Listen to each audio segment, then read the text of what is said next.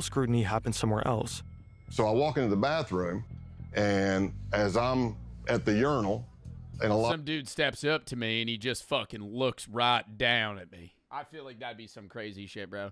He stands right next to me at the urinal. There was a line of fucking 10 of them. Then he just looks straight at me. Not at my eyes, though. A lot of bars, there's like a little fucking crazy box in front of the urinal, plexiglass. It might be flyers for a band coming up or a stripper coming to town or something like that. Do you think they just beat the shit out of him? Oh, my God. So I can see a little bit of a reflection. And I see this jacked, big dude come walking in.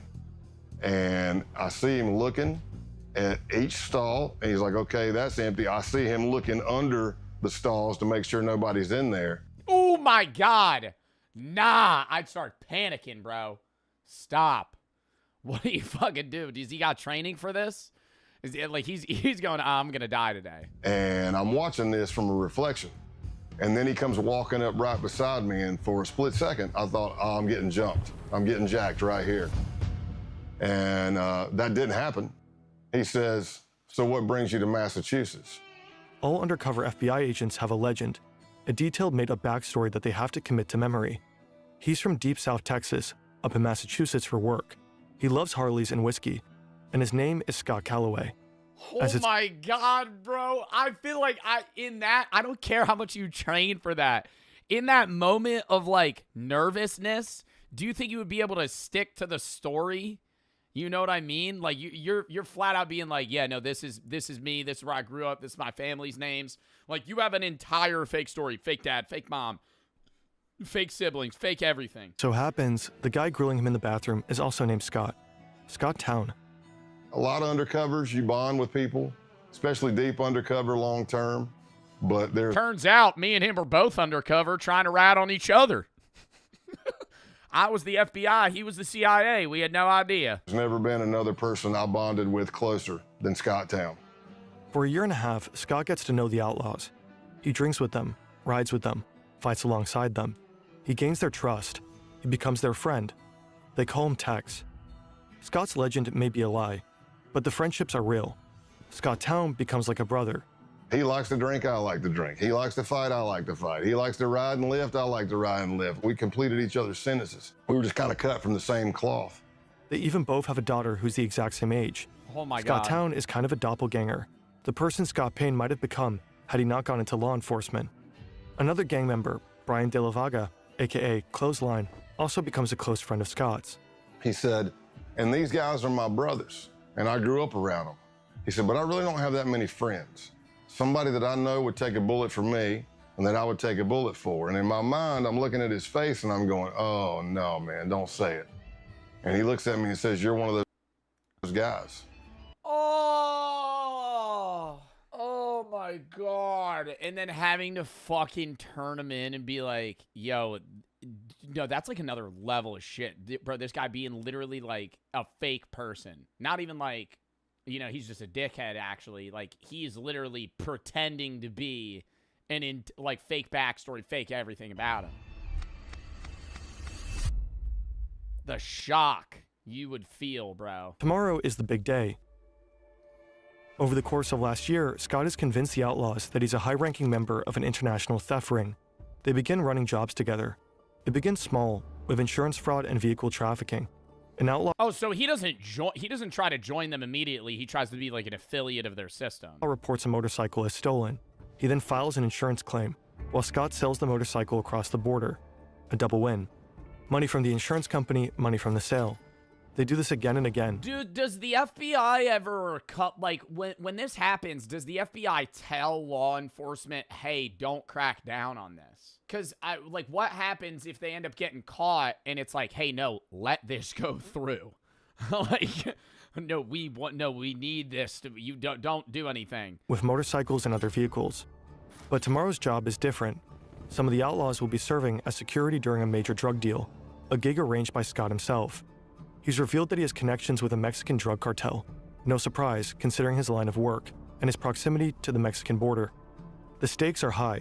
If they get caught, they'll be looking at serious jail time. And if something goes wrong during the deal, the bullets will start flying. So when Scott is told to meet the outlaws at their clubhouse, he's not surprised. They probably want to go over the plan one last time. Scott arrives. The place is familiar. He's been here countless times. He knows what's behind every door in the building. Oh my God, do you think they're suspicious of him? They shut the door. They're like, you're a narc, aren't you? We know who you are. Except one. Clothesline leads him to that very door. Now he realizes that something is wrong. Uh-oh. Scott is told to strip. They need to check him for a wire. Because of the stress of this happening, I forget my middle name. I'm having... No! See, that's what I mean, dude. The fucking backstory falls. The backstory falls, bro. You forget everything. Oh, my God. Because he's probably just adrenaline right now, just freaking the fuck out. an adrenaline dump. And for anybody who's ever had it, it can be any traumatic experience, but I'm having auditory exclusion. So what I hear sounds like I'm underwater. It's going whoosh, whoosh. So it's slow. I need you to take all your clothes off. It's slowing down. I'm getting time dilation in my eyes. Everything I see is in string grabs. Click, click, click. I can feel my heart beating through my entire body. My hamstrings get rubbery. Now, Oh, my God. But do you think the other guy would see, like, wouldn't the other guy see that in his face? You know what I mean? Like, don't you think the other guy would be like, why are you so fucking nervous? Clothesline has instructed me to take all my clothes off. Here's what I'll tell you. If I'm not wired, it's just an embarrassing moment. I'm naked in a small crawl space with two guys with pistols. Problem is, I'm wired to the hilt. Oh, fuck. Give me 1 second. Gets naked, just swallows the wire. Fucking, what do you do in this situation? But they don't find anything. I have a condition. Scott's recording equipment Please. is not taped to his chest, but in his clothing. So my adrenaline starts settling, and I'm starting to come back to normal, and I think I'm done. Oh, so his mic was like sewn into his clothes and they didn't check his clothes? And I get my pants back up. I don't know if I have my boots on yet or not. And then Clothesline grabs a piece of clothing that I was wearing. And that piece of clothing has a recording device in it. And I'm watching him, and he starts grabbing the clothing, and he's going through it nice and slow with his fingers. And I don't realize I do it, but there's an audible sigh. You can hear me go, because I don't even know. I don't even know I'm doing it. And he looks right at it and misses it. And I live to fight another day. Like, would he have died right there? If they found that mic, would they have killed him? Live to fight another day. I don't know, because if they're like, yeah, I know you're saying 100%, but I'm like, if they killed him right there and then, wouldn't they like just storm in and be like, we know you killed him? Two moving trucks enter the parking lot of the Brockton Holiday Inn. One is filled with drugs. The other is filled with money. A Mexican drug cartel is selling 40 kilograms of cocaine and 1,000 pounds of marijuana to Canadian buyers. The Mexicans aren't taking any risks. They've arranged an American security detail. What does 1,000 pounds of marijuana look like? 40 kilograms of cocaine, sure, it's probably a few bricks. 1,000 pounds of marijuana. Pounds. How many ounces is a pound? 16. 16 ounces of marijuana per pound. So there's 16,000 ounces. Dude, that would like fill the truck. That'd be literally an entire truck full of weed. The outlaws. Surveillance at every entrance. 4 men in the parking lot there to provide protection, unload the drugs, and count the money. Everyone is armed and antsy. One false move and all hell could break loose. The deal is wrapped up quickly. The transfer is complete. All the money's there. It's so weird to me. I know this is 2006, but it's so weird to me like they're moving that level of weed. Because I could just go to a store and buy weed, like right now. I know it's different state by state, and there is still weed sold illegally in states where it's legal and illegal. But like, I feel like the weed business the illegal weed business has to have gone down drastically since the early 2000s. Because like, I could just go to a store and buy weed. To Canadians, what is weed illegal? Weed's not illegal in Canada. The outlaws are particularly relieved. They may be tough, but this is their first time working with a cartel. Now they'll get paid $15,000 for their services. Scott counts out the cash. He did it. He successfully tricked them. The cartel? FBI agents. The Canadians? Also FBI agents. What? Wait, what? I thought they would have actually been just dealing with the cartel. So everything was fake. They may be tough, but this is their first time. Scott counts out the cash. He did it. No He successfully fucking tricked way. them. The cartel? FBI agents. The Canadians? Also FBI agents. Wow. 8 months later, a hotel in Nevada. Scott's been laying low, coordinating his undercovers from afar. But what's the long-term goal then? Couldn't they just have busted him right there? Like, are they trying to crack down on the entire ring? His outlaw friends think he's going through a divorce. In reality, he's been diagnosed as overassigned after experiencing a severe stress-related panic attack. He's been ordered to take a 6-month timeout. He's been teaching during this time. His current class, ironically enough, is called Undercover Stressors. All the students have gone to bed, but Scott's only just returned to his hotel room. It's early 4 or 5 a.m. The drug deal back in November gave the FBI all the evidence necessary to arrest and imprison multiple outlaw members, but the operation has continued. Until today, the day of the takedown. Scott doesn't think he'll hear from any of them again, but then his phone rings. It's Scott Town, and he's concerned. He's heard some arrests were made, and he wanted his friend to know about it. He says he's going to take a shower and gather more information. He'll report back. And the last words we spoke to each other were, he said, "I love you, brother." And I said, "I love you too." And that was the last words I spoke to him. And probably about 45 minutes after that, a SWAT team hit his house and he went to jail. In the end, Wow.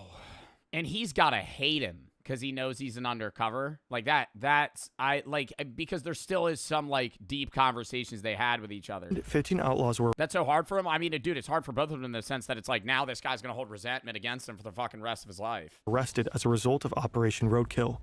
One of them was sentenced to 21 years in prison. Clothesline got 12 and a half years. Scott Town, 7. The outlaws never saw their friend Scott Calloway again.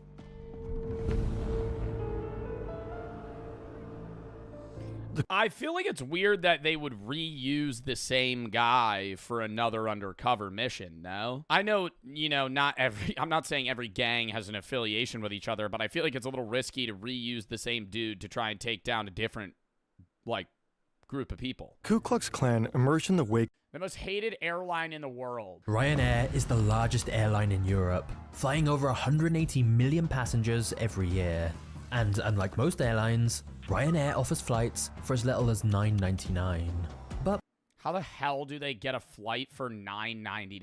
Is it like a 30-minute flight across cities, bro? A $10 airline flight? I feel like the average plane flight that I'm buying costs like $300. for every passenger who loves Ryanair's cheap tickets, there's another one who has sworn never to fly with them again. Ryanair is infamous for charging ridiculous. Well, I hate to be that guy, but if you're getting on an airline that's, charging $9.99 for a plane seat, I'm assuming there's a catch, coupled with the fact that you're probably going to have pretty bad service. I think it's fair to rate something very poorly, but in light of the price. Like, if you're getting on a plane that's taking you across multiple, states or countries, and you're paying $20 for your seat, and you're like, dude, I was crammed in the back the whole time. It was really uncomfortable, and it smelled bad. I mean, what did you think? You thought you were going to get a fucking five-star experience sitting in the back of the plane in Ryanair, basically standing up by the toilet seat. Hidden fees, taking passengers to unexpected destinations, and changing their schedule. That's kind of fun. If you don't have anywhere specific to be. How do you get on? What do you mean Ryanair taking them to unexpected locations? Like you get on the plane thinking you're going to Germany and you end up in Philippines? At the very last minute. And if you head to their social media accounts, you'll find that instead of helping out, Ryanair often just trolls their passengers, quite literally making memes out of their complaints. There are countless horror stories about flying Ryanair. I mean, but I kind of think that's respectable. You're paying for a low-class experience. You're paying to get there, right? I think that's the only thing that needs... If you're paying $15 for a fucking flight, the only thing that should be getting voted on is, did I die and did I make it there? It's different if I'm, paying $450 to fly on a fucking American Airlines flight, and then it's a really shitty experience.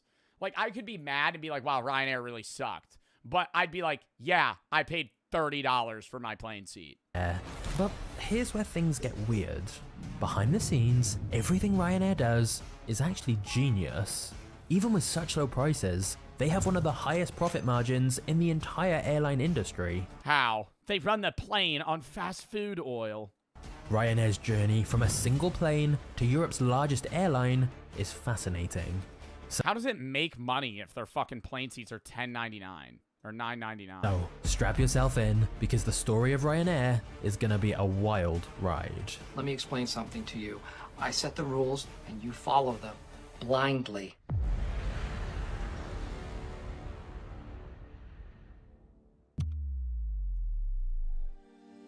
Tony Ryan began Ryanair in 1984, starting off with just a single aircraft flying from Ireland to London.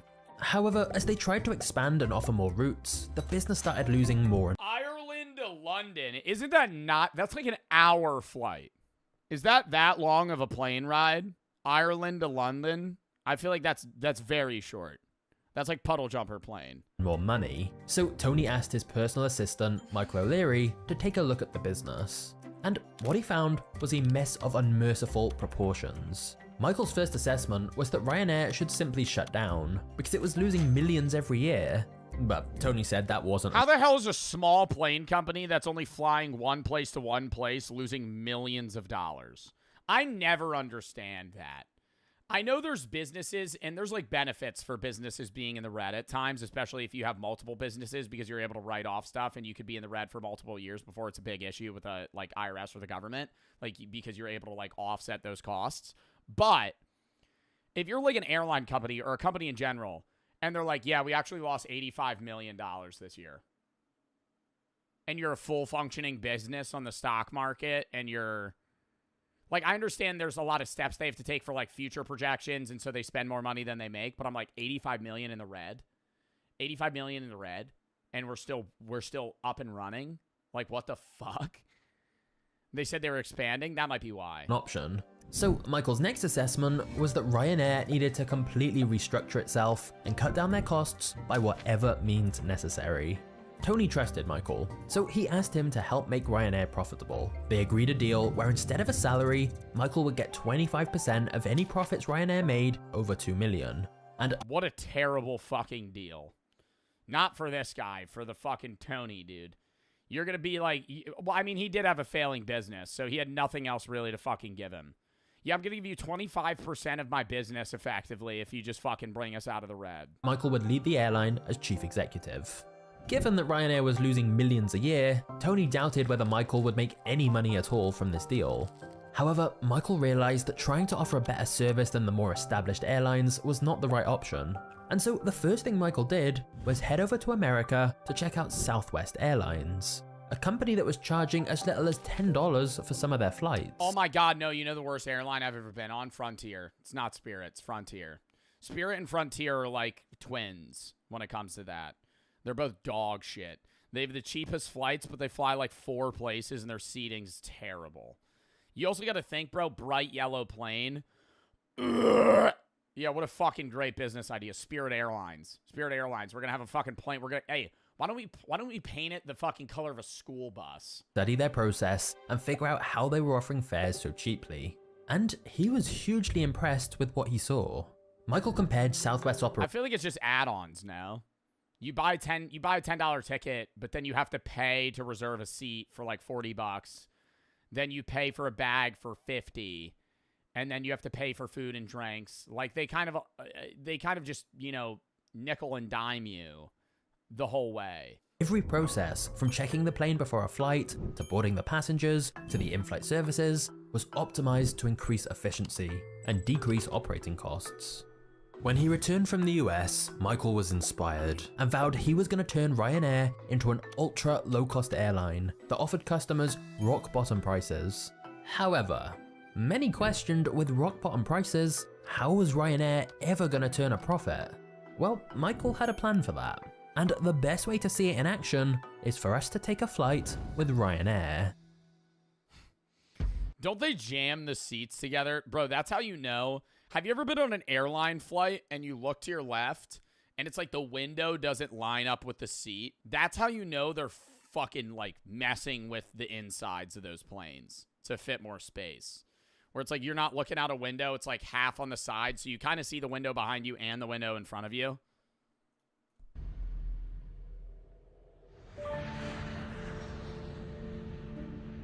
I saw one picture, and I feel like it was a fake image, but it was supposed to be like these new airline seats that they're inventing. Oh my God, is it real? They're stand-up seats where like you're so much closer to the person in front of the American Civil War. Why are we From in the very sub-only? beginning, they were racist to the core, raining terror and death on black Americans.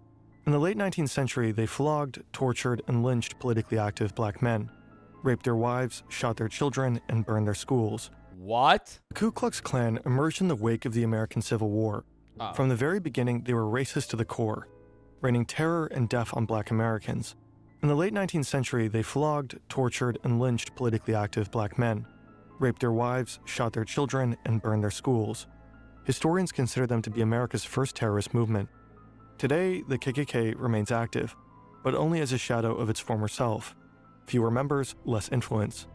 However, burning crosses is still one of their favorite things to do, and they've stayed true to their roots. Naturally, as a terrorist organization, they have to act in secrecy. You might assume that infiltrating them as an FBI agent is not the easiest feat. So you may ask yourself, how do you contact Yeah, that's why it's like, I know people say Tom Robb is like the leader of the KKK today, but do you think that there's like other shit going behind the scenes? Because there's no way they're just that forefront about like, hey, this is what we do. Because like all the shit they have to be doing is illegal. There's no way they're just like outwardly talking about it. the United Klans of America? Well, it turns out the group I was looking at had a hotline. Scott starts talking to a guy named John Jack, a Klansman whose passion for Jack Daniels earned him this nickname. Scott tells him he's got the number from a group of bikers he met at a gas station. It's a plausible story. Scott looks the part, and his time with the Outlaws taught him how to play it. Biker gangs and white supremacists often run in the same circles. Jack starts talking about this rally that's coming up. Vendors, burning crosses, country music, the usual. But there's a problem. He said, I'm not gonna lie to you, Scott. I had a band lined up, but the singer just got locked up, and I really don't know what the hell I'm gonna do about music. And I thought, this could be my end. And I He just knows how to fucking sing or play the guitar. said, did I happen to mention that I'm a musician and a singer? I said, well, I'll tell you what I'll do. I'll bring my acoustic and my PA system. When I get there, you can come meet me by the car. I'll strum a couple of tunes for you if you think I suck. And he's like, oh, hell, this is gonna be great. It's gonna be great. Scott doesn't know that he just signed up for something far more sinister. Yeah, bro's gonna be DJing a fucking KKK meeting. April 21st, 2017. He have no idea what he's going into. It's the day of the Ku Klux Klan rally. I got lost multiple times until I finally drove up on this empty, I don't know, lot fenced in the middle of nowhere, but it wasn't hard to spot because the Nighthawks, which would be the Klan members in all black, who were the security force, are all standing at the gate. Wait, what's the difference between the people wearing all white versus all black? Spot because the Nighthawks, which would be the Klan members in all black, who were the security force, are all standing at the gate with guns. And a lot of these people were felons. Scott's ready for an interesting time. He's been to plenty of biker gatherings, and perhaps this will be similar. During his mission, Scott will be taught the KKK's constitution and bylaws, studying the Black Klansman Handbook, which he'll learn to refer to as the Kloran. He'll become familiar with the Yo, imagine fucking like living in the South at this time, and you're like really into this girl or guy, and you go over their house and you're like, you know, I really fuck with this person, and then you just see like the fucking the hood and the uniform just like in the corner, and you're like, you're just fucking immediately ghosting. Yeah, get the fuck out of there. That shit would be like an immediate, yo, I gotta leave, bro. I think I just shit my pants. I'm sorry. original mystic insignia of the Klansmen. He'll learn this all in class with a K, so that he can pass the K-Uno test, a prerequisite to getting fitted for a robe. K-Uno stands for character, honor, duty. It's getting dark, and he's been invited to participate in a naturalization ceremony. He has no idea what this means, but all the newbies are doing it. He'd stick out if he didn't. And that's how he finds himself in the middle of a field, blindfolded, holding the shoulder of the man in front of him, a gesture meant to signify brotherhood. They are told to raise their right hands and repeat an oath. I do swear from this moment forward. And then they tell us to get down on our knees. to fostering the welfare of the white race, So I'm on my knees, blindfolded. and further the work of America's greatest movement. They take my blindfold off, and there's a Ku Klux Klan member in a green robe, and he has this sword, and he kind of knights me. The United Klans of America.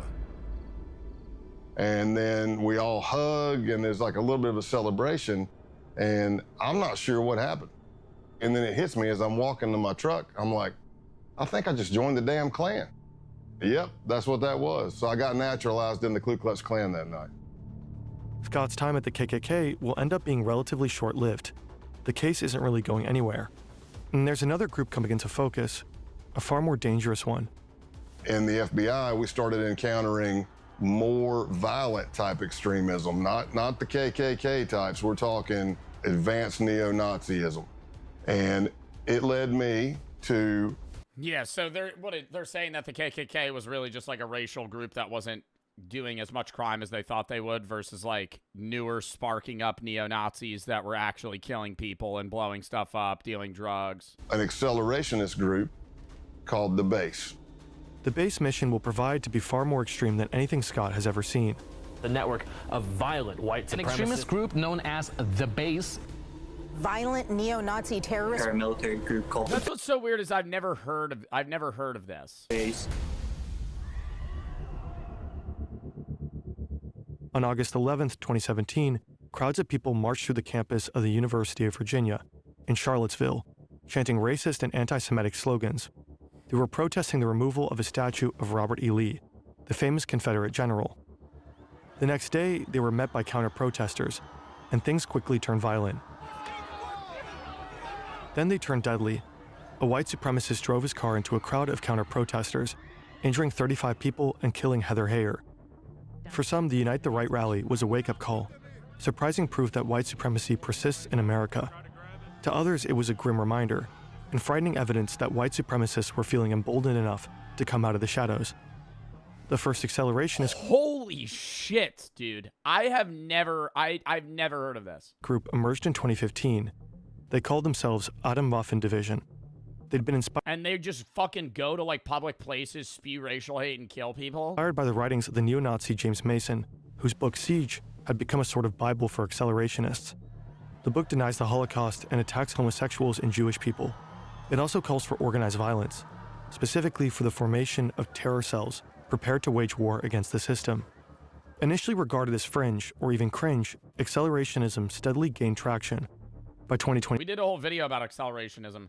The idea of accelerationists, though, the philosophical ideology of accelerationists, isn't directly rooted in like neo-Nazis or Nazism. It's just, it can be combined or attached to that in certain ways, but just because you're an accelerationist doesn't mean you're necessarily somebody who is racist. You just believe that everything and anything should be done to advance society technologically as fast as possible. Unless this is some offshoot of that. roughly 90% of white nationalist groups identified as accelerationist.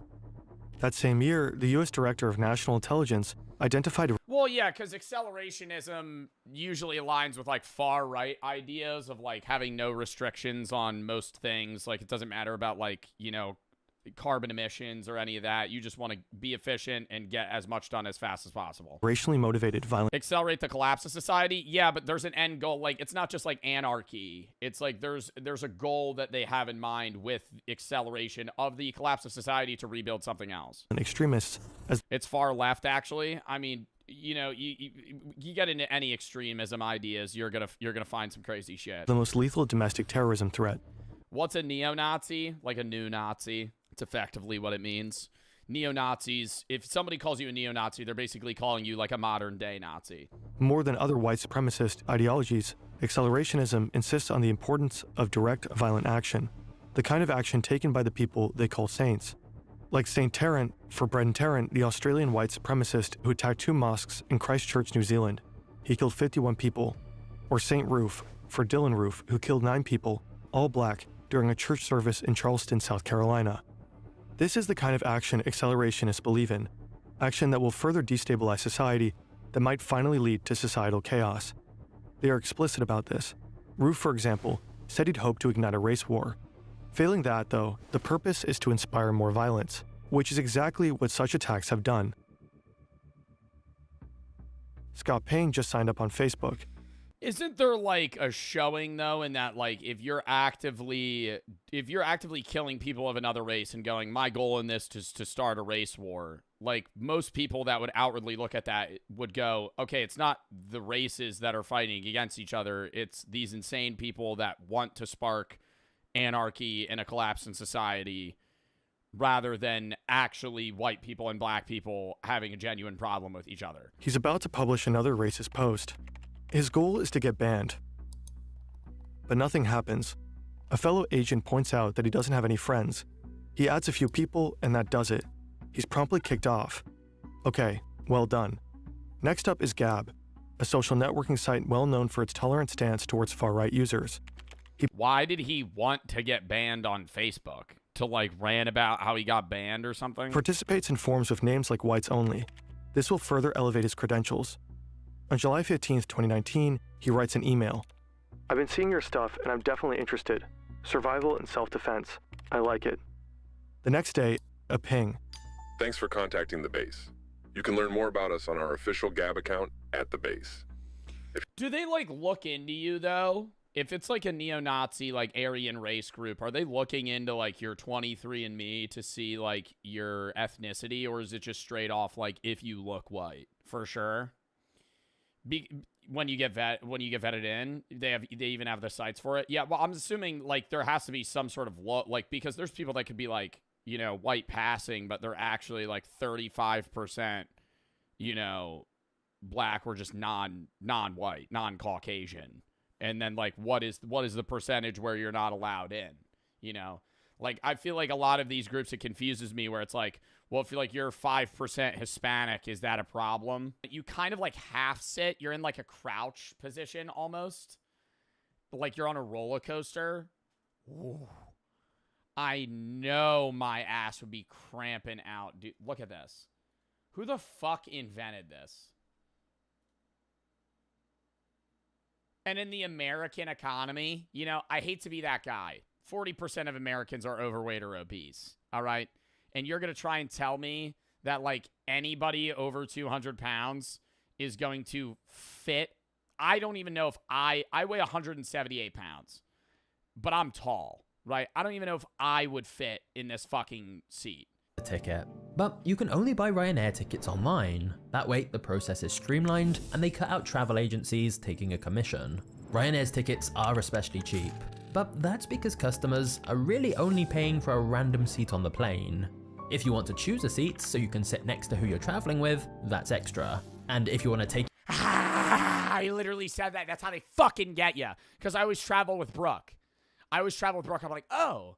Wait, and it's not just Ryanair. I'm like, oh, dude, it's only like $100. It's only $100 for this fucking ticket. Oh, but if you want to sit next to somebody, it's $95 per extra. And I'm like, oh. Any luggage other than a backpack, that's extra. What's the most amount you spent on a ticket? Iceland. I think the most I've ever spent on an individual plane ticket was probably like $1,500. No, it wasn't to Iceland. I think it was to the Caribbean. Because it was just they only have like 3 flights in and out. Traveling to Wyoming was very expensive as well, because everything goes through Denver. On the ticket itself, Ryanair saves tons of money this way because most governments tax airlines on the airfare, but not the add-ons. Not just that, it means Ryanair are always going to be at the top of price comparison searches, as they're sorted based. Oh, so it's like a loophole with the government too, and then it's just instantly free marketing. On what's that website that you get a lot of flights on? Expedia. Expedia is fucking running that shit. But you're taking 8 planes each way, all different airlines. You're going to be connecting 3 times. It's only $10 to fly all the way across the country, but you're going to connect in fucking 15 different states. Based on ticket price, all on different airlines. Not including the extra hidden costs. Now, when you're booking your tickets, make sure you don't fill in any of your details incorrectly, as Ryanair can sometimes charge over €100 to make any changes. Articles have pointed out that it is cheaper to legally change your name and passport than to change names on Ryanair tickets. When you arrive at the airport, Ryanair saves on staff costs too by not having any check-in desks, and they'll charge a hefty fee to anyone that forgets to check in online. After this, the passengers head to the gate, which might be inconvenient. How do you check in your bag then? Oh, they don't have check-in desks, but they still have bag drop. Airlines less for using certain gates, and Ryanair always takes the cheapest ones. Next, the passengers head onto the plane, but instead of using a skybridge, Ryanair makes them take a bus and walk up the stairs, because again, it's cheaper. Once inside, the passengers will see that there's no first class on Ryanair, because having only one type of seat No first class on Ryanair. Everyone's equal. streamlines the cleanup process after the flight. You'll also notice that the plane is absolutely crammed with passengers. Ryanair uses mostly Boeing 737s, which typically seat around 170 passengers, but Ryanair stuff around 200 in the same space. Oh my god, bro. For them to shove 200 people in the same spot, your knees have to be against the wall. Or not against the wall, against the seat in front of you, like pressing. And I'm assuming they don't have this feature. They don't have the lean back. I'm assuming all the seats are like hard locked upright. Like you can't move. The max that regulations allow. This means you won't have much legroom, and to make things worse, the seats can't be reclined. Yep. That's because these are the cheapest seats for Ryanair to buy and maintain. It also means some of their window seats don't have a window at all. Wait, this is what we were talking about. No window at all, though. I've never been on an airline where I didn't have a window. I've been on an airline where it's been like two windows split in my seat. In the case of seat 11A, this is what you're getting. Next up, the flight attendants give a safety brief. Just staring at a wall. God, and they probably charge more for a window seat if you want it. At Ryanair, window seat, eh? Doesn't look like that. Next up, the flight attendants give a safety brief. But instead of your typical safety brochure, the information is printed on the back of the seat's headrest. This way, there's no need for pockets on the back of the seats, which makes... I mean, who the fuck reads the safety brochures anyway? I always go into an airline going, if this bitch goes down, I'm dying, okay? I don't need... She always goes... And in case of oxygen, make sure you help your first in before assisting others. You can see the seatbelt in front of you, straps like this. You can also blow up the life jacket, or you could pull the tab. I'm like, bitch, I'm dying. Okay, if we crash in the middle of the Atlantic, it's cooked, right? We're not getting saved. Cleaning up way faster. And usually it's the flight attendants who do the cleaning themselves, which dramatically reduces Ryanair's staff bill. Our people are our most important asset. No, they're our biggest expense. Then the pilot introduces himself over the speakers, but they're probably not a Ryanair employee. Instead of hiring pilots the traditional way, Ryanair makes them start their own companies in Ireland and then hires them as contractors. Is that like a weird loophole so they don't have to pay them like fucking like health insurance and shit? This way they can avoid paying for health insurance. Yeah. I know the business methods. Independent contractors aren't required to get... Independent contractors, I believe, can work full-time and not get benefits. Because you're not technically working for the company. You're your own company that's getting contracted to do something. It's not a pre-watch, chat. That's just how business works. Insurance or severance. Once the plane takes off, passengers... Why would any pilot agree to do that, though? They have to be getting higher salaries. That's the only way, because why would any Ryanair pilot rather work with Ryanair than any other company? For them to openly open an LLC in another country, or if they're a part of Ireland or the UK in general, and then get fucking subcontracted to work on the airline rather than get benefits. You'll notice that there's no in-flight internet or screens to watch movies. Quick flight hours? Oh, so do you think that these are less experienced pilots too? So they rack up more hours so they could go somewhere else? Oh, fuck no. Movies on. Oh, fuck no. That's an... Ryanair's got fucking teenagers up at the front, at the helm. Fucking flying that shit.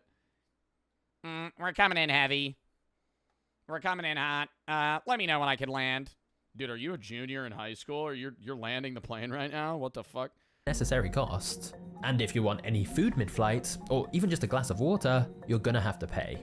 Nothing on the plane is free. You gotta pay for water? So Ryanair turns what is an expense for other airlines into another revenue stream.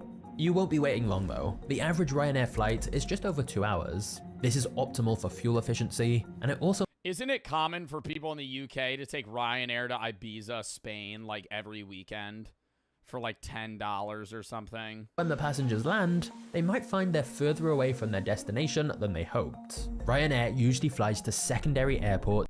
The cost of becoming Jinxie. Oh my god!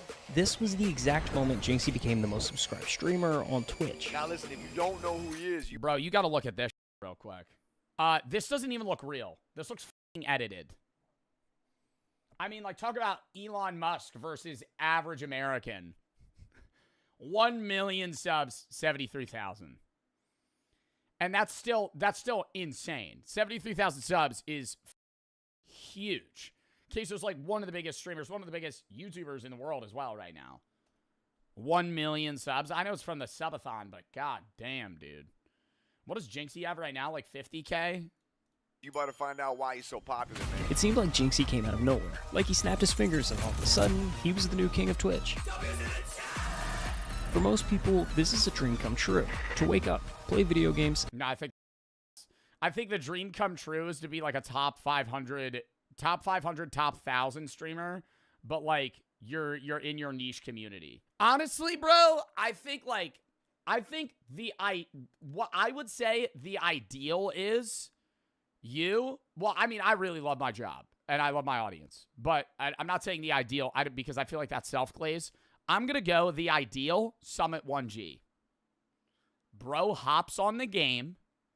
His chat has been watching. His chat's like 35. They've been watching him for 10 years.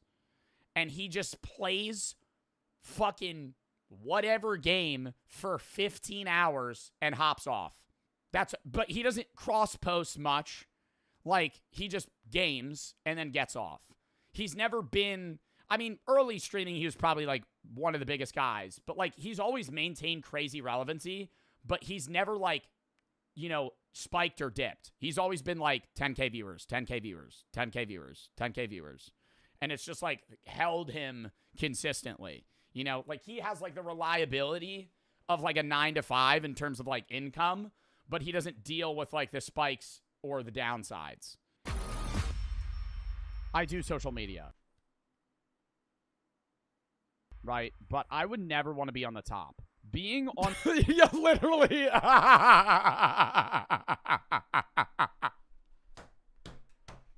Yo, literally the same shit. Literally the same shit. I don't even know when I talked about this. The top is a curse. But what? Bro, it is. It is. It is. I will have that take, bro. Literally. If you look at the fucking top Twitch streamers, bro, they get the most hate. They get the most hate if you know them. Like, I'm going to go to English streamers because I know English streamers more. Bro, Kai, I feel like Queso's an anomaly, okay? Let's rule him out. I feel like does Queso get hate? He does. I know he does. Everybody gets hate. But I feel like Queso has a very high ratio of positivity versus negativity. But I think he still does get hate. But I think his audience is like, you know... I think his audience would die for him, if that makes sense. I think I'm going to say parasociality, but I think the loyalty behind Queso's fan base is like like ride or die type shit. Like, somebody shits on Queso, they're going to immediately like attack them, which I think is bad to a degree, but also like, goddamn, you know, people rep Queso. But anyways, as I was saying, Kai gets a lot of hate. Jinxie, Hassan, Jason, I don't know who Christina is. Ron, Adapt. These are also subs. It's not like the top channels necessarily on like performance. Let me actually go to English channels and then personality. But like, dude, literally all these people get like the most hate. And you know, for varying reasons. But I feel like when you're at the top, it's like you make yourself a target. In that sense. What we don't see in this moment is what it took to get here, because success like this doesn't come free. It comes with a cost. And for Jinxie, that cost was higher than most people could ever imagine. 639 hours streamed to an average viewership of 2. That's Jinxie, man. While his friends were out living their college. God damn, bro. He streamed 600 hours to 2 people. That's fucking dedication, bro. 600 hours to no one. Literally 2 people, bro. That's like your mom, your dad. Nightbot and a random friend. College years, Jinxie was alone, night after night, sitting in front of a camera, streaming to almost no one. Because it's not about the hours that they know about. It's about what you do in the dark room when it's you and your thoughts. For years. Okay, no, that was actually like hard, but I didn't expect Jinxie to say some like motivational ass shit like that. I feel like that's something I would hear in like a gym motivation clip, like a montage I'd listen to when I was like working out when I was 14. It's not how hard you get hit. It's not about how hard you get hit. It's about how hard you can get hit and keep moving forward. So low, they didn't even register. 5 viewers, 10 viewers. It was a dream no one else could see. Every great thing that you will ever achieve is brick by brick, day by day, night by night. But the real question is, what exactly did he give up to reach number 1? His fucking life? Nicholas Stewart, or as we know him today. What the fuck are you talking about, bro? Jinxie streams all day, bro. What? Look at that motherfucker's hours. Like, comparable to anybody else, dude, it's insane. I stream averagely like 100 to 120 hours a month. Like, this is my stream stats, right? Like, I stream 100 to 120 hours a month. Queso streams around like 96. I think Queso streams 4 hours, hard cuts it off. Bro, average hours streamed a month for Jinxie is in the 200s. Yeah, it's been a little less over the summer. But like, bro, 263, 261. What is that per day? 263 minus or divided by 3. That's 8.7 hours a day every day in a month, right? So like if you're counting, if you're like removing like weekends, I mean, he streams, I don't think he takes days off. At least often, right? Like this is over the last, what, like 3 weeks? 19, 21, 22, 23, 24, 25, 26, 27, 28, 29, 30, 1, 2, 3. That's 1, 2, 3, 4, 5. So over the last 15 days, he hasn't taken a day off. Which, like, yeah, it's streaming, but, like, oh, he's actually been streaming a little less recently. I think that's good for him, bro. That's, like, a mental health thing, bro. I think streaming over, I will have the take that streaming over, I think Ron says the same thing at times, but I think Ron also streams a lot. Streaming over, like, 5 hours a day, every day, is unneeded. Like, unless you're first and foremost a streamer, there's no point in streaming, like, 12-hour days. Like, it makes sense for people like XQC or like Train or guys that kind of like live on Twitch.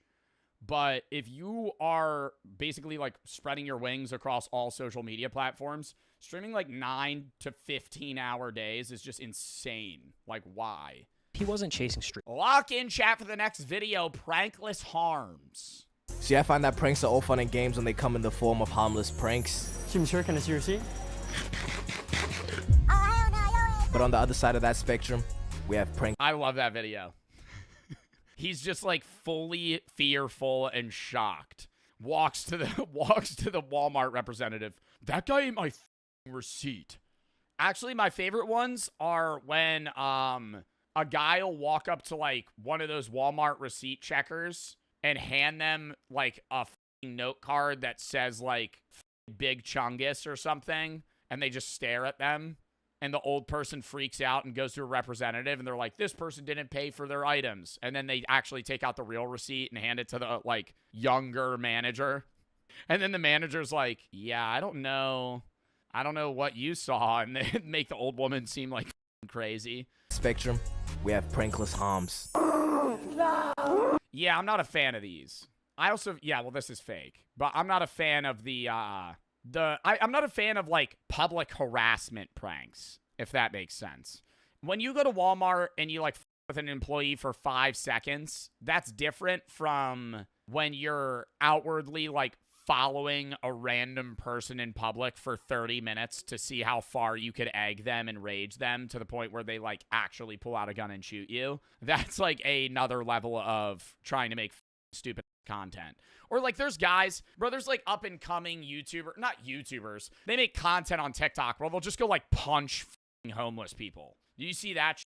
It was like on Twitter. It was like this one kid, he like went around and just like pushed over old people at a park. I'm like, dude, you're just assaulting people. This isn't a prank. Like, you're actually just beating up old people. If you're unsure what this video I'm showing you right now is, this is the killing my best friend prank. I say prank. Well, that was like, what year was that, bro? That had to be like 2016 YouTube. But take a look at this dude. Now let's see what the supervillain that orchestrated this has to say. Let's see how he reacts to his best friend of 5 years being My name's Sam Pepper. killed in front of him. I'ma say he took this one like a champ, really. Light work, no reaction. See, the problem with prank content is that it's stuck in this never-ending competition, you know, to do something new. Or It's not even do something new. It's bigger and better. Because, like, how many times... That's the issue of prank content, is you can't reformat it. Nothing can be changed in prank content to where it feels new unless you do something bigger. Like, you remember when prank content was as simple as, like, walking into a Walmart and football spiking a gallon of milk on the ground like you slept? I mean, it was harmless in the sense of, like, now a worker has to clean this up. But it was a low-level prank. Like, you were fucking just dropping milk in a Walmart. But how many times can you do that and it still gets views? So then you have to keep scaling until it's like, I'm killing my best friend prank. to top the last prank that the people have seen. Now, don't mistake me for somebody that I am not. I have a love in my heart for prank content. It's damn near all I was watching as a kid. Right now I'm on my intellectual arc, so let me share some wisdom with you. People find pranks funny because they play on surprise and incongruity, breaking expectations in harmless ways that trigger laughter. Key word there, harmless. And also humans at our core, we're dead ass just evil, okay? We like to laugh at other people's misfortunes. And over time, pranks have done nothing but evolve, I think in mostly good ways. But even a lot of the pranks back then were kinda OD. You'll remember this guy with the I think, like, cosplay pranks are also pretty funny and, like, harmless. Where, like, the guy that does the Labubu shit, Juicy Jacob, he'll go into a Walmart dressed as the Lorax and walk around. Or people, like, if you do that, that's kind of chill because you're not fucking with people. So you? No, not me. It's not me. As I was saying, though, I think if you do that and you're, like, cosplaying as certain people, like Megamind, and you're just, like, walking around and fucking with people, it's like they could just ignore you if they don't like you versus you, like, directly walking up and targeting somebody and being like, hey, and then trying to fuck with them. pansexual mother of 3 haircut. Yeah, this 2017 tall fishman having cut-ass nigga. Bruh, I remember I used to think that haircut was so hard, though. Bro, that was, like, the ideal haircut. Ass nigga. This is Prank Invasion. Yeah, he's best known for his, kissing What up, prank. invaders? Chris here. All right, so today we're here at Venice Beach, and we're gonna be kissing girls right in front of their boyfriends. Okay. Just one question for you, gang. That's not really a prank. that's not really a prank. I'm gonna go make out with guys' girlfriends. How is this a prank? I'm just struggling to see how, you know, going up to a stranger and kissing them falls under that classification. Just sounds a little sus to me. I guess it was working for him because he was pulling hella views and he was just, you know, rinsing and repeating this with just different versions. Who's the guy that got, like, really spiritual and kind of went insane? And he used to do, like, prank content, but it was effectively him just taking his shirt off and flexing. No, not Gideon. Gideon didn't go insane. Who's the guy that I'm talking about? He would flex. He would just walk out in public and be like, not Fousey. Connor Murphy. Connor Murphy. Y'all remember Connor Murphy? Bro, he would literally just, like, walk around in public and just, like, take his shirt off. And that was the video.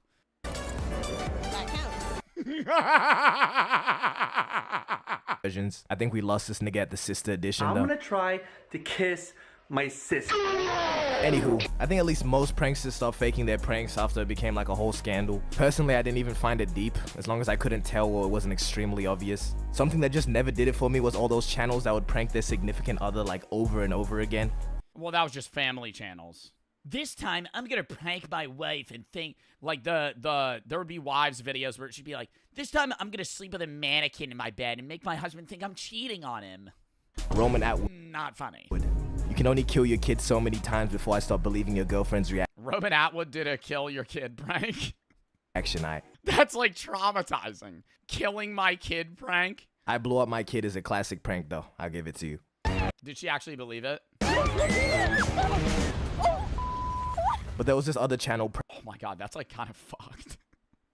Did she freak out though? She had to be in. She had to have been in on it. You could tell the explosions way after. But there was this other channel, Prank vs. Prank, and their whole thing was just boyfriend and girlfriend pranking each other over and over again. They did like 6 or 7.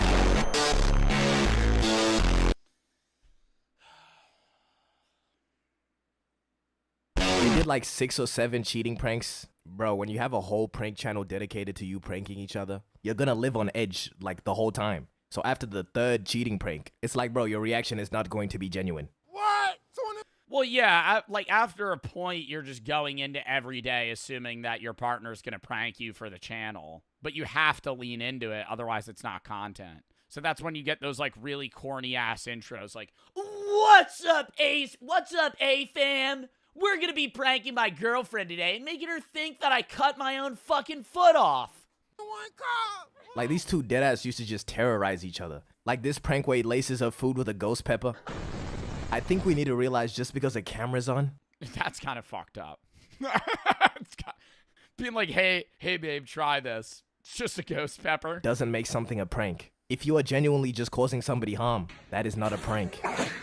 And there was these 2 kids that just... Yeah, it almost got to the point where like, I think if YouTube didn't have guidelines, I think there would actually be like drugging my friend pranks. Like that would be... I wouldn't even be surprised if there's a YouTube video from like 2013 that's like that. Like, give my friend Xanax to see how he reacts. Decided to do a robbery prank. Or how did they go about this prank? Did they use like bananas instead of guns? No, these... Well, the robbery pranks, some of those YouTubers actually died. Where they would we watched a video on that, where some guy fake robbed a group of guys and he pulled out a fucking knife and they just took out a gun and shot him. I'm like, what did you think was going to happen? You walked up to a group of fucking people on a parking lot with a knife, and you're like, they're not going to fight back? Niggas use real knives. And this went as bad as possible. One kid was shot dead on the spot. Rest in peace, though, for real. But broskito, you play stupid games, you win stupid prizes. But you know what prank I really mess with? The screaming prank. Bro, didn't some TikToker get arrested for that? Like, recently. Wasn't there a TikToker that got fucking arrested for, like, screaming in, like, a Walmart and blaming it on his friend? What's the crime there? This was revolutionary. This is what pranking needs. Because modern-day pranking, right now, is just a whole lot of rage bait. Okay, I saw one today where he's checking out at a Walmart and he's like one by one handing the cashier the things he's buying, and it's like a cucumber, magnums, baby oil, chapstick, like one normal thing, a box of chicken nuggets. And then he would just keep handing him, and the guy's face is just going like wider and wider, and he's trying to keep his composure because he's like, there's no way this guy's buying this. Or straight up just confusing people. I really don't know because I don't really know. Because it's gonna be like a 4-foot drop because I have a really expensive phone. I have a 14 Pro Max. And the screaming prank was just another one of these. Until we introduced the twisted yet genius prospect of the backup screamer. See what the original prank was? You just have somebody scream in a Walmart or something, and then you had to try and convince them that it was not you. It wasn't me. But the integration of the backup screamer. His first love was actually soccer. He played competitively for a local team called Everton FC in Florida. Yeah, so did I. I played for the Purple Fighters. And for a while, that was his entire world outside of school. As the mid-2010s rolled around, soccer wasn't his only obsession anymore. Like countless teenagers, he was sinking deeper into the world of video games. It started with the mobile game Clash Royale. Nick grinded his way up the ranks, even competing at the semi-pro level under the name... Oh my god, Nick. Jinxie's name is Nick. Isn't it so weird when you hear the real name of somebody with like a show name? Nicholas. Do you think he hates being called that? Should I just text him Nicholas? What's up, Nick? He'd be like, bro, what? What's your real name? Oh, I don't know. Joe Bartolozzi. What's my real name? Oh, it's actually John. No. But that's like the screen name for certain streamers gets just so ingrained. It's like, I know his real legal name isn't Jinxie, but I'm like, I never think of anything but like, oh, this guy's Jinxie. It's no one Nick. But by his junior year, the focus had once again shifted. He wanted to stream, so he created a new account, called it I Sweat Games. And for the first time, he hit go live on Twitch. His first username was I Sweat Games. Alright, what's up, guys? Who the fuck? How did he find his first stream? Now that's mad weird. How did he find his first stream? That doesn't even exist anymore. What do you mean, bro? This is from like 8 years ago. Yeah, where was this VOD? Like he saved this and posted it or something? Let's go. And the timing of this move was perfect, because 2018 was the year live streaming exploded into the mainstream. Fortnite was everywhere, pulling in millions of players and casual viewers. Streamers like Ninja, Tfue, and Daequan were becoming household names. Nah, best year to get into streaming was 2020. 2020 to 2021, bro. That was like COVID. Nobody had anything to do, and I think small streamers had their peak then. Like most people that streamed during 2020, if you look at their Twitch tracker, they had the most viewers they ever had in 2020 to 2021. Because that was when, like, everybody was just watching, like, anyone. Now, I think it's been, like, really split to where, like, the highest streamers get the most viewers because people don't want to just, like, stream bounce a lot. But you had nothing else to do for, like, 10 hours a day. So, Ninja's you'd watch 20 viewer streamers. collabs with Drake, Travis Scott, and Juju Smith-Schuster made headlines outside of the gaming world, putting Twitch in front of audiences who had never watched a live stream. When did Ninja do the floss on New Year's Eve? I didn't see that live. I only saw clips of it, and I'm kind of upset about it. Because I don't watch the ball drop. And that sudden surge of attention created space for new creators to break through. Now, I Sweat Games was short-lived. Nick dropped that username and started fresh as Jinxie, but starting then gave him a chance to grow with the platform. He just had to follow the usual playbook.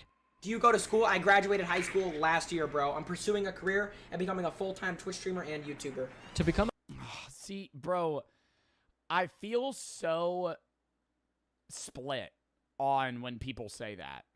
Because, like, most people would probably be like, bro, you're corny, you know? And I feel like he probably got that hate. You know what I'm saying? Like if he had just graduated high school and he was streaming to no people and they'd be like, what do you do? Like you're like 18, bro. You just got out of college or not college, high school. Like, are you going to go to college? Are you going to try to go to, no, I'm going to be a Twitch streamer. Most people would be like, bro, figure it out. You know, I even got that shit at times, but I'm like, I think that's good to be that pursuant of your dreams, but I feel like Jinxie is also, I don't want to say don't do that because obviously it worked for him and I think it could work for anybody, but I think you should always have a backup. You know what I mean? Like my take, whenever I hear somebody that's like, yeah, dude, just quit my job. I'm going to start up stream, making my account today. Huh? Yeah, I don't know how I'm going to pay rent next month. Maybe I'll fucking spark up some viewers. Huh? Quitting your job you've never even streamed before? Like, that's crazy. I think, like, you kind of want to, like, slowly pick up one, drop the other, and then transition to social media. I think he's also in a different position where he had, like, a year to try this out. But, you know, I always get worried for people because I don't want them to, like, not make it and then be in a slump. But then it's also, like, you know, I think putting all your eggs in one basket can go really good or really bad. A top 1% streamer on Twitch, you really had to chase the biggest titles. And at that time, that game was Fortnite. It's called Fortnite. It's free. A new season rolled out. You had to be the first to show the viewers what was new. Be the first to find the bugs, the Easter eggs, to play the games in ways no one else was. And that's how you'd stand out. Yo, we need that, my man. Hold on, chat. We need that. But first, a quick word from our sponsor. I'm going to have the take that I think being a personality on Twitch was easier in like 2018 than it is now. I think the competitive space now is a lot harder. There's more viewers to go around, which is an understandable counterpoint. But I think a lot of big streamers then played one game. It was rare. I think most streamers now are variety streamers. Most big streamers. They do a lot of shit. They play games. They do regular content. They plan things. It's like, even somebody like Queso, who just plays video games most of the time, is playing so many different games. Like, it was so common in 2018 for like 85% of the streamers you watch to either play only Call of Duty, only Apex, only Fortnite, only fucking Overwatch, only League of Legends, only whatever. Like, they never did anything else. It was just gamers, and they only played one game. And that's what you watch them for. Vanoss, YouTuber. During today's video, and let's get back to it. But when Jinxie was faced with this playbook, he ignored it. Instead, he went all in on Rainbow Six Siege. Dude, Siege is the greatest game on planet Earth. Siege at the time was practically on life support. I mean, Rainbow Six was barely scraping past 80,000 average viewers on a good month. And when you compare it to Fortnite's 78.3 million active users each month, it becomes pretty clear. Siege was the wrong game to bet on. Imagine not playing Rainbow Six Siege. And yet, Jinxie stuck with it, because even with all its flaws, Siege was different. My bet was on Knockout City when I started streaming. That didn't go as planned. That game doesn't exist anymore. Strategize in ways that no other mainstream game did. But choosing such an unpopular game came at a price. I'm 19. I'm pursuing a career in becoming a full-time Twitch streamer, full-time YouTuber. By ignoring the industry's biggest titles, Jinxie made his uphill battle even steeper. On a platform already stacked against smaller streamers, he was cutting himself off from the easiest route to visibility, and I highly disagree. Highly disagree. I think him going into Rainbow Six was an odd choice for sure. The only thing I will say is if I got turbo lost and people knew I was caving, I would be like, all right, they're gonna find me. I just have to stay alive for 3 days without, starving to death or dying of dehydration. Because they would send someone. It's just a jumbo maze. Every direction looked exactly the same in the dim light of his headlamp. Narrow tunnels and uneven rock walls What if it floods? They do that? offered no landmarks Oh my god, it starts raining. to help him remember where he had come from. With every step, the situation became more desperate. A single wrong choice could leave him wedged in a passage too tight to escape. Or worse, he could fall into a hidden fissure. Even with Bro, I mean, like, I understand he could get in a path that's, like, too tight for him to retreat. But, like, couldn't he, if he was like, oh, this is getting tight, I don't remember this, turn around. without physical injury, it would be easy to wander in circles until exhaustion took over. The recording, which began with excitement as he entered the nervous breakdown, could have ended as a tragic documentation of his final moments. After what felt like endless wandering in circles, Edward finally spotted a small but familiar detail, a piece of marker tape he had noticed earlier on his way down. Following it, he was finally able to find his way back. James! Oh. You're over here? Oh. Dude. Dude, I was about to start smashing my head against the wall, man. It's been days. Where have you been? This place is a maze, man. Oh, hey, I see your light. Dude. I thought we were never gonna see each other. Dude, I know. Oh. After reuniting, the brothers stayed together for the rest of the expedition and eventually made it safely out of the cave without serious injuries. This experience didn't stop them from exploring caves. They continue to upload videos to their YouTube channel, but now DMT trip down there, yo, that would actually be like a crazy torture. Like, hey, if you don't give us the information, we're gonna give you DMT, knock you out, and then leave you in a cave. And you have to find your way out. You know what's so crazy is the rampant change in YouTube content. I could really see like a stupid YouTuber be like, I'm going to go down in this cave and then I'm going to do salvia. I'm going to go down in this cave and then I'm going to take something. See if I can find my way out. now they do so with far more caution and much better preparation. The following story took place in January 2014, when a group of cave explorers set out to conquer Lost John's Cave in Lancashire, England. This impressive cave system stretches for about 3 miles, with known depths reaching around How long are they down there? 700 feet. This is like an all-day thing. Most of the team had years of caving experience behind them, and, like many seasoned explorers, they were confident in their abilities. They carefully prepared for the expedition, studying maps, planning their route, and packing the necessary gear. But in the world of caving, there is a brutal truth. When something goes wrong, no amount of planning can guarantee safety. Even the most experienced explorers can find themselves in life-threatening situations. That is exactly what happened to one member of the group, Bob Johnson. At first, the Bro's name is Bob. I thought they were gonna say his name was. I heard Butt Johnson. That's why I rewinded. Bob's not that crazy. His name's Robert. When I originally heard it, I heard Butt Johnson, and I went, "There's no way this guy's name is Butt." team moved deeper into the cave, using their equipment to overcome each obstacle. But one of them couldn't make it past everything, Butt Johnson. But everything changed when they reached a section known as the Tube, an extremely narrow passage that required crawling forward on their stomachs. To make matters worse, Part of the passage was filled with water, making visibility and breathing even more difficult. Despite the dangerous conditions, the group decided to continue. The thinnest member went first and managed to squeeze through. Bob Johnson went next. What? I feel like you send the fattest guy first. I'm not trying to be fucked when I say that. Why the fuck are we sending the thinnest guy? That ain't letting us know if everybody can fit through it. You send the dude that's big as shit. You send the guy, dude, if it's like me and my friend that's like 6'5", 250, I'm sending him first. Because what the fuck it matter if I could get by it? If he can't, I gotta turn around. And he was far less fortunate. At first, he made steady And then say he does get stuck, I can pull his ass out. progress through the tube, but soon he began to struggle, even in the slightly wider sections. And then that would make me less nervous. Because I wouldn't want to do it and then be like, oh my God, I barely made it through there. Because if a guy that's like 50 pounds more than me makes it through, I'd be like, oh, well, I'm definitely going to make it through this.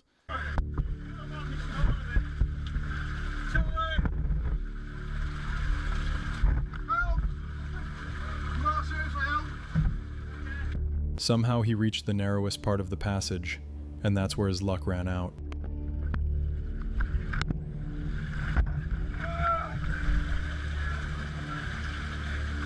Why would they keep going forward? I'd be like, nah, pull me back.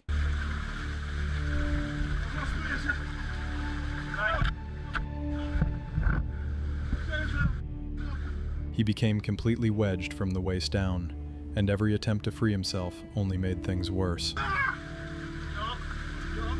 Being stuck in such a tight space is already horrifying. The feeling of solid rock squeezing your body, the walls closing in, you can't move, you can barely breathe, and panic begins to creep in. For Bob, the nightmare was just beginning. On top of being trapped, he now had to face a far more terrifying threat: rising water. Water makes any caving trip infinitely more dangerous. In a dry cave, even if you get stuck, at least you have time to think, time to plan. But when water starts rising, the situation becomes deadly within minutes. Imagine freezing water slowly climbing up your body while you are trapped in solid rock, unable to move. Oh my God, I never even thought about how the water's probably like fucking 40 degrees, bro. You're like deep in a cave in England in the winter or like the fall, dude, the water's probably fucking ice cold. The terror is indescribable. Bob knew he had only a short... I don't know why I was thinking it would be like, oh, like a cave in like Costa Rica, like hot in the jungle. The water's gonna be warm. Short time before drowning became a real possibility. Wow. And he fought desperately to free himself. But the water soaked through his clothing, making him heavier, and his escape attempts even more hopeless. Just when the situation seemed completely hopeless, one of the team members had an idea. The idea that would ultimately save Bob's life.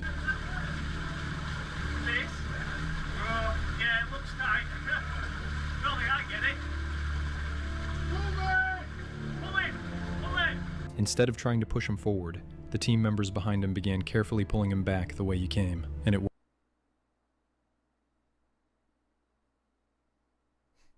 the crazy intelligent idea they had to save his life. I'm like, damn, what are they going to come up with? They're going to like tell him they're going to like cut his clothes or something. I feel like if he couldn't get through, the first thing any human is saying is, all right, well, let's just pull you back the way you came. Like, if you're stuck going through, I'd be like, well, let's just turn around. You know, just pull him back. Like, why would you keep trying to go forward? What? I'm happy he's okay, but like, why was he still, I thought they had already tried that.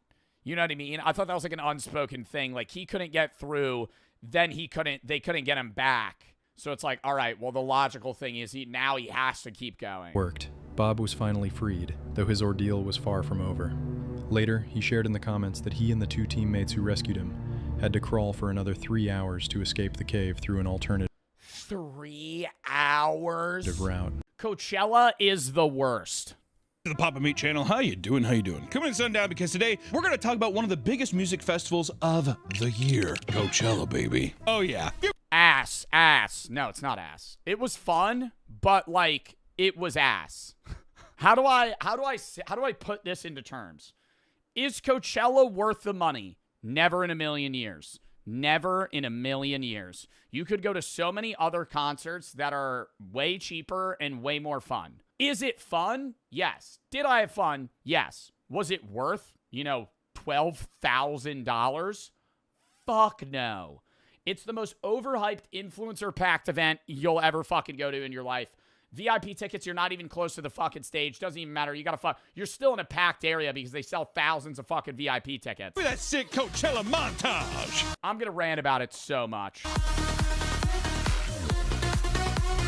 Coachella, a place where all the biggest artists pile into a massive venue for 2 weekends of non-stop performances. Coachella has cemented itself as the ultimate supplier of FOMO, fear of missing out. Bro, here's the thing, though, is so many of the people that film themselves at Coachella going, yeah, woo!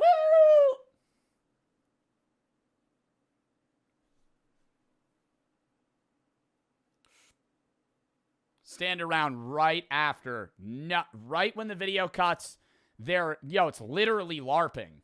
Like, no one, bro, all the influencers are LARPing. There's people that actually pull up that are, like, there and, like, fucking rage and take drugs and weird shit.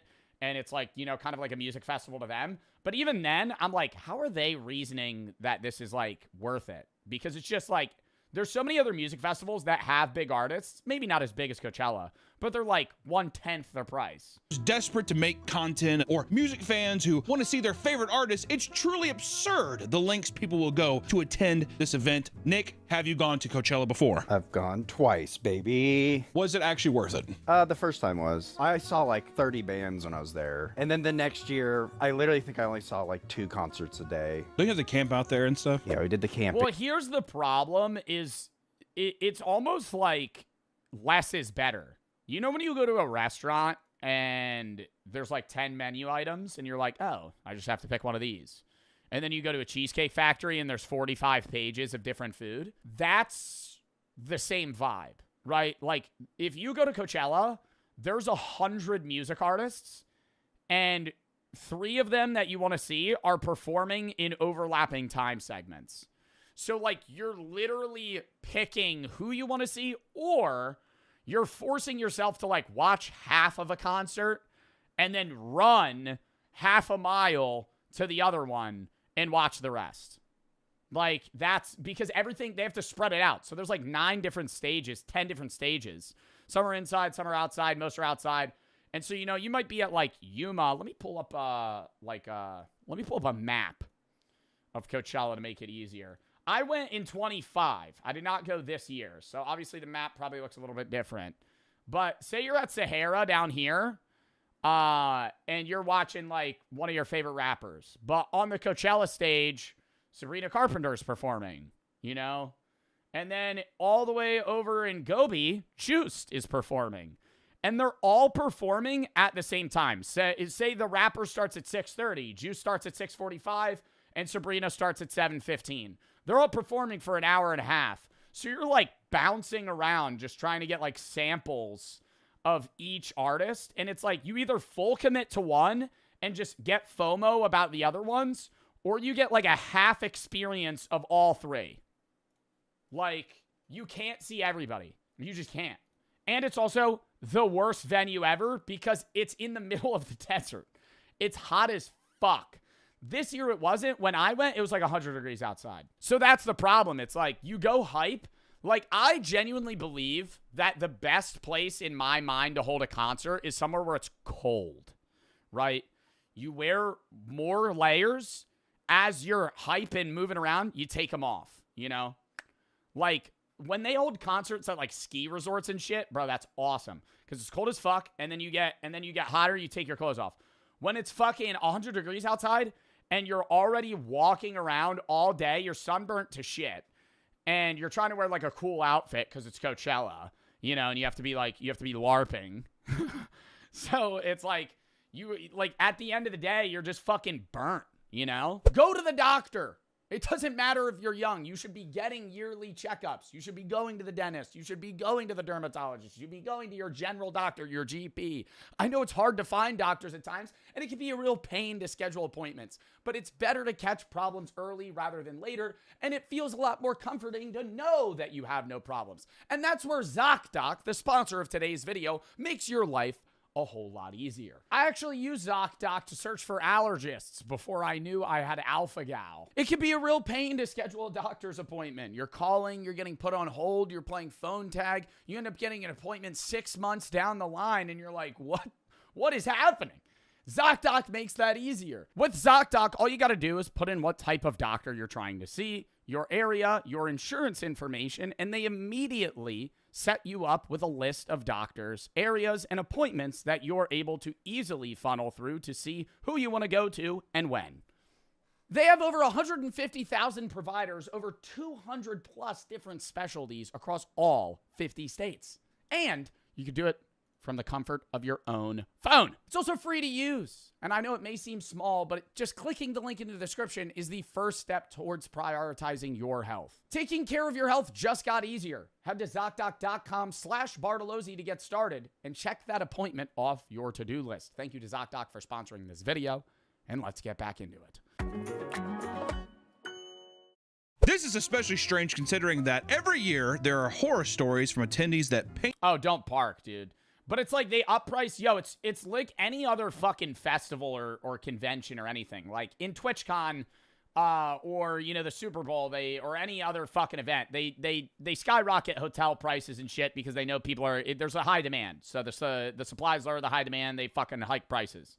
You know, and they premeditatively do that because they know Coachella's coming. But the car shit's the worst, man. People will be in traffic for like 7 hours trying to fucking get their camping spot.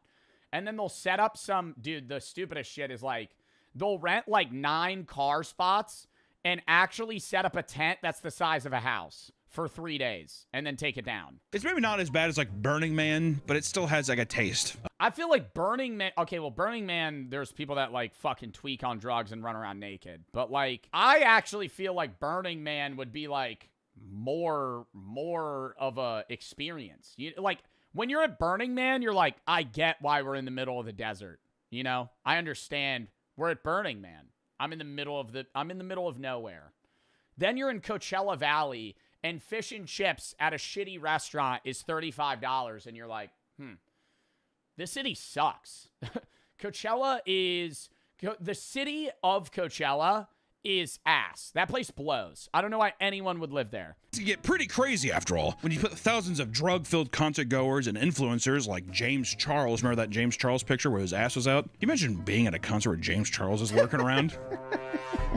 I will say it was weird. I didn't see James Charles when I went, but I was just like I was in the same vicinity as Machine Gun Kelly, fucking Liam from what? Not Liam. Is it Liam? Or was Liam the one that died? No, Liam died. Oh my God. Rip. Who was it? Not Niall. One Direction members. Louis. I was next to Louis. He's like 5'6".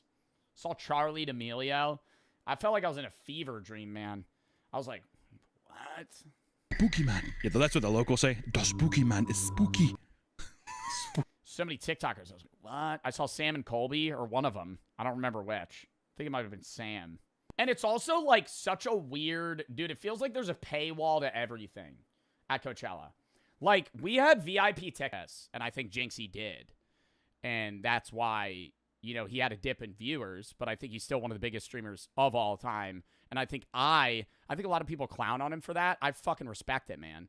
For him to, like, slightly abandon the game that he played for so long and want to be like, I'm just going to make the content I want to make. Like, that's really hard to do.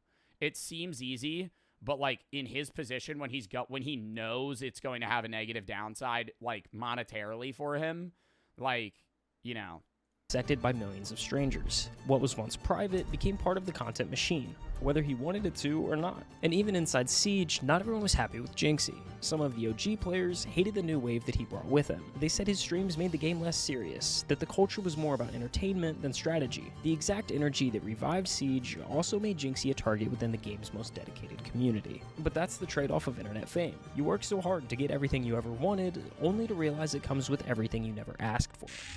I've been thinking about making this video for a very long time. I am retiring. I'm no longer going to be streaming, posting YouTube videos, posting TikTok. When the fuck did he post this? I feel like I lost all my love for it and passion for it. And now it's like, I just don't even want to stream anymore. So Thank you to all my supporters. And this is an April Fool's joke. This is goodbye. And for Jinxie, the only way through was the same way he started. Keep pushing. Psych! Part-time's Jinxie is f***ing gone. Starting tomorrow, I'm streaming every night, 7 p.m. to 12 p.m. I'm back on my 5-hour. Let's get it. Let's go.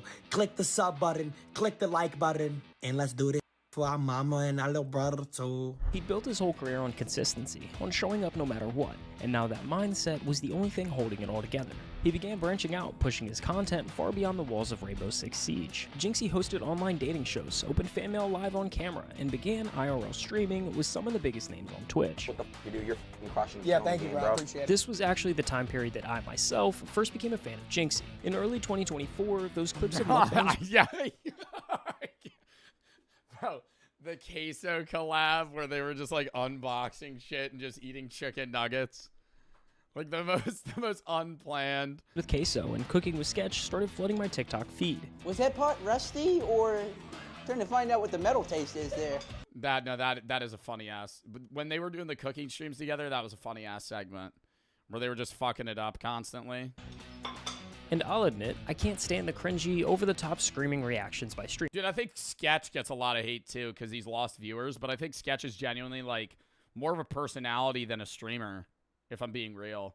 Like, I think Sketch is just somebody that's entertaining to just show up anywhere. He kind of is like a character in a TV show that like transitions between TV shows. Like, Sketch will just show up somewhere and everybody's like, oh, that's Sketch. So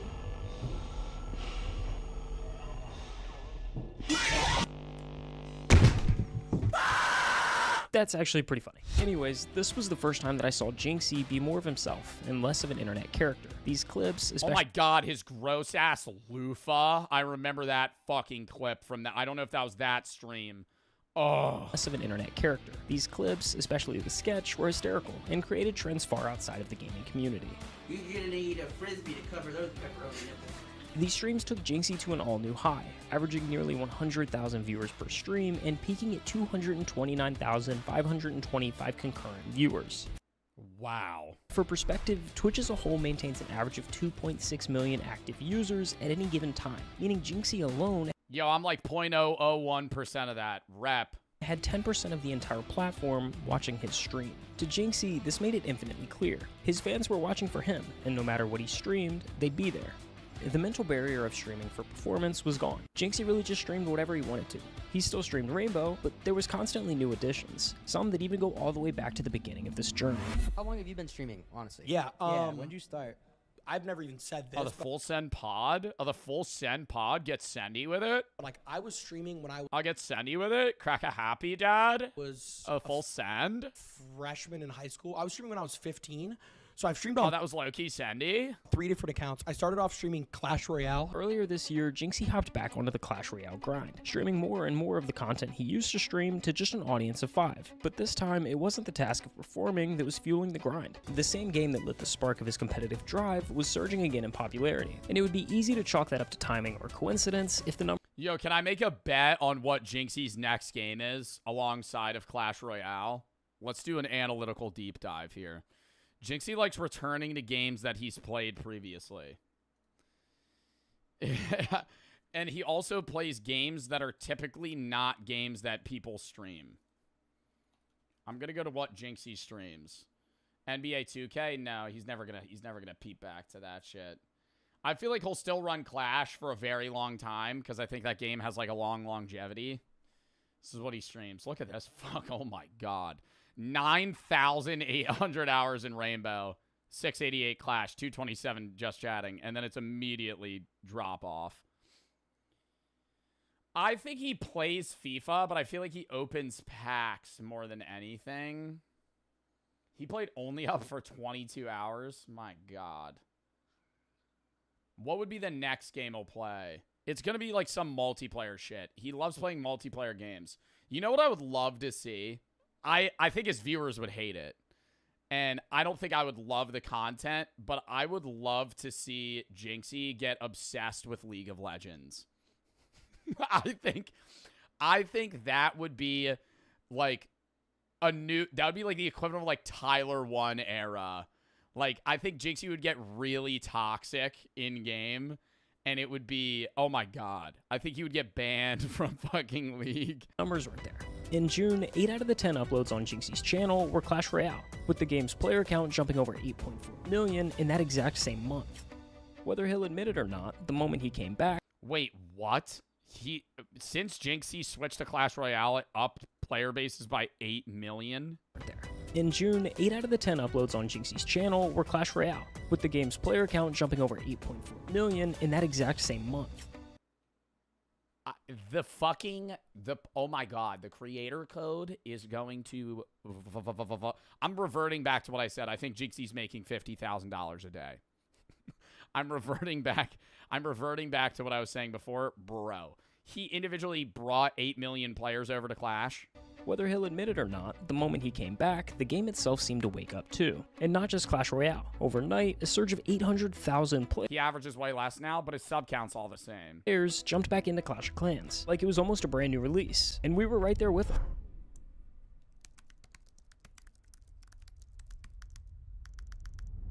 But behind every stream, behind all the numbers and the noise, is the life that keeps him grounded. You live with your parents, right? Yeah, I live with like my mom, my brother, my cousin. Off camera, it's not about winning or losing in a video game. It's about family and the quiet moments that never make the highlight reel. A steady support system that's been there from the very beginning, reminding him who he is at the end of the day. To me, family's all you really have in life. Like, you can have like money or fame or whatever, but at the end of the day, all that really matters is like the people you truly care about. So like, I have my whole life to go off and live by myself. I may as well spend as much time with my mom and dad while I can. The success may look larger than life, but at its core, Valid. It's held together by simple, real-life anchors that fame can't touch. In today's world, it's almost routine to watch creators blow up overnight, only to lose pieces of themselves along the way. The fame, the number, the pressure, it changes people. But Jinxie never let those pieces slip away. He held onto them tightly. The laughter, the humility, the roots that shaped him. And more than anything, he kept close the relationship that mattered the most. His dad. I've nothing but like the highest thanks to my dad. When I was like 17 years old and I didn't know what I wanted to do with my life, my dad was the person who told me to just go for it, and he said, you'd be good at it. There's Jinxie, there he is, see him chat, right there, there's Junko. I created my... Aww. Yeah, that's literally like the best dad, bro. Like full supportive of your son. Twitch account in 2019. I had one viewer for an entire year. That one viewer was my dad. He was in every stream, always hyping me up, and he never stopped believing in me. When you have somebody in your corner that's your dad and they believe in you from the jump, what else do you need? Call to my dad. Yo. Dad, I just hit 1 million. No, I'm watching. Oh, you're in? Yeah. I'm so happy I can't feel my arms. I can't even feel my arms. I think the story that is Jinxie is far from over, but in its own way, it's come full circle. From the late nights of streaming to a few viewers, to teachers saying he would never make it, to now living the exact way he's always dreamt of. He's always been one thing. Himself. And yeah, the sacrifices were real, but if you asked him today whether he'd do it all over again, I don't even think there'd be a pause. The answer would be simple. What the fuck did he just say there? That was a fucking awesome video. I'll sub to them.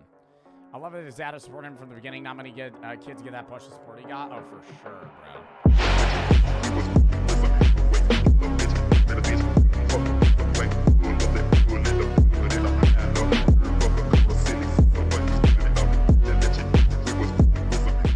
Double or single?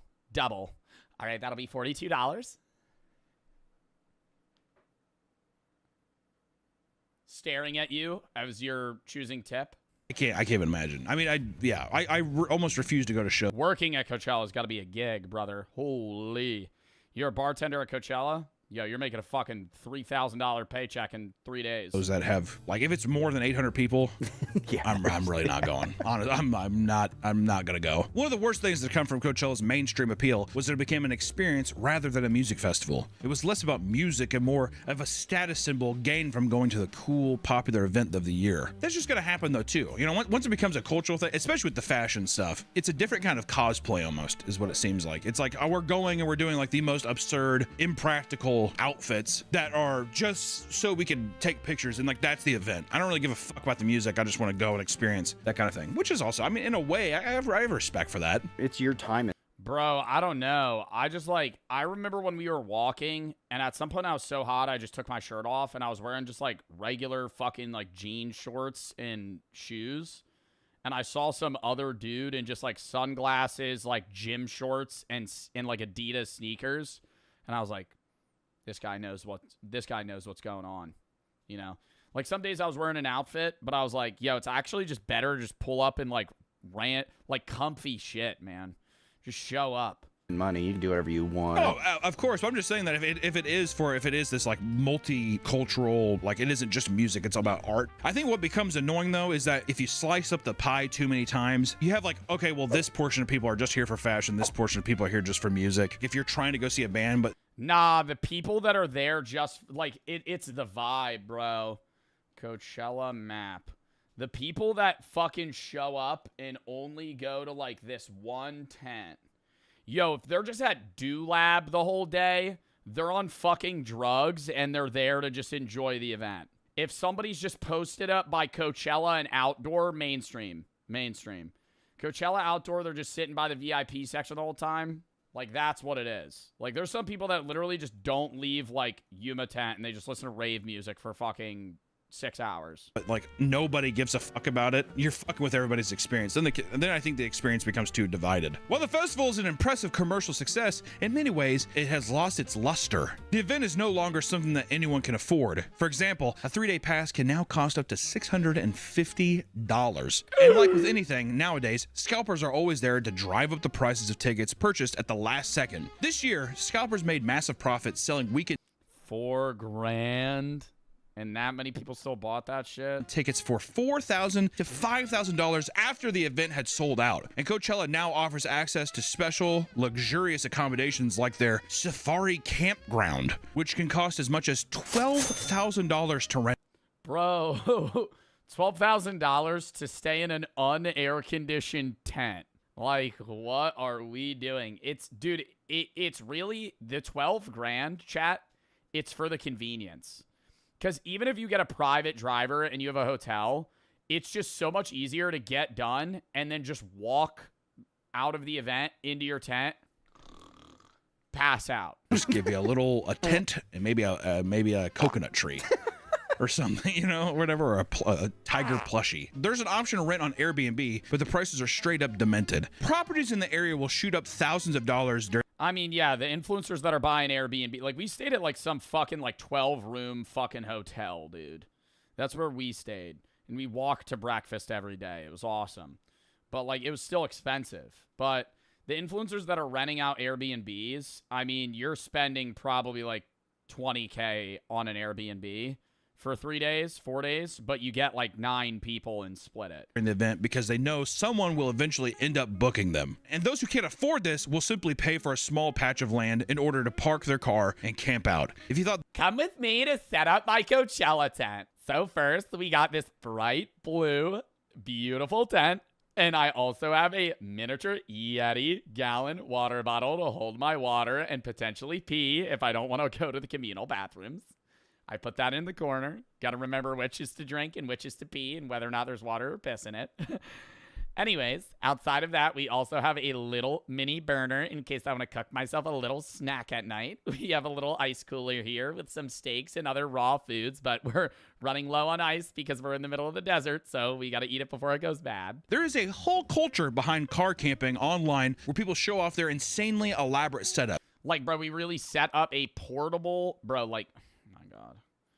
Like, we have a behind car. A weird like space light thing. Car camping online. Projector. Where people show off their insanely elaborate setups. Some people will spend well over a month planning the layout and ordering the things they need. And one influencer showing off his room tour included things like fake houseplants, a clothing rack, a decorative. And this shit's just for social media, bro. Knickknacks, and even a director's chair for some reason. I remember seeing this. Guy got a lot of hate. Yeah. I mean, it's LARPing. Like, why? It's not even like you're LARPing doing nothing. Like, nobody actually does that. Get it? It's fucking stupid. It feels like that's like a very performative kind of thing. I equate it to the refrigerator videos where it's just like people have like all these little containers for their tiny sodas and juices. Those are satisfying videos though. I mean, every time I see. And I think that's sick too. Imagine having, like, whenever I watch those refrigerator videos, I'm like, yeah, that'd be awesome to have a fridge like that. Just stock full of like 80 different types of drinks. It's like you're at a fucking gas station. You just pick what you want. And I'm like, I gotta try that out actually. Be a nightmare to organize though. This feels like an extension of the fashion trend to me. It feels like it's a part of that performative kind of like, well, yes, like I'm dressed here, I'm ready, and also this is my tent. Look how elaborate and like weird it is. You know, it feels like it fits into that same culture. Dude, and it's just like not like all I'm thinking is you just spent 4 hours putting this together, and then when you're hungover as hell Monday morning after the concert on Sunday, you have to take it all down. You have to fucking put everything away. Culture for me, I don't know why. Which, to be fair, if you're trying to get some sniz, dude, if I'm trying to get some pussy and I bring him, leave it there. Yeah, that'll go well. Back to this amazing oasis. You think they're gonna be happy? She's gonna be like, oh, yeah, someone's got the safari hut. You should check out my safari hut back in the Gangster. You think this is good? Got the whole fucking set of Jumanji over here, dude. Are you kidding me? Come on back.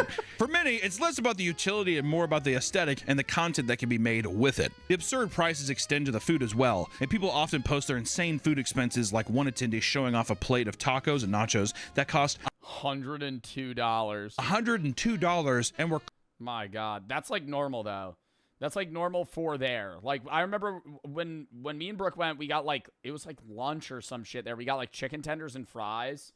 And it was like $68 or something. Cold to the for like two, so it was like $34 each. Touch. Others revealed that they paid over $20 for a simple cocktail and $17 for a small cup of lemonade. And regardless, dude, I would just get the double vodka margarita, or not vodka. I would get double tequila margarita or like the double vodka Red Bulls, and I would just slam those. Coachella still sells like crazy, and people will gladly drop a small fortune over the course of the weekend. Yeah, no shit. I don't know. People who complain about that stuff, they're like, yeah, but I mean, it's $100 for nachos. I never understand when an influencer, like, I'm going to sit there and be like, it's overpriced, but I paid like VIP and then also what was there. Like, I paid as little as I could, you know? I hate when people are like, I just spent $98,000 on Coachella. Are you freaking kidding me? You chose to do that, right? You bought 4 VIP passes, got into like 9 after parties, fucking rented out an Airbnb for $35,000. It's like, that's your fault. Like, Coachella's expensive, but like, you could probably get like lowest VIP. You could get like 2 tickets if you get them not uppriced, you know, from some scalper and like a tent or some shit. Like, you could spend like $8,000 for 2 people, which is still crazy though. Like, why are you ordering it? What do you expect? It's like going to the airport and being like, can you believe these prices? Well, you kind of get trapped if you. Sophie Rain, didn't Sophie Rain say she spent like $200K though? You can do car camping because you cannot. I gotta look that up.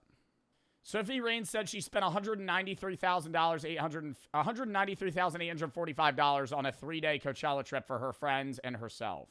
It was an $83,000 Airbnb for 3 days. For 3 days, maybe 4 nights, 4 nights, Thursday through Sunday, $20,000 a day, $67,000 for 12 artist passes, and $37,000 for a private chat. Okay, well, she spent $193K to bring 12 people to full access Coachella, and she also makes like $80 million a year, so. That's like not a lot of money. That's like not a lot of money for her.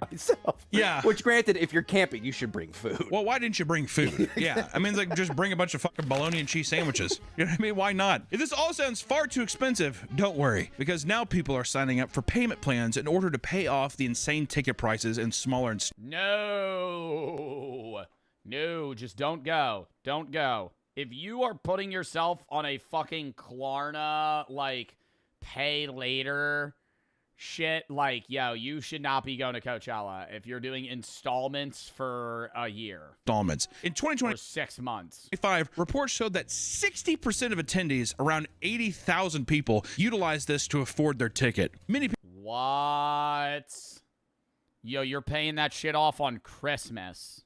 People literally take on this payment plan with zero guarantee that they'll be able to pay off every month. And on the Coachella subreddit, one woman titled a post, quote, "Hey, Coachella fam, I need help." And she explained, "Hey, Coachella fam, I need help." And it explains how she needs someone from the community to lend her $272, quote, in the... I'm sorry if this is not allowed on here. I just don't know what else to do. I found out I missed a payment and got an email saying if I not paid by today by 5 p.m. PST, so 3 hours, I lose my order. I tried live chat, but they said I can only notate my account and can't guarantee it won't be canceled. I don't get paid until Tuesday. It's just over $272 for my payment. Is anybody here able to help me out till Tuesday? Or anybody give me some advice on how I can delay payment? If anybody here can help, I can just verify myself however you need. Show you my pay stubs and direct deposit proof. This has just been a rough couple of months financially, and I'm going to cry if this order gets canceled this close to being paid. Please help, fam. Like, I get she's in a rough financial spot, and, like, that's sucky, and I do feel bad about that. But it's also, like, bro, like, it's really, like, just, like, you shouldn't be going to Coachella if you have to do, like, if you're putting yourself in this much of a financial struggle where you actually don't have the money. Like, that's what this is. This is, like, I don't have rent money, right? Like, I can't pay anything. To lend her $272, quote, in the spirit of Coachella, because the charge... Like, I don't have $272 to my name to pay for this. What or why are we going? Is coming in just days before she gets paid from her job. E-begging online to basically pay off the Coachella loan shorts that you've had. You know what I mean? Come on, hello, Coachella fan. Elder millennial. So I lost my job at State Farm. I need you guys. So I can't afford to go to Coachella anymore. I've already paid 5 out of the 6 months, and they're going to cancel my order. To bankroll me. Thank you. You know what's the thing, though, is that women... Sorry, women. Being a little misogynistic here. If you're like an attractive person, even if you're a guy or girl, if you're an attractive person, you could post a picture of yourself and be like, looking just for help on this ticket. You would 100% get people doing that just for the fact of like, you want to... Yeah, you could find a gooner that would pay for the ticket. Link up? Like a million percent. a million billion percent. I had buddies who did something similar to that with their friends. They paid for their tickets so they can hang out with them. Didn't you do that? I thought you paid so you could... That's like an ultimate hack if you're just a woman at a bar. Go up, hey, can you buy me a drink? Sure. Any guy. If you're like at all attractive and you walk up to a guy at a bar and go, hey, can you buy me a drink? You want to do a shot? And they go, oh, yeah. Because the guy's going to be holding his orange crush like this. Wait, yeah. $30 that he pays it. You know, you have a conversation for 2 minutes. You go, I got to go meet with my friends. Just walk away. This won't work for me. I'm ugly. Don't say that about yourself. And if I'm being honest, it'll still probably work. Have you ever done that? No. Yeah, at a gay bar. I've tied my shirt up and walked up. No, get the fuck out of here. I met Joe at a gay bar. I go to gay bars all the time. I've gone to some gay bars that are a little overwhelming. And I support the LGBTQ. And there's 2 different types of gay bars. There's LGBTQ bars, like LGBTQ inclusive bars. And then there's gay bars. And then there's gay bars, right? And what I mean by that is you walk in and there is a dude with assless chaps. And I go, ooh. And not judging, you know, it's just like didn't really, you know, expect that sometimes. And you get attracted? No. But I'll walk up, maybe chat to him, buy a drink, have a conversation, walk away. Dude, gay people are awesome. I don't think you realize the positive vibes at a gay bar.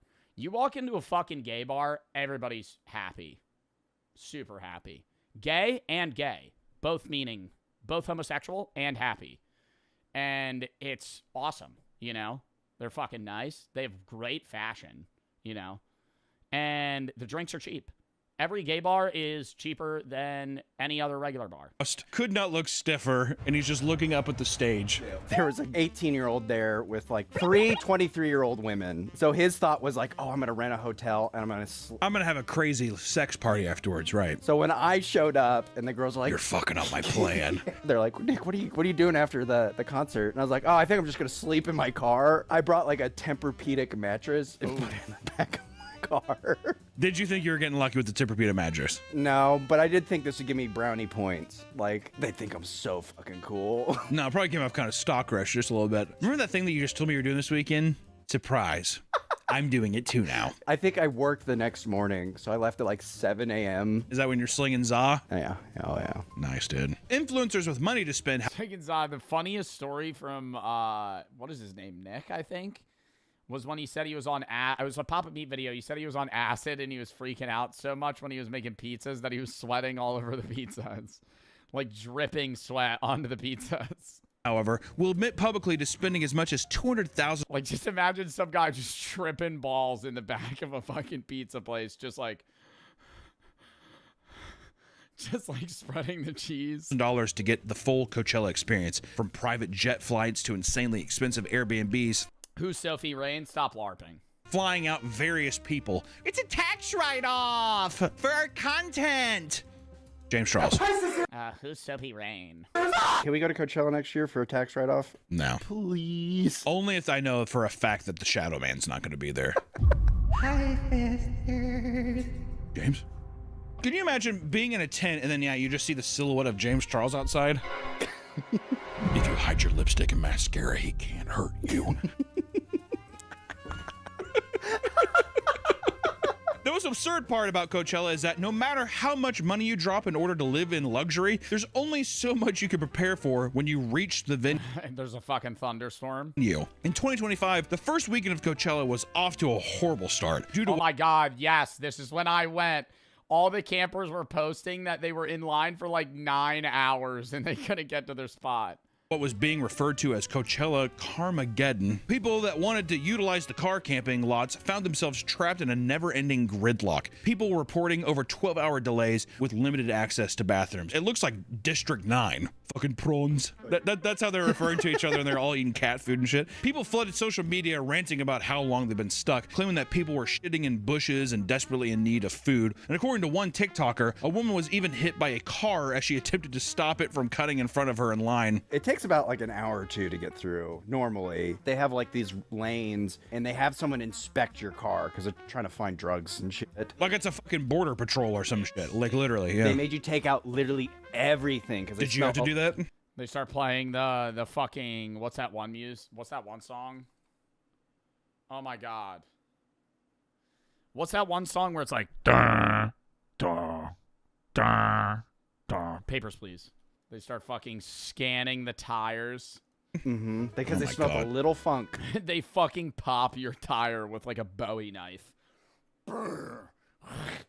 Just rip it open. Oh, my apologies. It's just me, sir.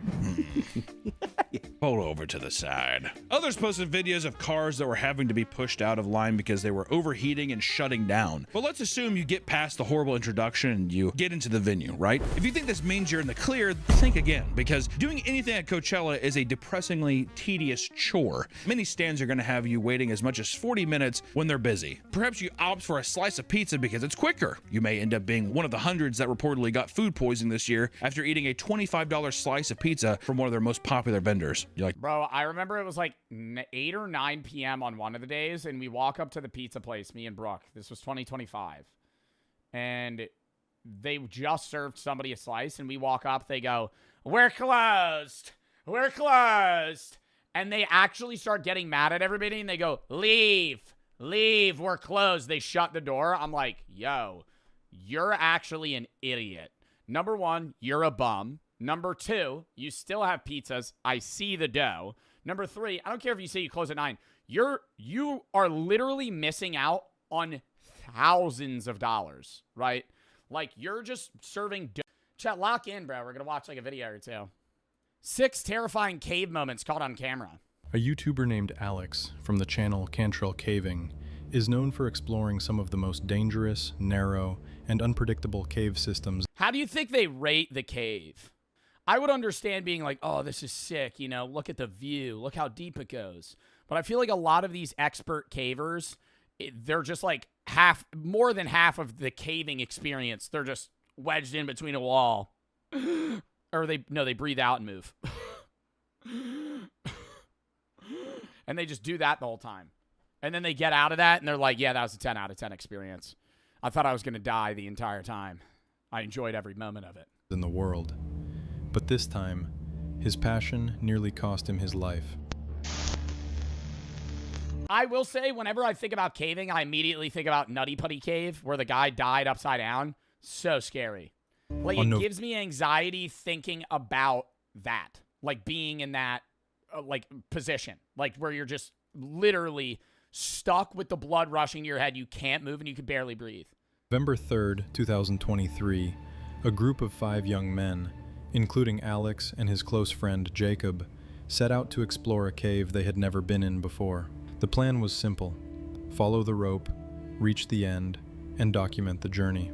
But nothing ever goes exactly as planned underground. At first, everything seemed fine. Headlamps. What's also crazy to me is somebody saw this hole. Like, for them to know this went somewhere, human curiosity, somebody walks up to this at some point in time, 40 years, weird pause. Somebody walks up to this cave here, and, they go, hey, I want to see where that goes. Like, I would maybe crouch down, look in, and be like, nah, that's too narrow. No, that motherfucker crawled through to where he couldn't move anymore and just kept going. Headlamps on, boots laced, spirits high. They moved deeper inside, unaware that the conditions had already changed, and fast. Do it!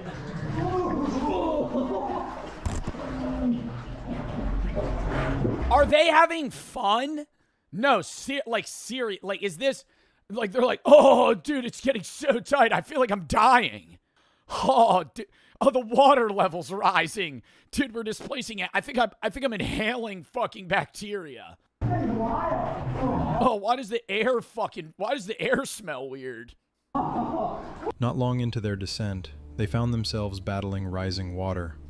The cave's narrow passages were partially flooded, making every step harder and far more dangerous. The air was heavy with moisture, and the rocks were slick. Every step forward took them. I love the monotone voice of this guy. Like, he's just explaining a historical event to me. The air was thick, and they were nervous for what was to come next. Deeper, both into the cave and into the unknown. What happens if you pee in a wetsuit? Just asking it just stays. I'm asking for a friend. Oh, I'd be pissing a storm in that fucking wetsuit, dude. I would be like, I would look like a Superman when I was in a wetsuit for too long, because it would be full of piss and it would make me bigger. So, like, it would get to the point where, like, unless it leaks out of your leg, but I feel like it's like airtight. It would be, I'd be blown up like a balloon. It just stays in it. If you had a superpower, you would be Water Boy. All right, not like Water Boy. Last minute emergency. It would be more like Aquaman. Source. They were still laughing, talking about reaching the end of the tunnel, but beneath the surface, tension was starting to build. Jacob, who had scouted part of the route ahead, tried to warn them. Some sections are completely underwater. You'll have to duck your head just to get through.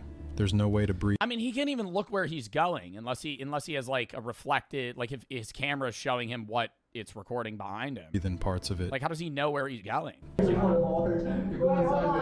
get Edward. Go. Edward, go right. Go right. Okay, gotcha. Still, the group pushed forward, following the rope and hoping nothing would go wrong. But as they went deeper into the flooded tunnel, fear began to show on Alex's face. His confidence faded. His movements grew tense and frantic. The water level kept rising until it filled his ears, and the only— I think the second I couldn't have my ears out of the water, I would have to turn back. Where, like, you're trying to talk to your friends that are in front of you, and it's muffled because you're underwater and your forehead is pressed against the top of the cave. The only way to breathe was to tilt his head. Like, I don't think I would panic until here. I think I would be able to, if like my chin and my full head was out, I think I would just be like, okay, yeah, whatever. Head straight up toward the ceiling. The deeper he crawled, the more unstable he became, until suddenly, everything went wrong. You going, Jacob? Oh, he just bailed. Oh, is his friend panicking?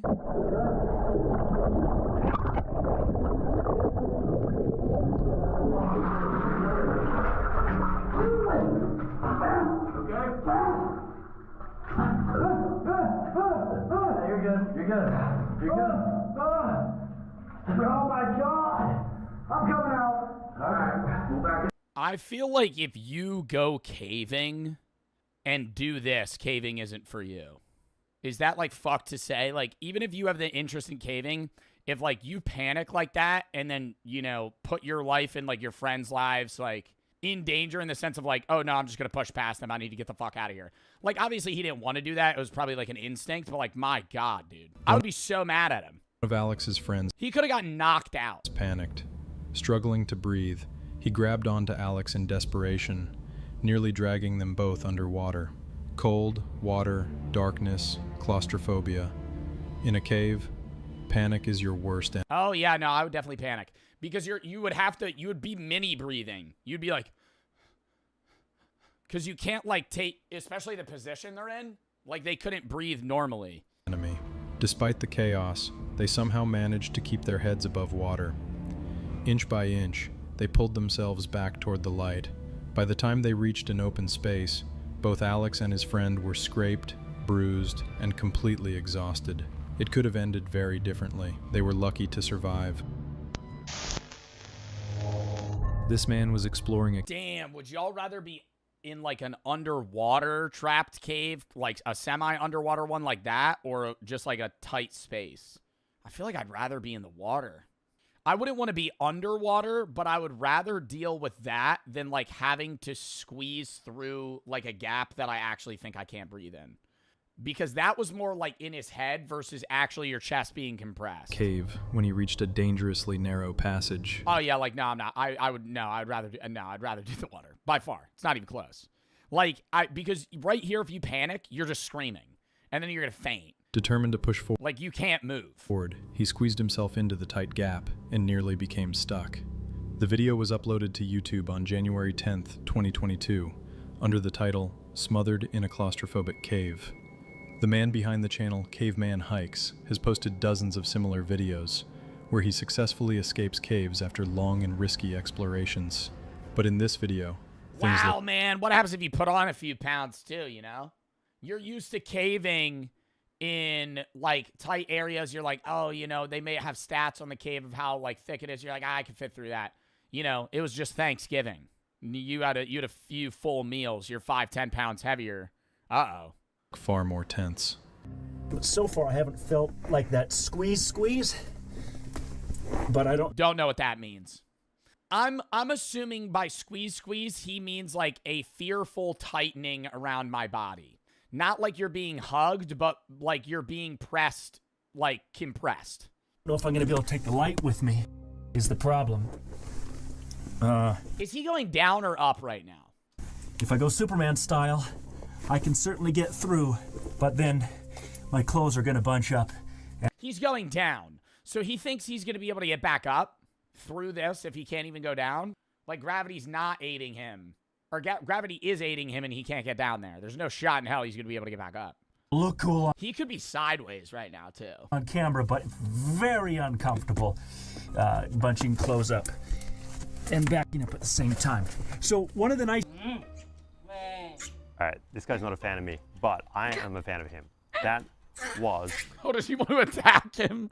Insanely impressive. All right, guys, we're loading up these monkeys. Very much vehicle trained. You see them hanging onto the side of all kinds of crazy contraptions driving around these areas. So it's time to go harvest some real coconuts. Class 5, time to get real. Let's move from the classroom to the... see, they do get treats and shit.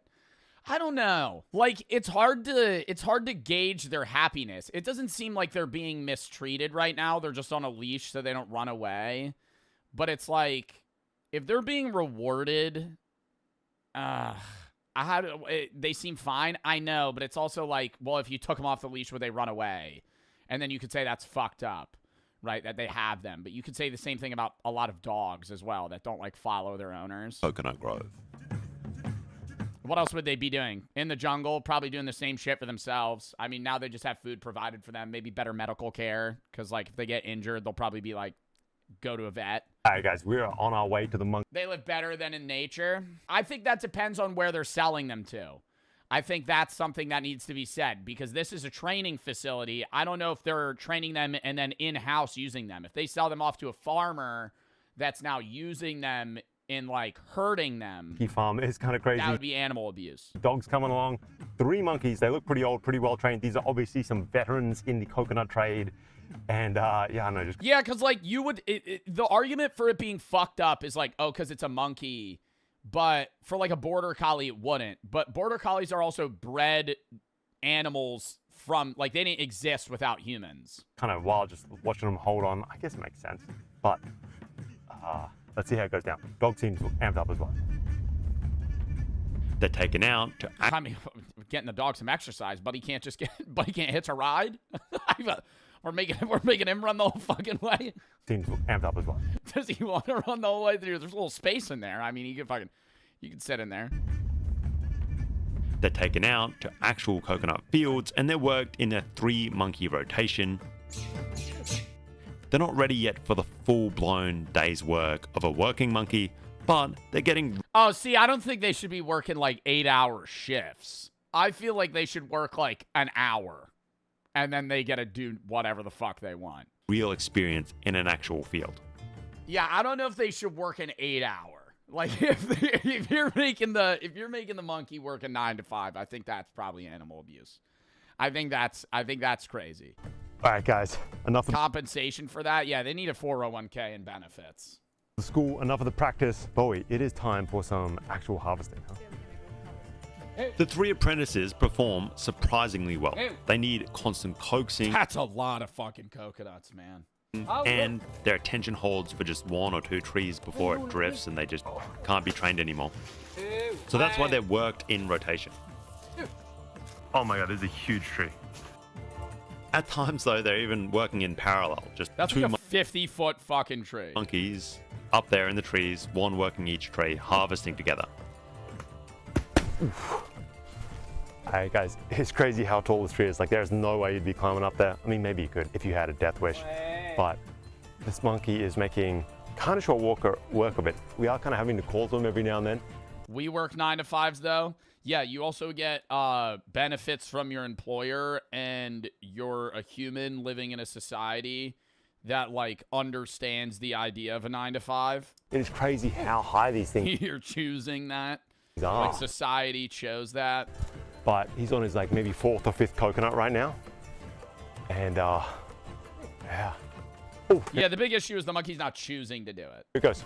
That's where it's like, that's where people are going to argue whether or not this is abuse. Outside of that, it's like, it doesn't really seem like they're being mistreated. Flying everywhere, these coconuts. I gotta admit, you gotta keep an eye on it. It is a little bit dangerous. He's just calling out to it. It's being a little bit choosy, a little bit picky, hunting around, finding the right coconut, and then just boom, spinning them around. They come down in short order. They fly everywhere. Again, gotta keep an eye on it. Just crazy though, how high this tree is. And I've got to admit how effective this is being so far. 1 tree, maybe 6 or 7 coconuts. Yeah, maybe I should keep an eye on this. And it's really hard to not be impressed by what these guys can do. It's 2026. It's 2026, chat. Jesus Christ. Give it a rest. Give it a rest. Give it a rest, bro. Come on, man. It's not funny anymore. It's not. I don't know why. I took down, I don't know, 15, 20 coconuts in absolutely no time. But like, how much are they selling? I know they're turning the coconuts into coconut water and then packaging, selling that. But like, how much do you think they're making off 1 coconut? Like when the monkey rips a coconut off, falls to the ground, is that like 20 cents? Like how much is that worth? Bro, the only other thing I worry about is like that motherfucker falling from the tree and dying. Like, obviously it's a smart ape. Like it's probably not, but. Pretty impressive how selective these monkeys are and how much you kind of trust them. Like he'll call out to them, sort of push them to take the coconuts, but as soon as it seems like the monkey is done, like he's saying, this tree has only got unripe coconuts left, he's just going to trust the monkey not really push the issue. Huh.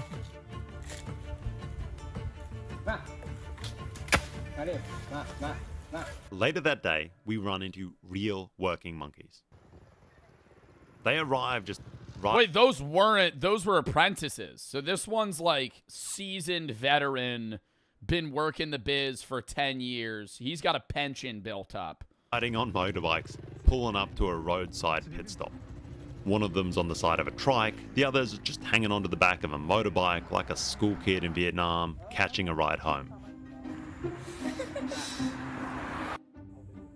Wow, and they just hang out with humans. Do you think they perceive the humans as different from themselves? I always wonder that about, like, apes. Like, if you lived with a bunch of gorillas, would they be like, this guy's weird? Or would they see you as one of them? Like, obviously, like, a cat would see you as different. But, like, if you're, like, a lot of apes are very similar to humans. Would they just be like, that's a big human? And he's kind of pale. Up there is a monkey gathering coconuts. It's been going on for more than 400 years. God. They've been doing this shit since the 1600s. Who was the first motherfucker to try and teach a monkey to grab a coconut? Wow. It's just shredding through that tree in absolute seconds. You think he... I will say this is the most impressive thing that I've seen in 2026. Very gentle while he's doing that. He just like moving his hands like that. Not even... We are only 9 days in. Shouting or anything. Right, the monkey just doing what it does. Yeah.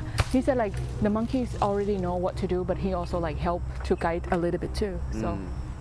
Like this seems to be far more working monkeys than the ones that we saw getting trained up. They don't have to sort of yell at them that much. Andrew Fraser gets knocked out by falling coconut. Wow, these monkeys really are very fascinating. Oh! Just fucking one bonks him right on the head. Unripe too. Just a hard green coconut. It's gotta be, in the 400 years of them doing this, there has to be a colorblind monkey that really sucks at this and just fails out of the coconut school. And these two are big adult males. They make the apprentice monkeys look like they're on training wheels. They're huge, strong, and they just blitz through trees. Oh, these are like they're not even adults. These are like teenage monkeys. Strong, and they just blitz through trees. Can you ask him if he's ever been hit by a coconut? Yeah, sometimes. Oh, just sometimes when they hit the tree and then, like, you know, just hit him too, sometimes.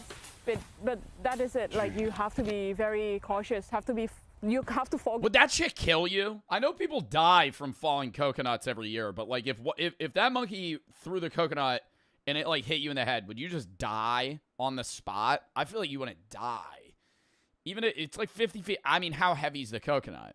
We're told pretty bluntly that the meaner the monkey, the better they are for harvesting. And honestly, I can see why. These guys move at an absurd pace. You're filming below, and it's just non-stop thud of coconuts hitting around you. Like his monkey. I don't know. I wonder, like, do you think they find it fun? They are very well trained, right? So one monkey can harvest about 1,000 coconuts a day. 1,000 a day? Nah, they're making this motherfucker work a 9 to 5. 1,000 a day. I mean, a tree probably has like 30. Or like at least 10. So they're doing like 100 trees. That probably doesn't take them 8 hours if they're quick. It is wild. They don't even really seem to come down. They just jump from tree to tree. They do kind of just take breaks up there every now and then. Think about which one they want to knock down. But yeah, they just start jerking off.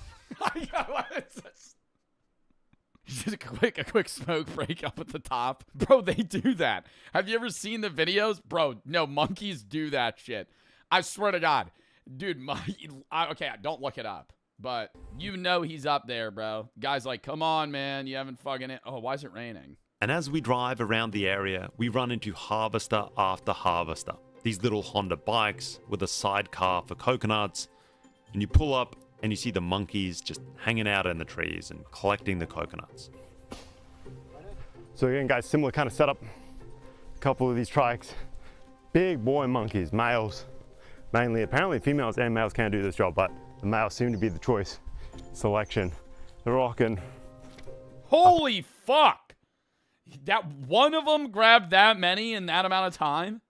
Dude, that's like 100. Until midday. It is getting hot right now, so I bet they're about to take a break and just look at all those coconuts. Like, that is thousands of coconuts these guys have cleared out. All right, I don't know about thousands, Andrew.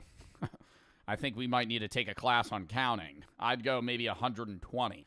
But trying to get into streaming and getting into streaming in the most popular gaming category is a hit or miss because you're entering the most competitive space.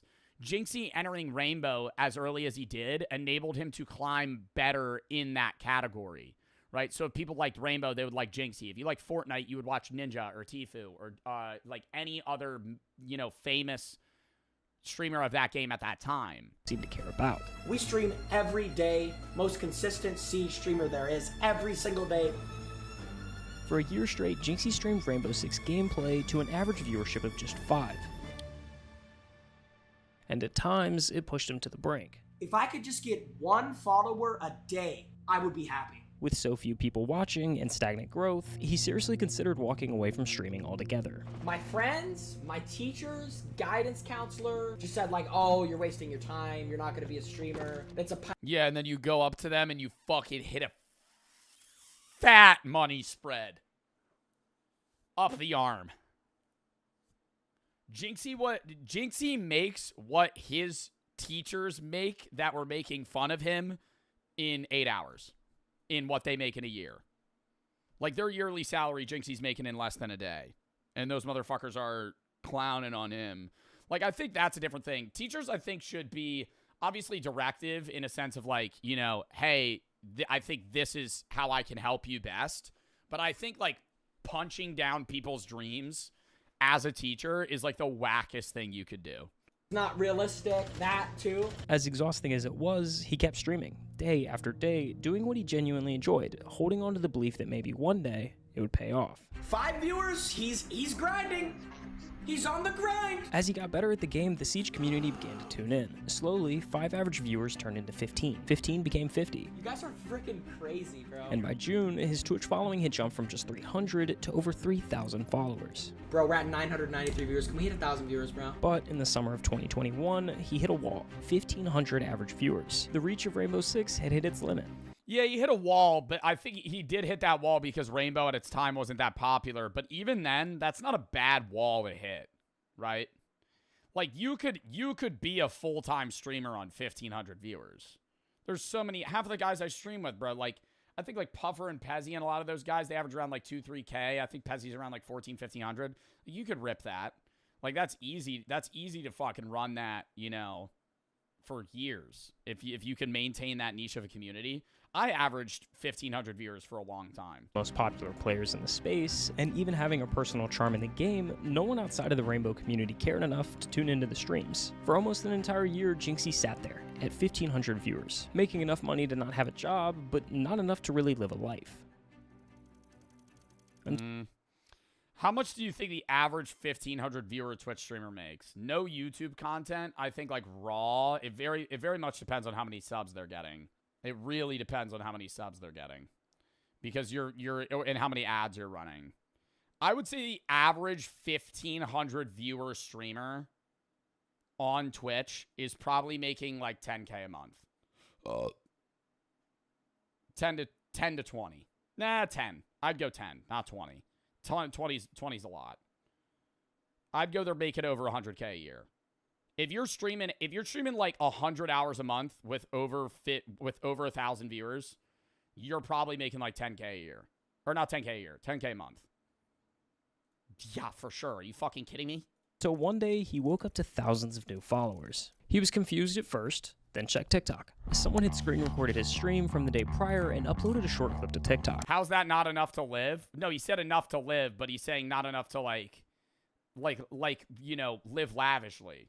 It was of him opening alpha packs in Rainbow, getting the same annoying rubber duck. Oh my god, I remember seeing these clips of Jinxie where he was going for, what is it called?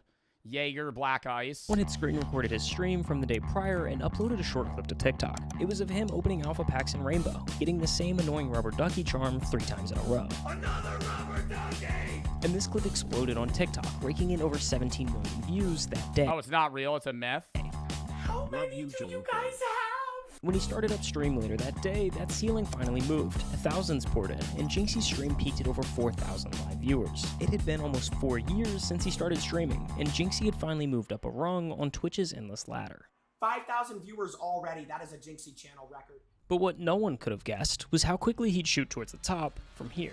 That viral clip was the light bulb moment. If one random highlight could pull thousands to his stream, what would happen if he started posting them himself? So he ramped up the content machine, launching new accounts on TikTok and YouTube, cutting together his rages, his highlights. Every Jinxie video I see now, he's covered in like olive oil, just making like weird noises. Like fully shaven, like covered in oil, just like making like, just like face literally like this close to the camera. Every day, dozens of accounts were pumping out Jinxie's reactions, funneling even more viewers straight to his streams. We had 10,000 viewers! By January of 2023, Jinxie had cleared over 500,000 followers on Twitch, then 750,000 in March, and just weeks later came the milestone every streamer dreams of: 1 million followers on Twitch. I will say, I think most milestones for streamers are view counts rather than followers. Not that it doesn't matter, because it's still fucking awesome to hit that. But I think, like, people care how similar people care about a million subs on YouTube. I think people care about, like, hitting, like, 10K on Twitch in terms of, like, average viewers. I'm calling my dad. And it didn't stop there. Just days later, the sub counter rocketed past giants like XQC and Kai Cenat. Jinxie, streaming Rainbow Six Siege, was the #1 subscribed streamer on Twitch. Yeah, he's the #1 most sub person on Twitch right now. Yeah, which is crazy, by the way. I haven't gotten to watch him yet, but his TikTok seemed pretty funny. Right now, until that low taper fade meme picks up a little bit more. Then we'll see who the real big dog is. And at the 2023 Streamer Awards, he was crowned both the best gamer and breakout streamer of the year. Because the biggest streamer in the world right now is a guy named... Oh, I love Squeaks. I love Squeaks. Gamer and breakout streamer of the... I'm sorry. I think all these are great choices, but I do love Squeaks. I just got to throw that in there. Love Queso, and, you know, I don't really watch Black Boy Max, but... Because the biggest streamer in the world right now is a guy named Jinxie. And for a full year, he streamed on Twitch to an average viewership of 2. It literally just started as an idea and a dream and a goal. Yeah, he's streaming like 7-8 hours a day for 5 people. It's me, that's your bud. People. Man. November 2019, 5 viewers. Yeah, like look how flat that line is. Well, it looks so flat because his peak was so crazy. Like here, he was still averaging like 3K viewers. You know what I mean? Like this looks like, oh shit, nobody's watching him, then everybody's watching him. Like right here, still probably like fucking 15K. So in comparison, it just looks smaller. Every great thing that you will ever achieve is brick by brick, day by day, night by night. December 2019, 5 viewers. It started off 5 years ago. 5! I'm pursuing a career and becoming a full-time Twitch streamer and YouTuber.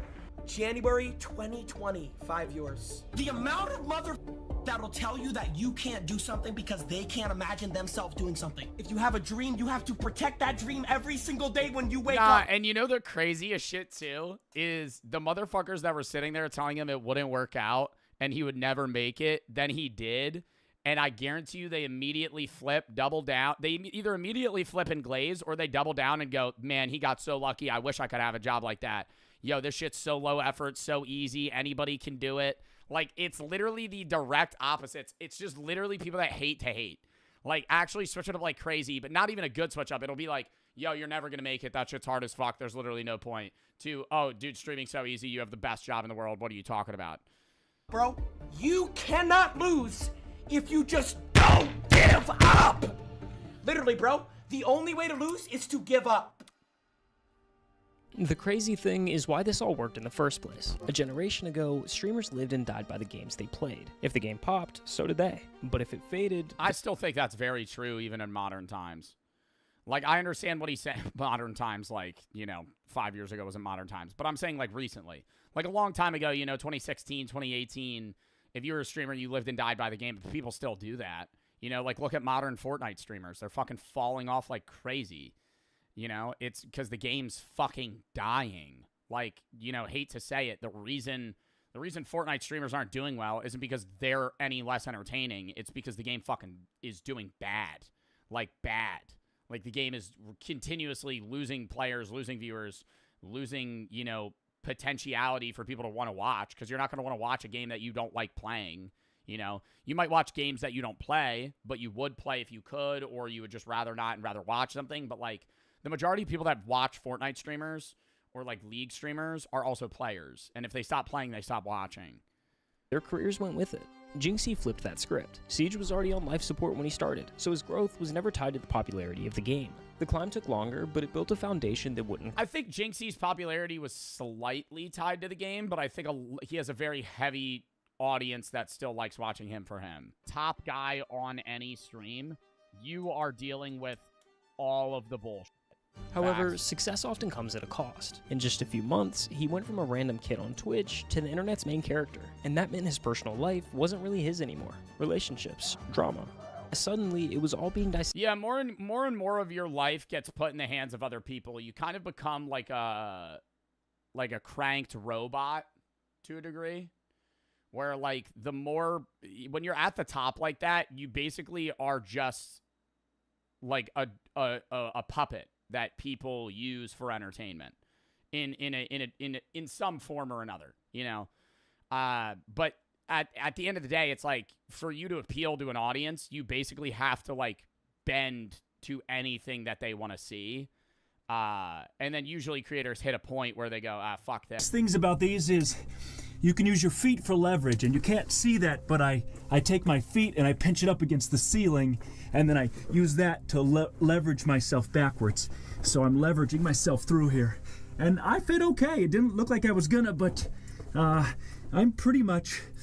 I just have a hard time leveraging myself to move myself over this knuckle. But it's gonna be... Dude! And you, like, say you panic, you faint, you get up, and you, like, can't get out. Even if you called for help, I feel like if somebody came down, they're like, all right, we're going to get you out, man. You got to, I'd be like, no, don't even ask me to do anything. Knock me the fuck out. Inject me with horse tranquilizer and just pull my body out. I want to wake up out of this fucking cave. I would not be able to be like, all right, man, all right, exhale, and I'm going to pull you. Fuck that. Drag my limp body out of this. It's gonna be a little lossy here. For a while, he keeps trying to push deeper into the cave, but eventually realizes he's almost completely trapped. Trying to give you a decent view. Oh my God! What's going on? Oh my God! Oh my God! Oh my God! Oh my God! Getting out of that! Getting out of that! Dude, he literally is like...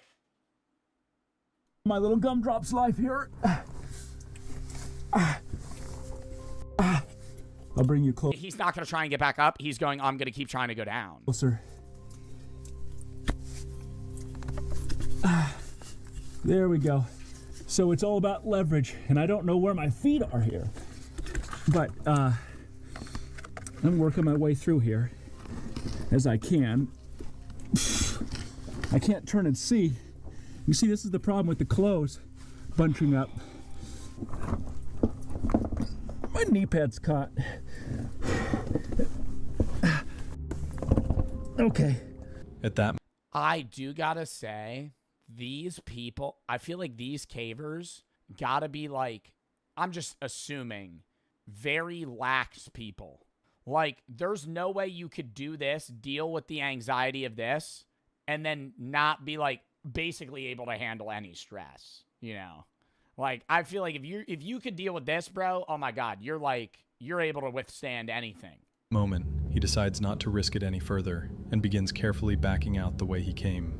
Fortunately, he manages to escape without any injuries. I'm shocked he was able to back out through that. This story comes from the YouTube channel Action Adventure Twins, run by two brothers, James and Edward. I am so surprised that there are this many caving channels. And I will say I get this. Like this right here. All these things that he's reaching, this is fucking awesome. Rafting 5 miles underground inside the largest cave in the USA. There's like a huge waterfall. Or like this with a 280-foot waterfall. Looks like a lake. Like, I would get you squeezing through the gap to get to one of these places. Since early 2020, they've versus like just doing the gap for the love of the game. Been exploring dangerous and extremely tight cave systems documenting their underground adventures. But in March 2021, one of their expeditions brought them terrifying. Like, who went down that? Somebody saw that shit one day and went, yeah, I'm going to go look in that hole. Close to death. Like, I would even just be worried that, like, just from an outer perspective, I'd be like, I'm not peeking my head in there, dude. There could be an animal in there. There could be, like, a mountain lion style. I don't fucking know what region this is. Decided to explore the well-known Pettyjohn Cave in Georgia. By that time, they had already visited several sections of this sprawling maze-like cave system, even discovering an underground waterfall during one of their previous trips. They felt confident enough to take on the challenges of this underground labyrinth. However, this time, their goal was one of the most difficult sections of the cave, appropriately named the Nervous Breakdown. This one. Yo, let's go caving, man. We're going to go down the Nervous Breakdown. It's going to be fucking awesome. Oh, really? The name of the fucking cave is a Nervous Breakdown. Oh, yeah, let's go down that. That'll be so fun. Somebody said Satan's ass crack. Yeah, dude, they always have, like, weird names like that. Let's go through the pulverizer. It's going to be sick, man. There's, like, one section where you have to shimmy down a tube like imagine you're a Slim Jim. And you're just trying to get out of the packaging. It's going to be like that. It's tight.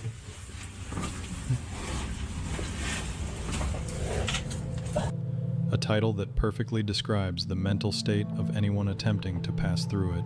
The beginning of the trip went smoothly. Is it wet? Is it all wet? I feel like that would be better for me if everything was slippery. Do you think they ever, like butter themselves up? Spray a little Pam on themselves?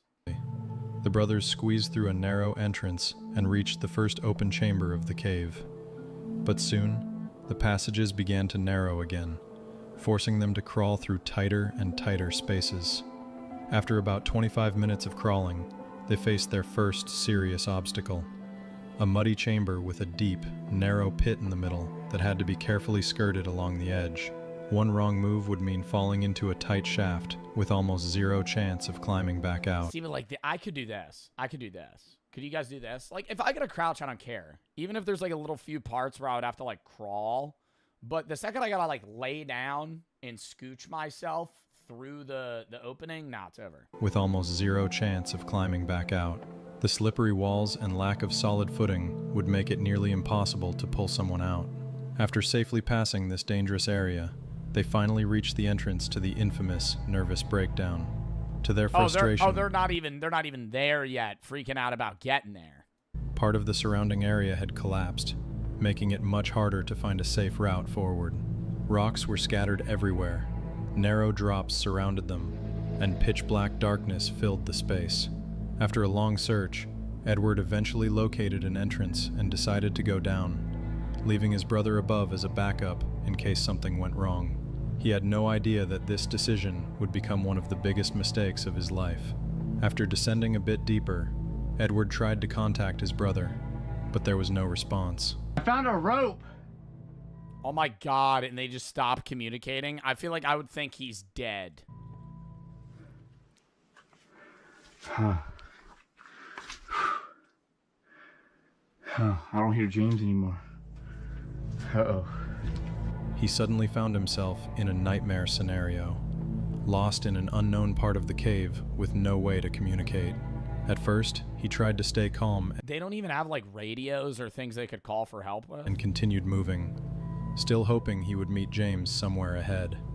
But after 30 minutes of searching and calling out with no answer, the reality of the situation began to sink in. He knew that leaving, bro. I'm leaving. Are you gonna keep going deeper in to try and find? Like, wait, I'm confused right now. Is his brother or friend in front of him deeper in the cave or further back? Or they're just different. They're lost. Like, they're at different parts. It's like a maze. Panic was the worst possible oh, he's just lost. reaction, but anxiety was slowly taking over. After countless What are these ropes on the ceiling? They can't just fall, like, failed follow that? attempts to locate his brother, Edward decided to retrace his steps, wow, only to realize how difficult that would be. They got like breadcrumbs. I feel like I'd be marking the cave. James! been like 30 minutes since I last saw him.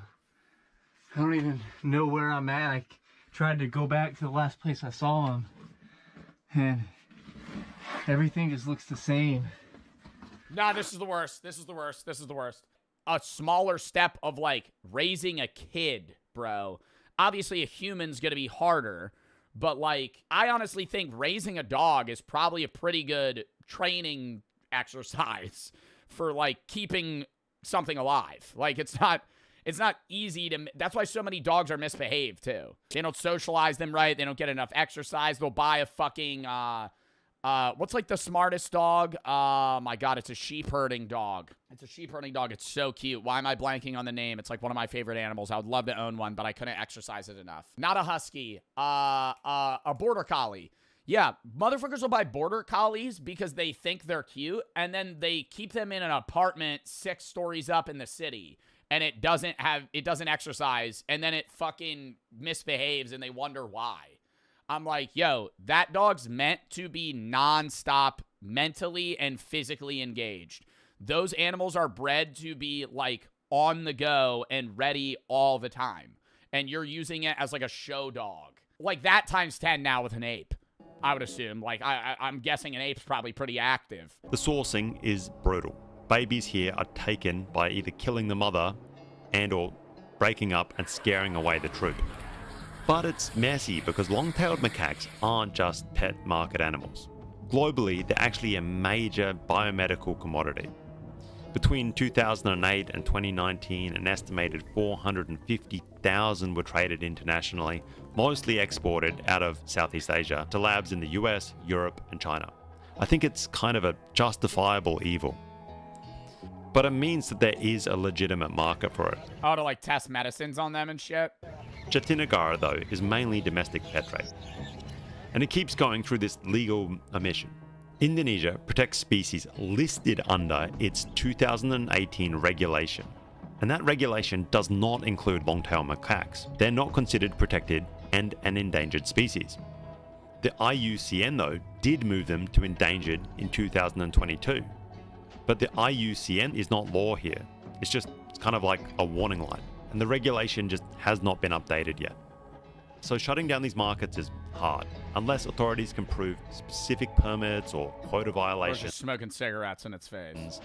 Or obvious cruelty just exists. And I find this a little bit strange, because a little bit further north in the south of Thailand, there is a monkey trade that's getting a ton of international pressure.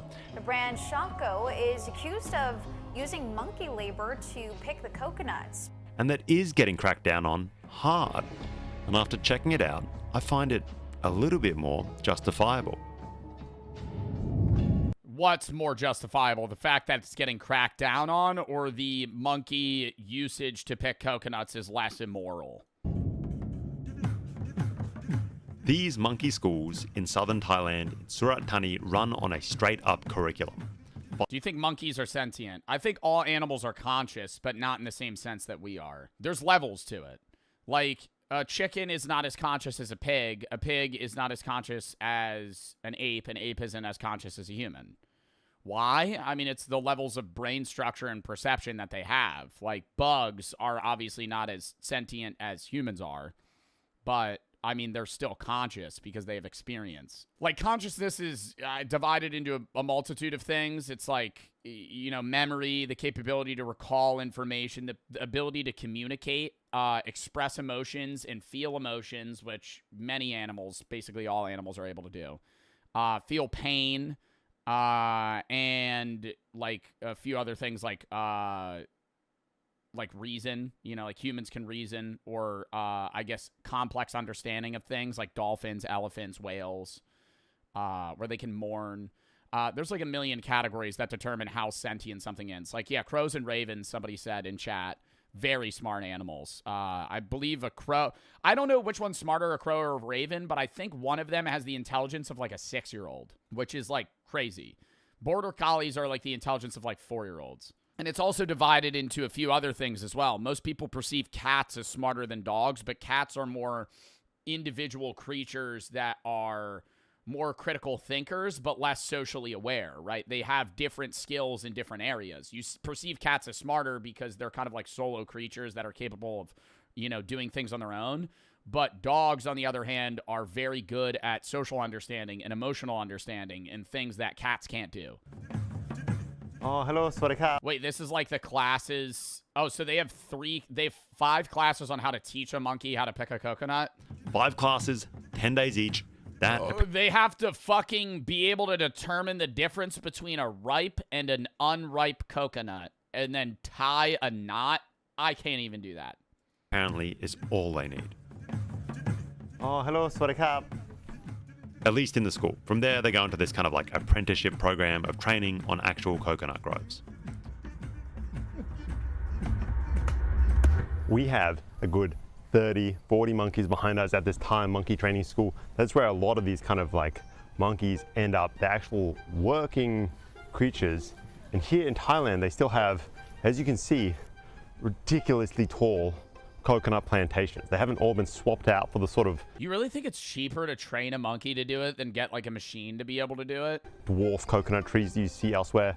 So monkeys like this, they're Honestly, maybe. Because the shape of the coconut, if all coconut trees were 25 feet tall and had an angle leaning 20 degrees, you could get a machine to adapt to that. But since they all grow differently and ripen at different times, probably is easier to get a monkey to be able to do it.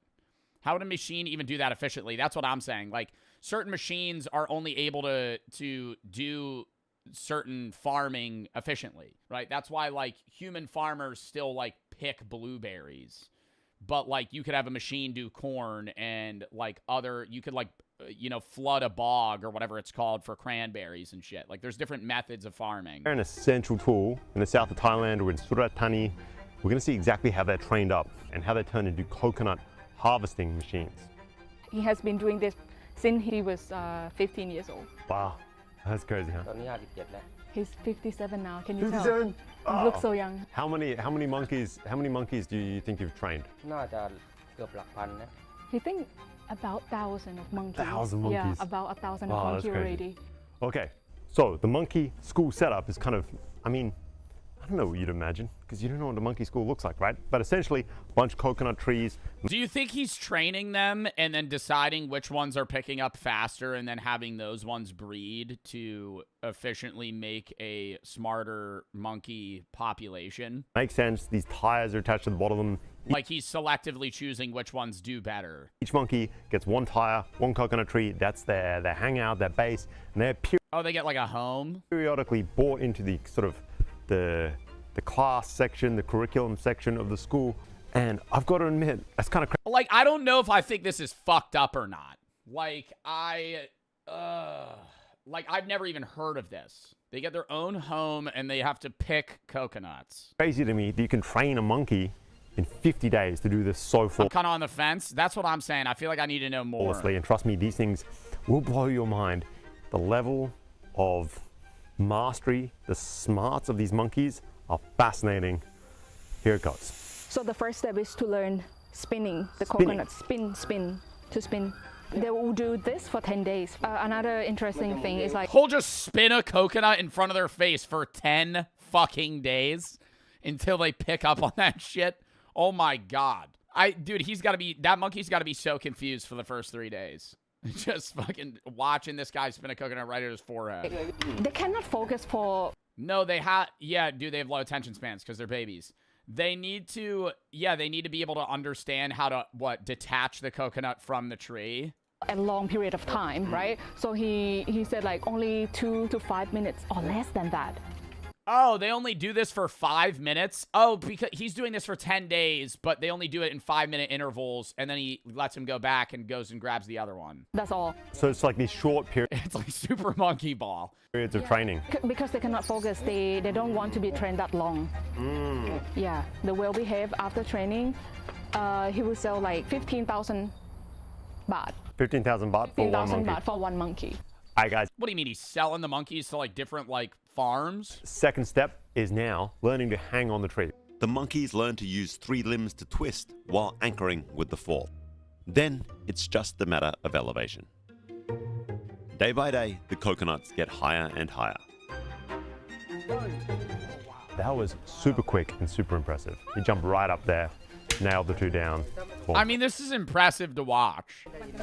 Let's move on to class number 3. Selection. The monkeys learn to select just the coconuts that contain water, typically by their color. He's like ready to roll this one.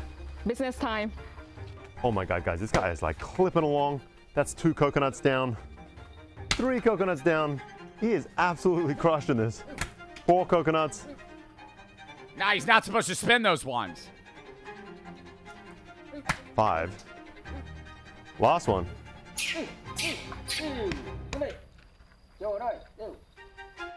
Class 4 is safety. These monkeys actually learn to untie knots and tangles because at 50 feet up, no Whoa. human can climb up to save them. Whoa. Wow. To untie knots and tangles because at 50 feet up, no Whoa. human can climb up to save them. Whoa. And he knew which part of the loop to climb through to untangle himself. Dude, I feel like humans would struggle with that. Like, I would not know which one to climb through. Whoa. That is crazy. I've never been so impressed. That was absolutely crazy. 3 different types of tangle that are common, 3 different types of knots. He's gonna untie that? Essentially just, you know, standard. Oh, you're fucking kidding me. You're fucking kidding me. He's gonna untie that. Dude, that is like when your charger cord gets like fucking wrapped around somehow in like 10, or like you're trying to untangle earbuds. Types of knot, essentially like just corded earbuds. He's gonna fucking get through that. You know, standard. It's No looped through itself. He's way. gonna loosen it up with his teeth and then climb right through. One that's just doubled over. He just undoes the entire thing with his hands. Whew. Wow. This incident left such a deep psychological scar that even today, Bob says he can't watch the footage from that day without experiencing severe anxiety. This unsettling video was filmed by Jacob, an experienced explorer obsessed with uncovering the secrets of abandoned mines. For nearly 20 years, he had descended into forgotten tunnels, documenting his journeys and sharing the hidden history of these places with his viewers. But this time was different. This time he encountered something he would never forget. On the cold, rainy evening of December 5th, 2017, Jacob drove down a dark, deserted road toward another abandoned mine, unaware of what awaited him underground.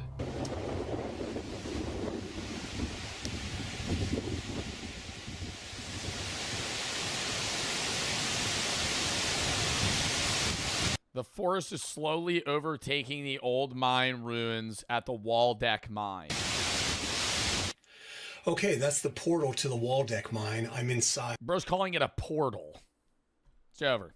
The wind has kind of died down a little bit, and All right, so I'm going to walk through this weird cavern into this nether portal, and then we're going to be in the mine. it's not raining, so I managed. I've been told if you explore this cave at 3 in the morning, you get sent to like an alternate universe. To stay dry.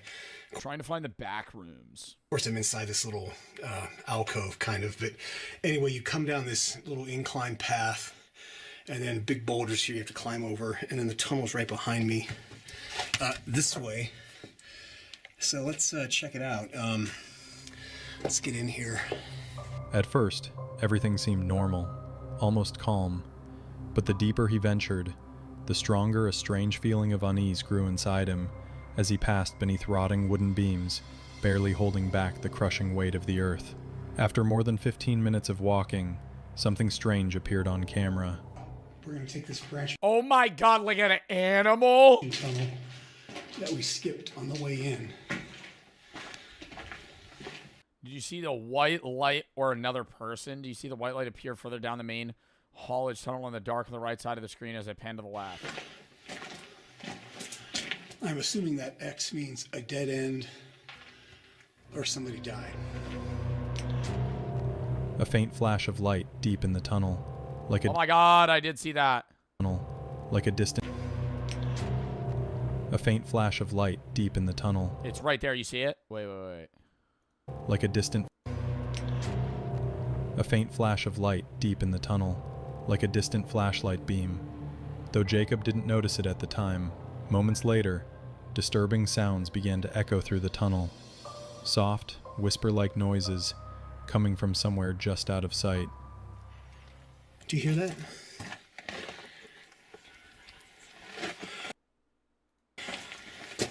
Sounds like, Stop fucking moving! What, is that wind?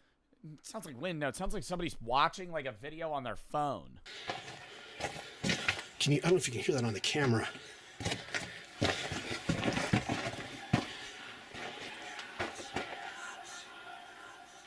Do you hear that? Oh my god, and then it got quiet. It stopped.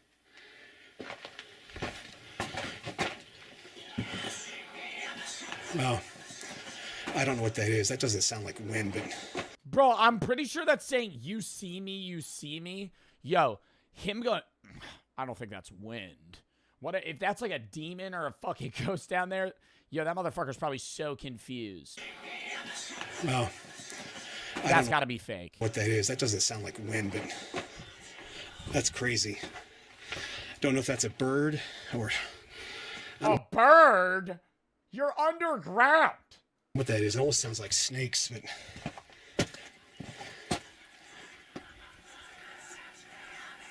Wow.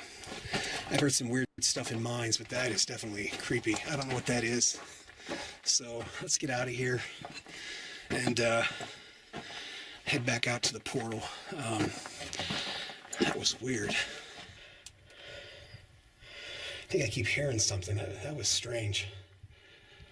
I hear the air blowing here. Wow. I'm getting out of here, and you can really hear that airflow. I'm getting out of here and heading home. Uneasy, Yo, you could fake the fuck out of like really good YouTube horror videos if you and your friend went down here, did this video, but your friend just acted like he didn't know you and like was like really disheveled, covered in dirt or something. Jacob turned back toward And then you shine the flashlight and he's just standing there. the entrance, but on his way out, he noticed another tunnel he had missed before and cautiously decided to investigate. Looking down the tunnel here.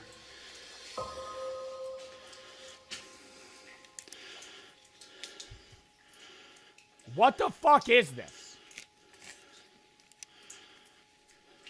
This really does look like a fucking, like, AI-generated backrooms, dude. This is really an abandoned cave. This is so creepy. Like, this is out of a walk-through horror game. Oh my god, is there somebody standing there? I don't know why that one chain is swinging back there. Don't know if you can see that in the video or not. Inside, steel chains hung from the ceiling, ordinary at first glance, until he saw one of them slowly swaying back and forth, as if someone had just touched it. That was Oh, I'm thinking, like, it looks like there's a tube, like somebody's enough holding for it. Jacob. Realizing he was not alone, he immediately left the mine and never looked back. To this day, he still has no explanation for what happened in that tunnel. It remains an unsolved mystery. I like that so much more. I like the like, ooh, that's spooky. What was that? Versus Bob couldn't fit through the tunnel. He almost fucking drowned. This unsettling 30-minute video was filmed by a man named Daniel, who entered a cave with two of his friends despite having no proper caving experience or equipment. Only a few minutes after going they've never been in a cave before. underground, they got lost, as anyone would expect.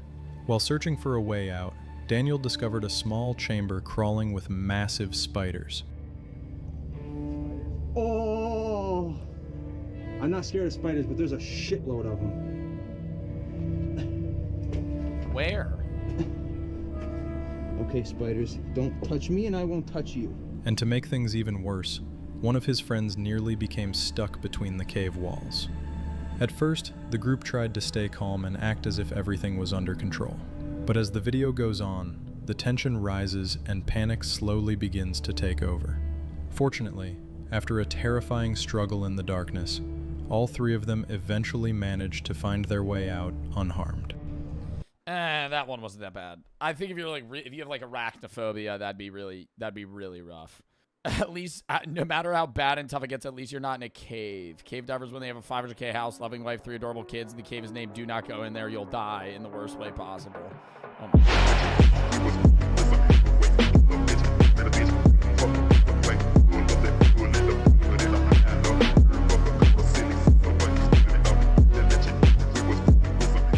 Your continent civilization does put it on our list. Number 8, 2008. This is probably the housing market crash. I feel like we're jumping pretty heavily here. The housing market crash of 2008 was worse than smallpox height of recency bias, but and Vladimir Lenin. Who cares? It sucked. 2008 was the year the entire world realized that rich people just basically make up how much money there is. And for a number of reasons too complicated to go into in this video, something called Lehman Brothers went out of business, and then the entire global economy collapsed. Stock markets around the world crashed. The American auto industry nearly went belly up, and the cost of food and gas. And the bubble of borrowing money or having debt to buy assets is like what's happening right now with the AI bubble.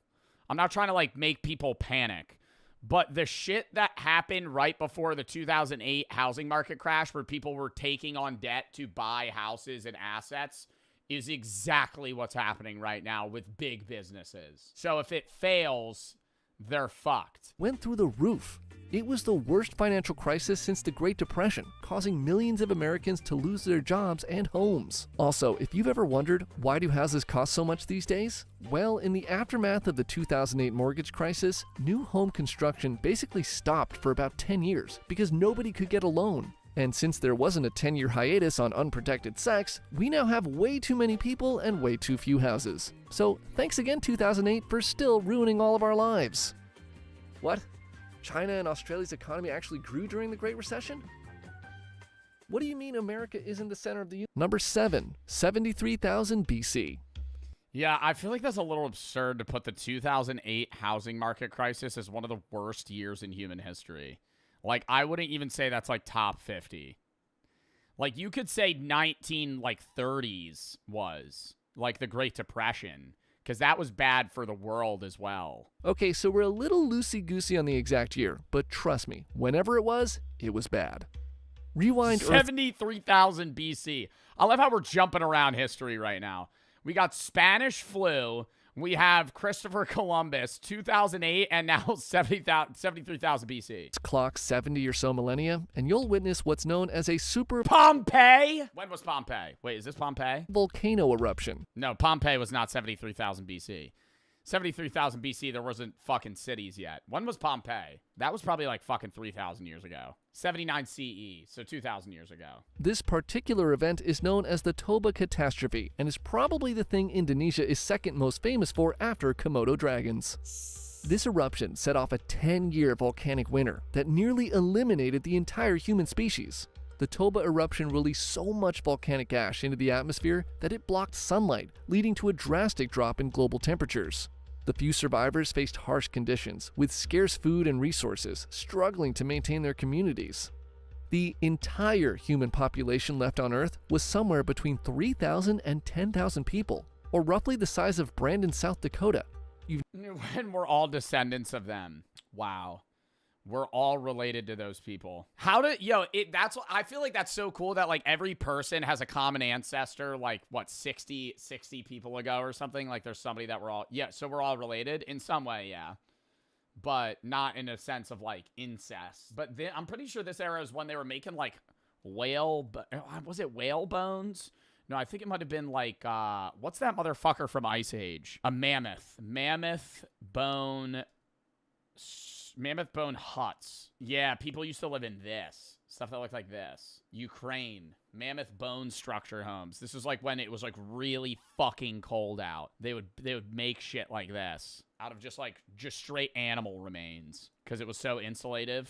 And they would put like hides and other stuff on the outside because it was just cold as fuck. You've never heard of Brandon, South Dakota? Okay, Madison Square Garden can hold around 20,000 people, so the entire population left on Earth after that eruption could fit in MSG twice. This phenomenon is known as a genetic bottleneck, and is also why we're all kind of related. Number 6, 1929. The Roaring Twenties came to an abrupt end in 1929 when the U.S. stock market crashed, setting off, stop me if you've heard this before, a global economic collapse. The Great Depression that followed was a decade-long economic... Oh no! Oh no! American steel is down. Is down. Let me go withdraw all my money from the bank. And then they had no money. ...disaster that affected almost every country in the world. Yeah, imagine pulling up to a bank going, I want to withdraw my money. And they go, we don't have it. Huh? Huh? Mental health was... We don't have it. Huh? ...at an all-time low immediately following the market crash. Self-deletion rates were so high that some hotel operators in New York City would ask guests if they needed a room for sleeping or jumping out of. That's real. In the U.S., 1 in 4 people became unemployed, and wages for the remaining workforce were basically cut in half. Bread lines and soup kitchens became a common sight, and many people lost their homes and savings. One farmer of the day knew he couldn't afford to feed his sheep, so he slit their throats and threw them down a canyon instead of letting them starve. It's like, wow. What? They don't like sheep? The events of 1929 set off a decade of economic hardship that culminated in Earth's favorite pastime, World War. Number 5, 1601. If you take one thing away from this video... Is that the witch trials? When were the witch trials? I was just in Salem. No, that was 1692. It should be that volcanoes are bad. So bad, in fact, that one volcano in Peru basically turned the lights off for the whole planet. The eruption of Huayna Patina in 1600 was one of the largest volcanic events in recorded history, spewing vast amounts of ash into the... Bro, I want to see the volcano eruption that's that big that it blacks out the sun from the whole world. One volcano erupting that much. Atmosphere. The summer of 1601 was known as the summer with no sunshine. Sunlight levels dramatically decreased everywhere in the world, causing mass famine, but nowhere more so than Russia. The lack of sunlight led to crop failures and livestock death. A third of the Russian population starving to death in the 2 years following the eruption. No sunshine also meant it was extremely cold, so to keep warm, many in the region turned to killing any animal with fur they could find, not just for food, but also to create clothing and blankets. Accounts from the time describe people so desperate for food that they ate grass, their pets, and each other. Which means all of us are just one cloudy summer away from cannibalism. I'm not eating my dog. That's the one thing I'm saying right now. I would not eat my dog. If I was starving, bro. Number 4, 1940. I will. You'll eat my dog or you're gonna... People call this monkey trade slavery. Lock in. Every time you buy coconut milk, you might be buying slavery. Never buying coconut milk. Saying that. But do you guys buy coconut milk? I may have bought coconut milk like one time, ever. That tastes terrible. What, you saying a monkey made the milk? Every time you buy coconut milk, you might be buying slavery.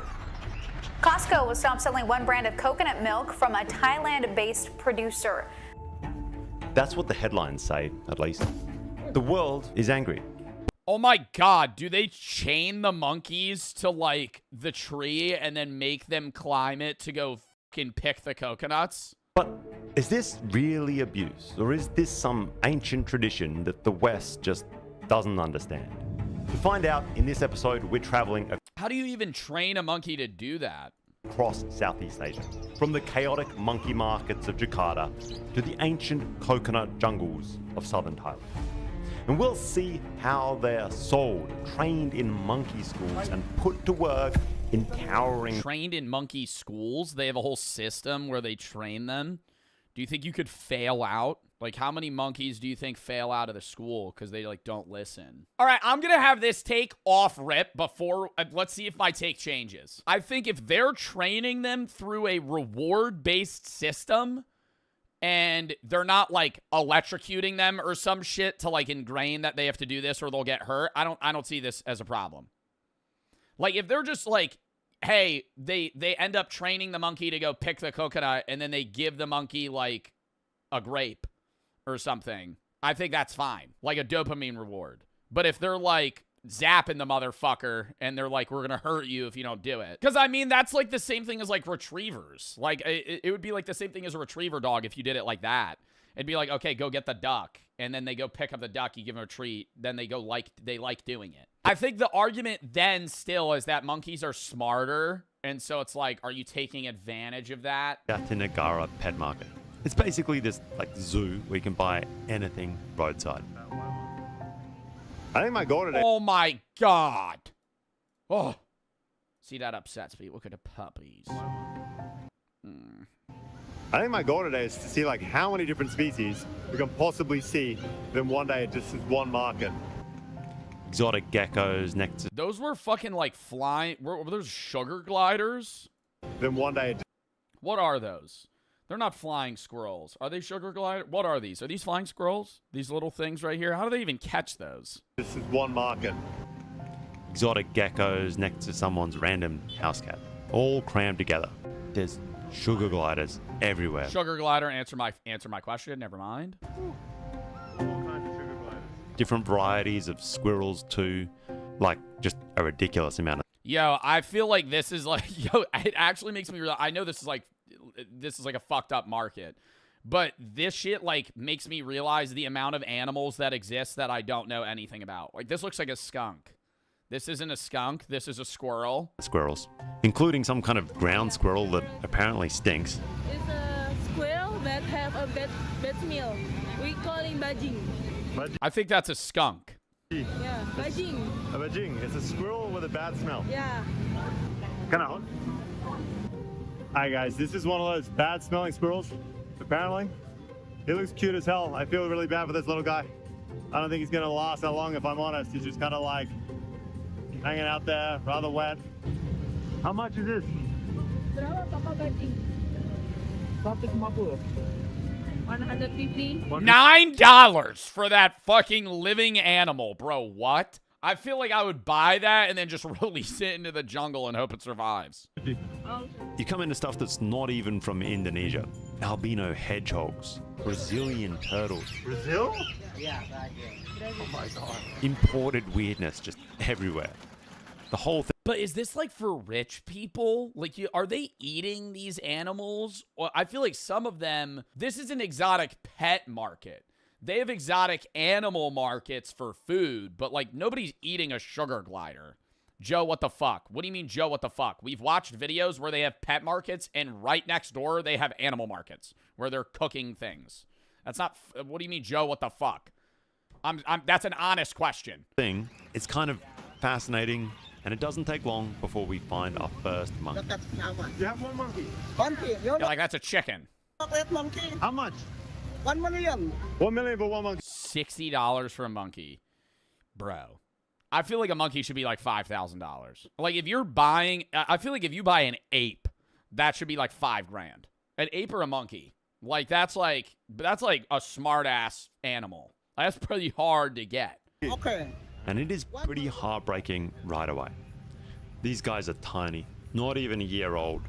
There's 2 of them, and they're just huddled together in the rain while Jakarta's traffic screams past like it's nothing. Like, what do people buy them for? They buy for a pet? Or Dude, it just sucks because, like, if you buy it, you're fueling the business. Like, even if you bought that monkey and then, like, somehow rehabilitated it and then put it back in the wild, like, you're incentivizing this transaction. You know what I mean? Like, you buying them isn't saving them. It's saving the ones that you're buying, but it's not stopping the cycle. Like, this is a continuous thing that's just going to keep happening. Some of the animals here, I don't think are bad that they're selling them. Like, there were, like, a few lizards. Like, I don't think that's bad that you're selling lizards for either food or pets. Like, I think that's fine. It's when you have, like, malnourished, like, baby squirrels and fucking, like, actual apes in cages. monkey won't get big. Really? They're macaques. I believe all of them are macaques, just a few different varieties of them. Mainly pigtail macaques and longtail macaques. Dari mana, Pak? Ini Sulawesi. Sulawesi. And it turns out they've been shipped from Sulawesi. And in some ways, it hits even harder. I've just returned from Sulawesi, and it is one of the most beautiful paradises I've ever seen. And somehow, it's worse once it's confirmed.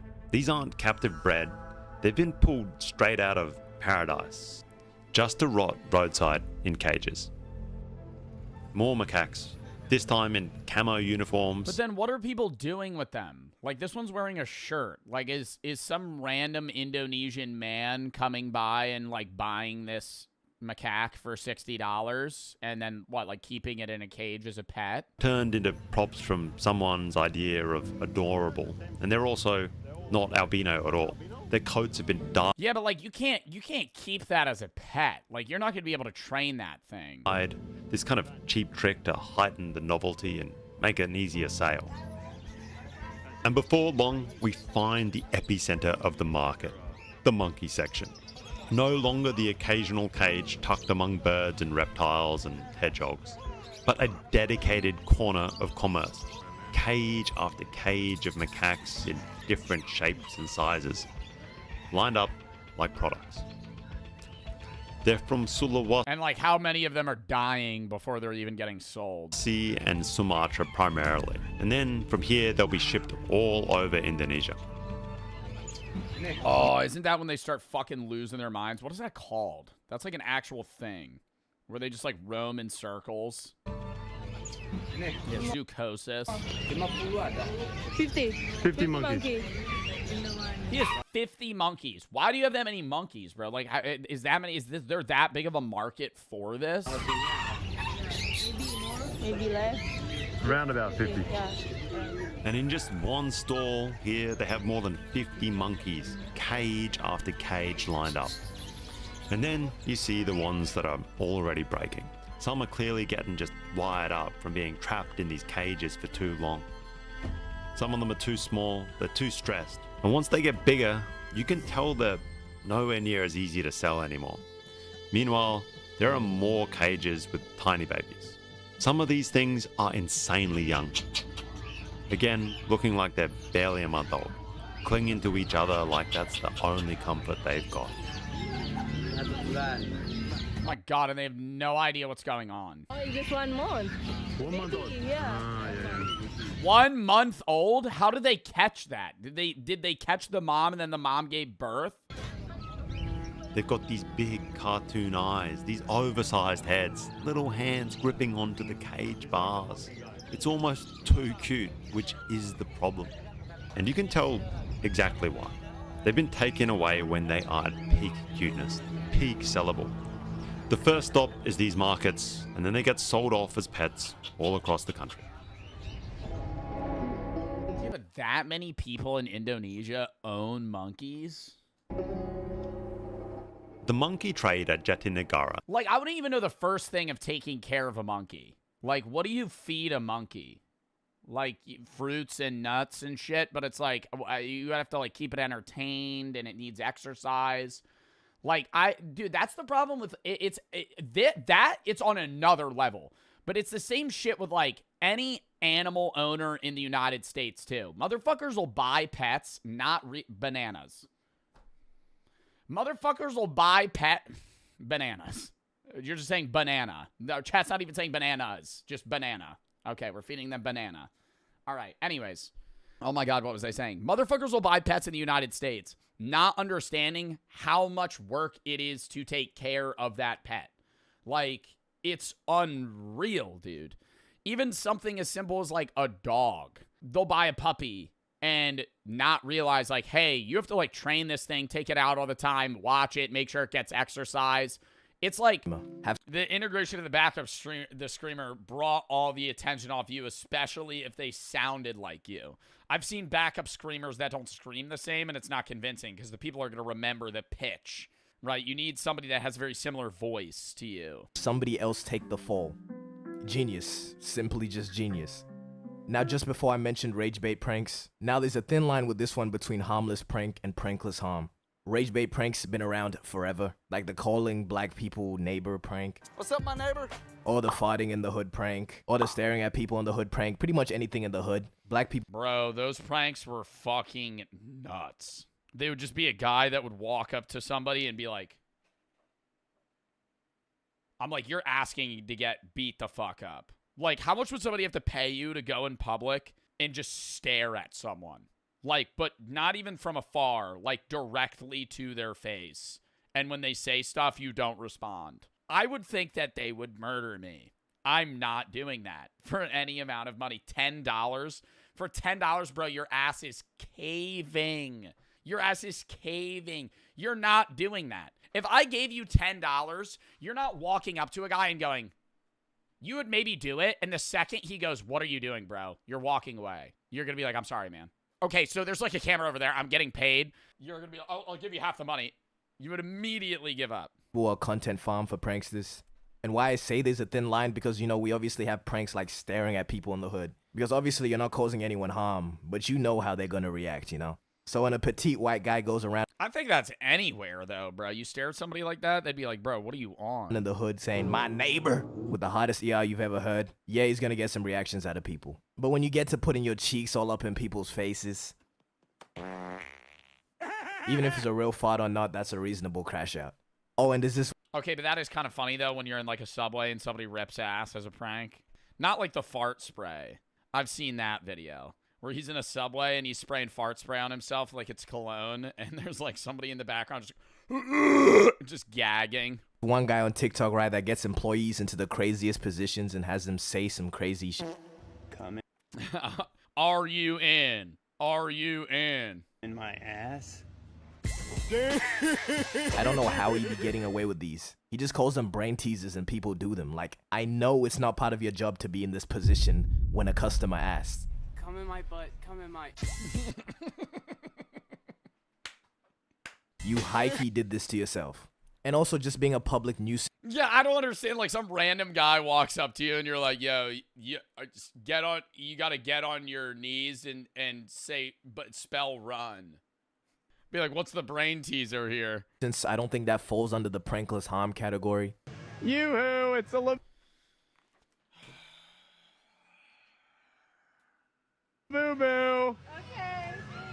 Joe, I love you so much. You motherfucker! I'm not, it's not me. That's not me. That's not me.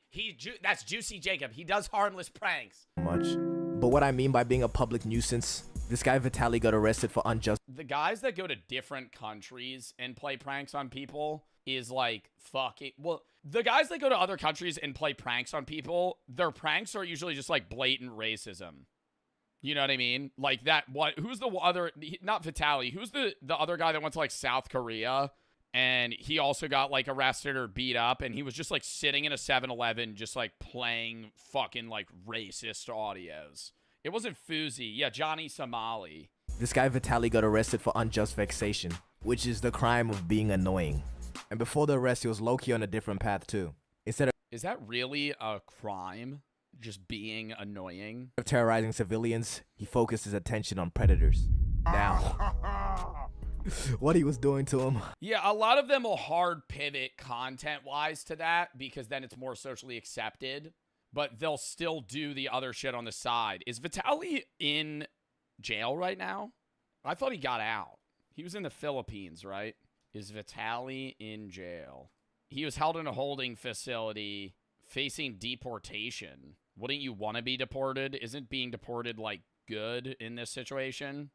And I high-key can't even be mad about it. If your calling is terrorizing people, you know, these are not bad people to choose. Even Gideon did the same method. A running theory of mine is that... Well, Gideon, he used to make regular prank videos. Stopped. And then he was making... Didn't he have, like, a period? I know he's still very religious now. But didn't he have a period in time where he was just making, like, straight-up religious content? Like, it was like a few-month period or where he wasn't making content at all. I remember he made an announcement. People that make He never content did. Yeah, but he did stop for a minute. Genuinely find enjoyment in causing other people misery. And if they're getting backlash for doing it to random people, I mean, why not do it to people less deserving of human rights? It probably does get to a point, though. This might be a little bit overdoing it. It's debatable, though. But then there's this other kid, Heston James, you've probably heard of him, who's facing 9 years in prison. For doing the screamer shit. They have this nigga on 13 charges because of some YouTube pranks. And what's funny is under a Fox News video reporting on this, it's like a bunch of middle-aged people just flaming this nigga. Diggler Duck said, influencer is just a euphemism for malignant narcissist. What does that even mean? First thing, dumbass. Not an influencer, so fuck everything you just said doesn't mean shit. This guy Arthur said, ban TikTok. ban TikTok, arrest these clowns, make them pay restitution to the companies they affected. They can clearly afford it with all the money they're making for the videos. TikTok, arrest these clowns, make them pay restitutions to the companies they've affected. Bitch, shut the fuck up. Side boo you, bitch. What do they think happens after a teenager pretends to be a mechanic at a shop? The whole business just goes into ruins. The business burns down. They don't know what they can fucking do anymore to fucking get customers. Maybe 10 minutes of their time was taken up. That's being generous too. I think if you're one of those prank people that were like licking ice creams and putting them back in the fucking container and back on the shelf, yeah, you should have to fucking pay for that. But if you're like walking in to a public, you know, business and pranking somebody and leaving, that's different. There's a difference between actually publicly pranking people and doing genuine vandalism. And I'm not saying it doesn't. And like fucking what would they even be? That would be more than vandalism. If you were like eating products and putting them back, what is that? That's like a health violation. Doesn't affect these people at all. Obviously, this shit is probably annoying as hell. I'm just saying it's not that serious, okay? Multiple criminal charges over this. Who we should be prosecuting is them ass niggas from 2016 who dressed as killer clowns and terrorized the youth. Bro, I flat out have the take that if your dumbass was out on a random road in the middle of nowhere at 2 a.m. dressed as a clown holding a knife and somebody runs your ass over, that is fully your fault. That era was so weird where people were like, yeah, let's just go stand out in the woods and wait for people. I'd be like, bro, no, you're actually going to fucking murder someone. 2016, I was only a baby. But there was genuinely a stretch of time where I didn't feel comfortable going outside. Damn. Yeah, bro, scary. I remember because it was so common. And then there was like a weird mixture of people that were prankers versus people that were actually psychopaths dressed as clowns trying to like kill people. I'm really out here being the prank police. But I deadass think a lot of quote-unquote pranks are just acts of terrorism. Okay, maybe I dragged that a little bit.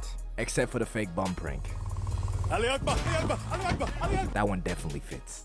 Correct me if I'm wrong, but what pranks are meant to be is tricking someone into getting a reaction that applies to a situation that isn't how it seems, you know what I mean? So if you were to say, oh look, there's a camera over there, they'll just be cool about it. And not genuinely bringing someone to a point where their veins are protruding out of their forehead. Chill. But deadass, I don't really... And I think people have gotten a reluctancy to cameras more than they used to. You remember the days, like the early days of Impractical Jokers? I bet they had some bad experiences, but I feel like with a lot of early prank shows, it was as simple as being like, you're on a show, calm down, there's the camera. And it was cool because it was like, oh my God, I'm going to be on TV. Now it's like, fuck you, I don't want to be on your bitch ass TikTok. Like, it's full switched. Because it used to be like cool to be like, oh, I'm going to be on TV versus like, no, fuck you, I don't want to be involved at all with whatever the fuck you're filming. I only comment on things because I can. I just get both sides of hate and love towards prank. Yeah, no, I think prank content in general, it's like you got to walk a thin line. Content.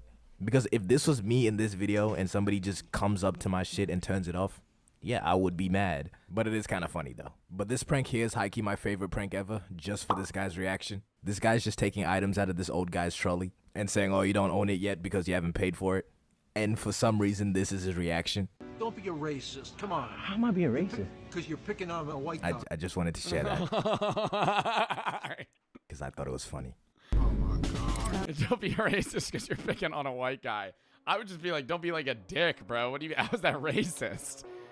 Like, he's the only white guy in the whole fucking store. WVED.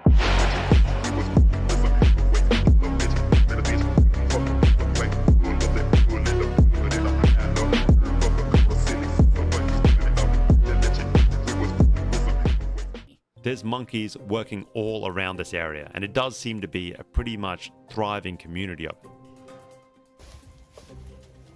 Oh la la. Every time it's a big adult male. Yo, that one does look bulky as fuck, you know what I mean? He's kind of like that hippo from Madagascar. He's a big one, huh? I feel like he'd walk out some hardcore. Oh God, their buttholes are always just out, bro. Damn. Why are you staring? I don't know. It's the entire backside of the monkey, bro. Now you're making me rewind to go look at its butthole, dude. What the fuck? Yo, like that shit. Stop. I'm moving forward. These coconut trees is like about 100 years old plus. Wow. Because They're this that area old? is like, it's not modern farming. So you can see that it's not like in the same line, just like other provinces that we drove past, right? So you can see like, this is not very well organized because it's like nature. Right. In the West, we have a long tradition of working animals. Herding dogs, cattle dogs, horses pulling loads and racing, falcons used for hunting. And we don't see those really as shocking. We see it as kind of normal, charming even, as tradition. Yeah. No, it really is like the same. It is the same thing. And we don't see those really as shocking. We see it as kind of normal, charming even, as tradition. And the difference seems pretty simple. Dogs are working animals to us. Monkeys in our minds are supposed to be wild, supposed to belong in the jungle. But here in because we've never lived around them, but if you're around them all the time, you'd be like, oh, that's normal. southern Thailand, that distinction doesn't really exist. For generations, people have raised monkeys to work alongside them. This practice goes back well over 100 years. And today, by law... Holy fuck! Talk about a Fast and Furious jump. I mean, he was confident in that. This Wow! practice goes back well over 100 I would not have done that. years. Holy shit, dude. That was like a... What if that shit snapped? And today, by law, the monkeys are bred in captivity. They're raised from young, treated like family. One handler told me his monkey sleeps in his house with him. They don't describe this as labor, but as skill. Something to be respected, to take pride in. They even compete to see whose monkey is the best. How long has he done? No fucking way. They have dude, this is just like a dog competition. Like where you have dogs just like see how far they can jump into a pool. Or like they go through those obstacle courses. Guys, I've got to admit, I sort of came here thinking that I would come away with a very, very negative perception of this. And hasn't been the case at all. Like, when you talk to these guys, they insist that they treat these things like they're their babies. They sleep with them, they're not kept in cages, they're out there in the coconuts, and I don't know, man. It really ruined the dynamic if I walked into my monkey jerking off. I think that would be an immediate vibe killer. It's like when your dog humps you. It's just like, ugh, no. Dude, that's a top 5. That's got to be like a top 5, top 3 most awkward thing everybody experiences is going over one of your friend's house and they have a male dog that just starts fucking humping your leg, dude. That shit, and you're like trying to walk away and it just fucking grabs onto you, dude. It's like a wrestler just fucking hunkering down on your leg, man. It sucks. And you're just sitting there like, ugh, no. I ain't doing that shit, bro. I'm gonna scream at that dog. If a dog starts humping me, I'm going, no! seems like a pretty symbiotic relationship between the handlers, the monkeys. It's been a tradition. Joe's dealt with a hard banana. Yeah, then they get a red rocket. Oh, God, dude, that shit's fucking disgusting. Here for up to 400 years. It provides livelihoods for the locals. I think there's something kind of compelling about it. And when you read online, you hear the negative sides of these stories. You're told that these monkeys are ripped away from their mothers as babies so that they're easier to train. People are uncomfortable with a wild animal being used for sort of labor. And I can't verify, a lot of the monkeys here supposedly are now bred in captivity. I think that's the distinguishing factor, is if this has been like, if they're taking them from the wild and training them, that's different than if they've been bred for 300-400 years to be monkeys that work like and live side by side with humans, you know, because then they're starting to like distinguish themselves from wild apes. But at the very least, I think it's more ambiguous than it is being portrayed as by some of the people out there on the internet. There is also a practical reality as well. These coconut groves are ancient. Some of these trees are several hundred years old and they stretch as far as you can see. There are hundreds of Oh, wow, this doesn't even look real. thousands of These are all coconut trees? acres of ancient coconut grove in Surat Thani. It is the entire ecosystem. Is it still common for people to use these monkeys? to harvest the coconuts, or is it something that's kind of dying out? Yeah, he said At it's some point, there's going to be a machine that'll do it. still pretty common around here.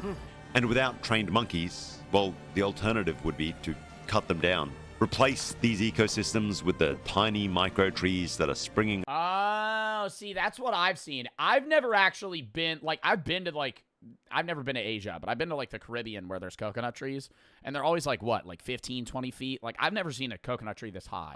Replace these ecosystems with the tiny micro trees that are springing up everywhere else. And I think that's where things get kind of complicated. They only can use the monkey in this area, cannot go other area. They'll get arrested by the police. Really? Yeah, because because of the, 2 or 3 years ago of the news, like the trading between Thailand and the US, I think. Yeah, they're strictly forcing the laws. Crazy, huh? So they're really cracking down on this way of life. Yes, and it's like just not. The monkeys get arrested or the people? Sewer water, take a guess. Take a guess.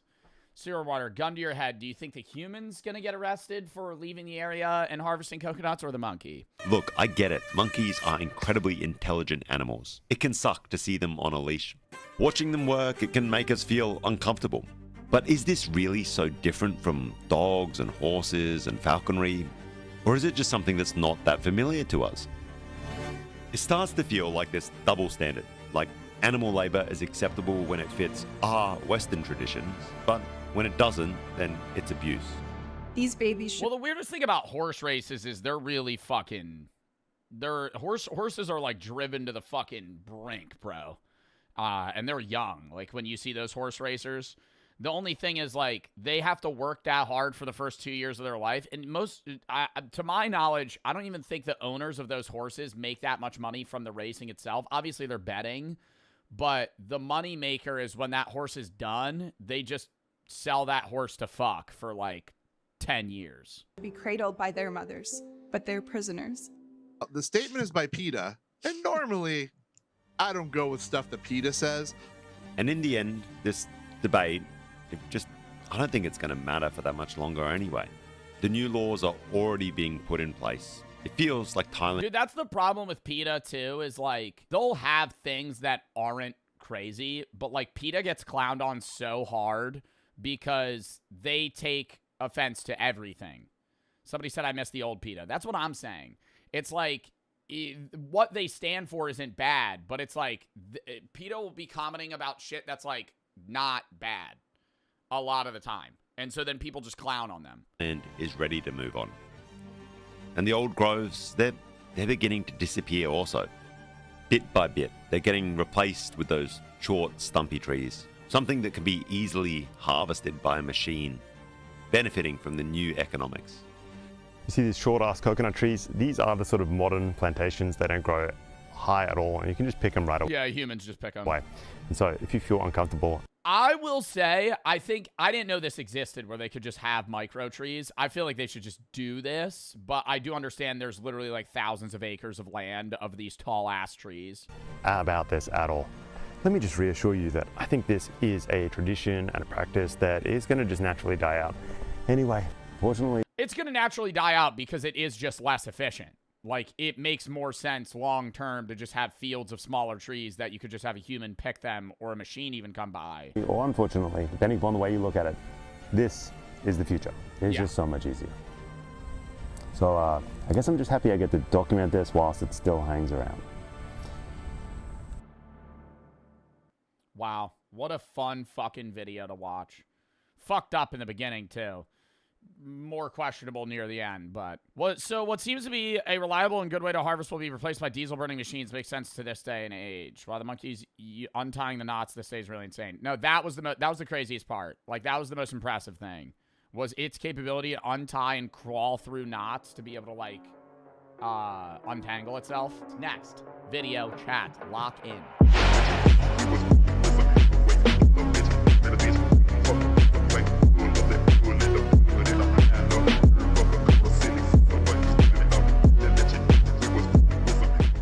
Why aren't actors ugly anymore? We came, we saw, we kicked its ass. Bill Murray was 33 when he shot Ghostbusters. That's right, boys.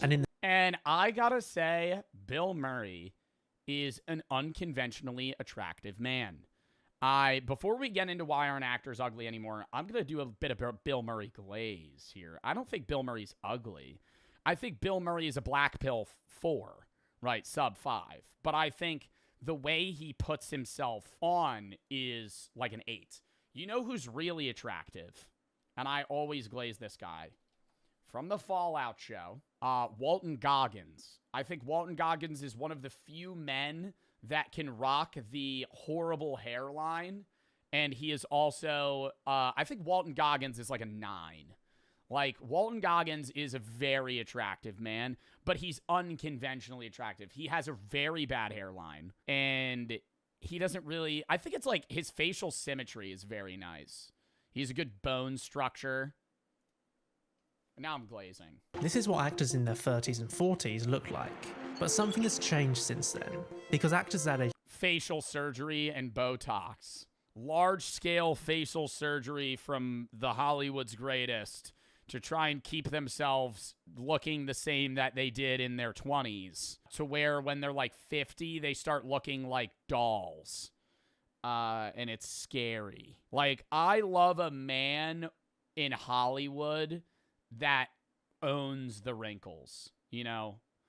Like, owns the wrinkles. There's a lot of older women in Hollywood that do it, and I think a lot of women in Hollywood don't go overboard. I think a lot of women in Hollywood get, like, base Botox to kind of, like, get rid of, like, the crow's feet, but, like, I'm never going to judge what people want to do with their face, and this is kind of me, it's sounding like I'm judging, but, like, Ryan Gosling does a lot, he has a lot of, I don't know if this image is edited, but like his face is more puffy from what he's done, you know?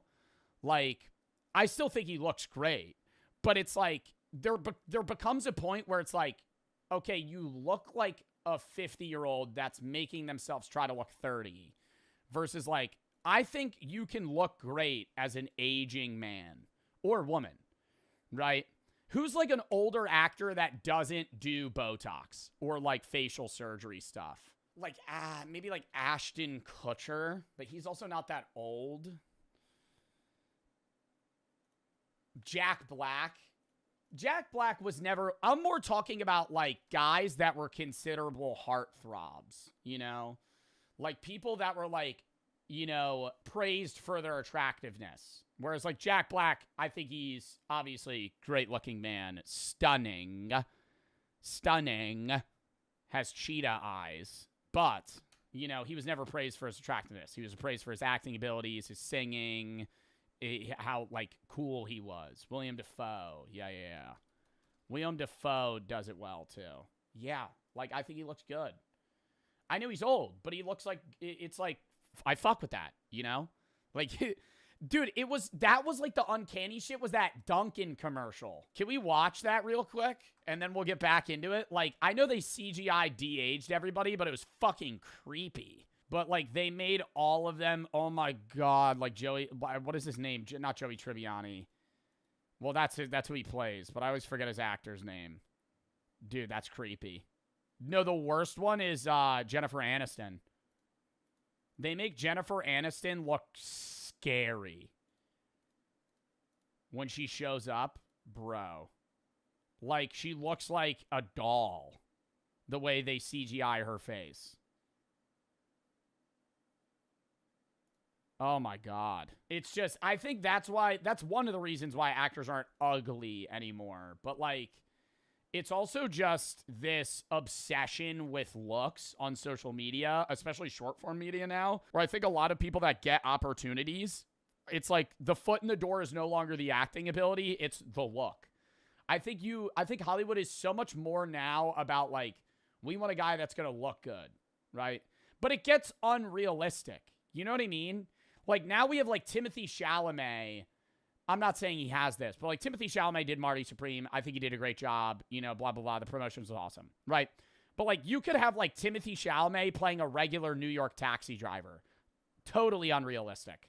Totally unrealistic. Let's get a guy that actually looks like a fucking New York City taxi driver, okay? Let's get a regular guy off the street and fucking cast him. Why are we trying to make people, why are we fitting these like 10 out of 10 actors in terms of attractiveness to like just like an average role. We're like, yeah, this guy's definitely going to just be flipping burgers. No.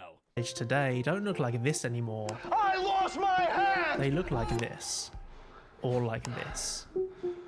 Actors today... Yeah, 35? What the fuck? Today need to have great hair, perfect skin, and be in flawless shape. They don't look like regular people anymore. They look like supermodels. This isn't every single actor. No, they look like supermodels, and then there's like this weird diverging role, right? It's like older movies from like 2010 and before. You had people that were really attractive. You had the average looking guy or woman. And then you have like people that get cast in ugly roles, right? Like they did it a lot in Disney. They did a lot in Nickelodeon. They do it a lot in like comedy movies where like they literally cast somebody to be the ugly guy. Now it's like really attractive people, average extras, and then ugly people as roles. I always wonder that too. I'm like, that sucks to be cast as like the fat guy in a role. I always wonder if that upsets them, you know? Because there's so many movies where it's like they literally cast you as the ugly fat guy. But that's your role. Like, you're not a main character. You're just like a side scene for 5 minutes where it's like, oh, look how ugly and fat this guy is. And then they move on. But it's clear there's been an overall change in how A-list performers look. And it's also how they're shown to the camera, like in low lighting and with more vibrant colours. They're surrounded by other people and on an actual set rather than a green screen. Everything's under control, situation normal. You're probably going to say this is because of a wider trend of movies looking bland and flat nowadays, and things like bad lighting, dull colours and the Netflixy look make basically everything in modern movies look worse. And also, we can't ignore cosmetic surgery. As my plastic surgeon always said. But if you look at movies from before the millennia, it's hard to deny that the actors looked more like regular people. Keep it still back there, lady, or else we're gonna have to shoot you. I feel like maybe, do you think that it's also just the lack of average looking people getting into acting? Because all the people that I know now in social media and just also in my life that get into acting are like 8 out of 10 or higher. I think like so many people that love theater and want to get into acting are like shunned at a young age because they don't fit like this beauty standard, even if the skills are there. Okay, so the word ugly is a bit harsh, and I'm not trying to objectify. Yeah, no, I don't think ugly. It's like the people in Hollywood eat your dog. Javi, I'm telling you right now, you ain't eating my dog. I'm eating you before I'm eating my dog. 42. Not much to see here, just worldwide violence and genocide resulting in millions of deaths. At the tail end of 1941, Japan made a monumental strategic error and, not so elegantly, insisted that the U.S. become heavily involved in World War Wait, which one is this? Oh, 1942. II. This essentially turned America into a death factory, where every able-bodied human was either making stuff that killed people or just killing people. And this is when we really became a war-based economy. Ugh. The war effort mobilized entire populations, leading to the development of new weapons and technologies, including the Manhattan Project, which would cause all kinds of problems for future humans. Meanwhile, soldiers and civilians in Russia... And it was a like, the Manhattan Project was terrible, but, like, even if the Manhattan Project didn't happen, nuclear bombs would still exist, right? It was just who's the motherfucker to make it first. Like, nuclear bombs exist whether or not Oppenheimer makes it. Right. Like the Russians would have made the bomb. At some point, China would have made a bomb. Japan would have made a bomb. Somebody would have made a bomb. Russia and China were dying by the thousands every day. The brutal fighting on the Eastern Front and the Pacific Theater claimed millions of lives. Dude, I used to think that, I mean, it's kind of incomparable because it depends on the battle, but I used to think World War II, like battling in World War II would be like objectively worse than like trench warfare in World War I. But trench warfare is fucking so scary, bro. I had somebody describe to me what trench warfare was like truly like, and being alive in that time, dude, evil. Because there was almost no rules. So it was do whatever the fuck you want. There would be gas that would come over and you would just suffocate from that. But more so like if you're in the trench, there's bombs going off constantly. Doom, doom, doom, doom, doom, doom. You're getting shell shock. That's why they called it shell shock. It was PTSD. But it was called shell shock because there was constantly bombs going off. Humans are only made to endure high stress scenarios for short spans of time. because in a 5-minute span, like say there's a lion or something that's approaching you, you're genetically made to deal with that stress in that 5-minute span, and either you're alive or dead, and then you move on. But in World War I, during trench warfare, that was just all the time. There was nonstop bombs. So you were always in that high stress scenario. And if you were still alive, you were just waiting to die. And when the bomb stopped, you would go, oh, we're good now. When the bomb stopped, that meant the other people were running at you. So if you're awake for 18 hours, you're getting an hour of sleep, then you're awake for 18 hours. You're getting an hour of sleep, you're awake for 18 hours. And you hear silence, that means you have to run to your guns because the other guys are running to you to jump into your trench and kill you. And they're gassing you out. They're doing all this other shit. There would be guys, they would draft, say they had to get a letter from one trench to another or another part of the trench. They would give 4 guys the same letter and go, run. Because they knew that 2 of you at least weren't making it. So then if you were the one that made it and you didn't die, they'd give you another letter and they'd go, now run it back. And then you had to fucking try and run that shit back. And fuck that. Then it got to a point where they knew that the other guys were running over, so they would dig other trenches prematurely. And so when they heard the silence, they would run to the back trench before that one got flooded and then gun those motherfuckers down. Germany continued its war crimes and genocide, so not great. Number 3, 1943. It was also really bad in 1942, 1943, World War II in general. Like, one of the biggest things you'll hear people talking about is like, fighting the Japanese was really scary for Americans because even if they had the edge, the Japanese people wouldn't surrender. So if they ran out of ammo or knew they were going to die, they would just fucking run at your ass with a knife or a bayonet. Like, they would not give up. Like, they would just run at you. Vietnam was scarier too. Well, Vietnam, yeah, Vietnam also, I'm not sitting here saying like Americans were the victims. Americans did horrible things too during a large majority of these wars as well. Like Vietnam, especially, Americans would mow down like innocent Vietnamese people. But in Vietnam, yeah, dude, there would just be traps. It was all just like jungle warfare. Remember 1942? Like that. But again, 1943 saw some of the deadliest battles of World War II. The Battle of Stalingrad. Yeah, dude, Vietnam especially, what was that one thing they would say? Vietnam message to U.S. speakers. Like, it's like, you're gonna die, GI, or something, is what it would repeatedly say. During the Vietnam War, all right, that's not what I want to hear. Operation involves It is a very good idea. Imagine being in the jungle, bro. You're freshly 19, right out of high school, bro. They send your ass all the way across the world, and you're literally watching your fucking friends explode. And you hear this in the jungles. Defect, GI. It is a very good idea to leave a sinking ship. And you're covered in dirt, half your friends are dead. They lie to you, GI. You know you cannot win this war. And you're there for no reason, too. Like, World War II, like, you're fighting Adolf Hitler, right? World War II, I don't support war in any way, but, like, Americans in World War II wanted to go to war. People would lie about their age to get into the army. Vietnam was the reverse lottery, bro. They pulled your name. That was a death sentence. Like, being in Vietnam had to have been one of the scariest fucking things ever. Like, having to fight on either side. Like, and dude, you're not even fighting you're fighting against communism.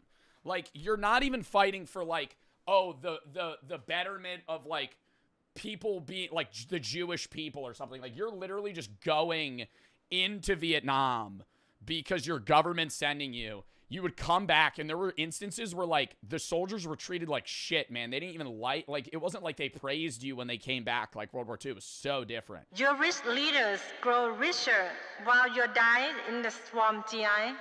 They will give you a medal, GI, but only after you are dead. Like, bro. Your government lies to you every day, poor soldier. Like, dude, it's middle of the night and you're hearing that shit. Reverse. the U.S. would play U.S. sounds for Vietnamese people. The Vietnam, what was the tapes the U.S. would play on those big ass speakers to the Vietnamese guys in the tunnels? Yeah, they would spray shit with Agent Orange, and Agent Orange got people killed. There's a whole video on like pesticides and how Agent Orange like ruined people. Wandering Souls. Yep, there it is.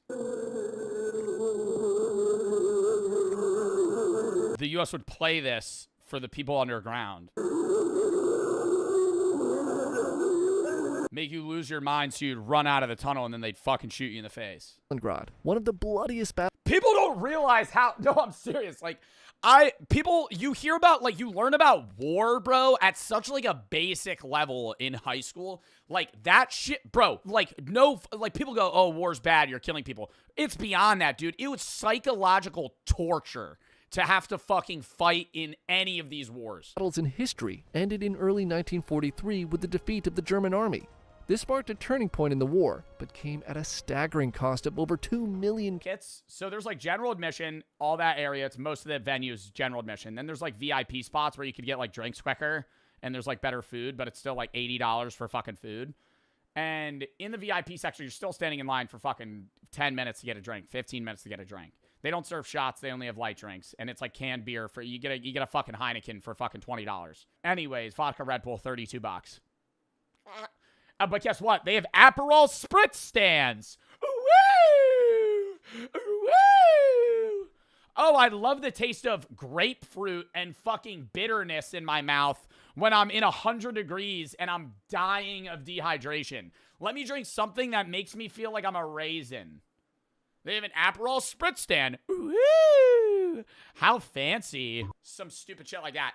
And then in the VIP section, they have walled sections for like parties. Like they had a YouTube party or some shit. And there's like a walled section. And then outside of that, there's other parties outside of the venue that matter more than the fucking venue itself. And they have other performances there, and you need to get invites for them. And I was like, oh, could I get invited? And my manager's like, no, you have to do a shout out for this company to get invited because they have tickets.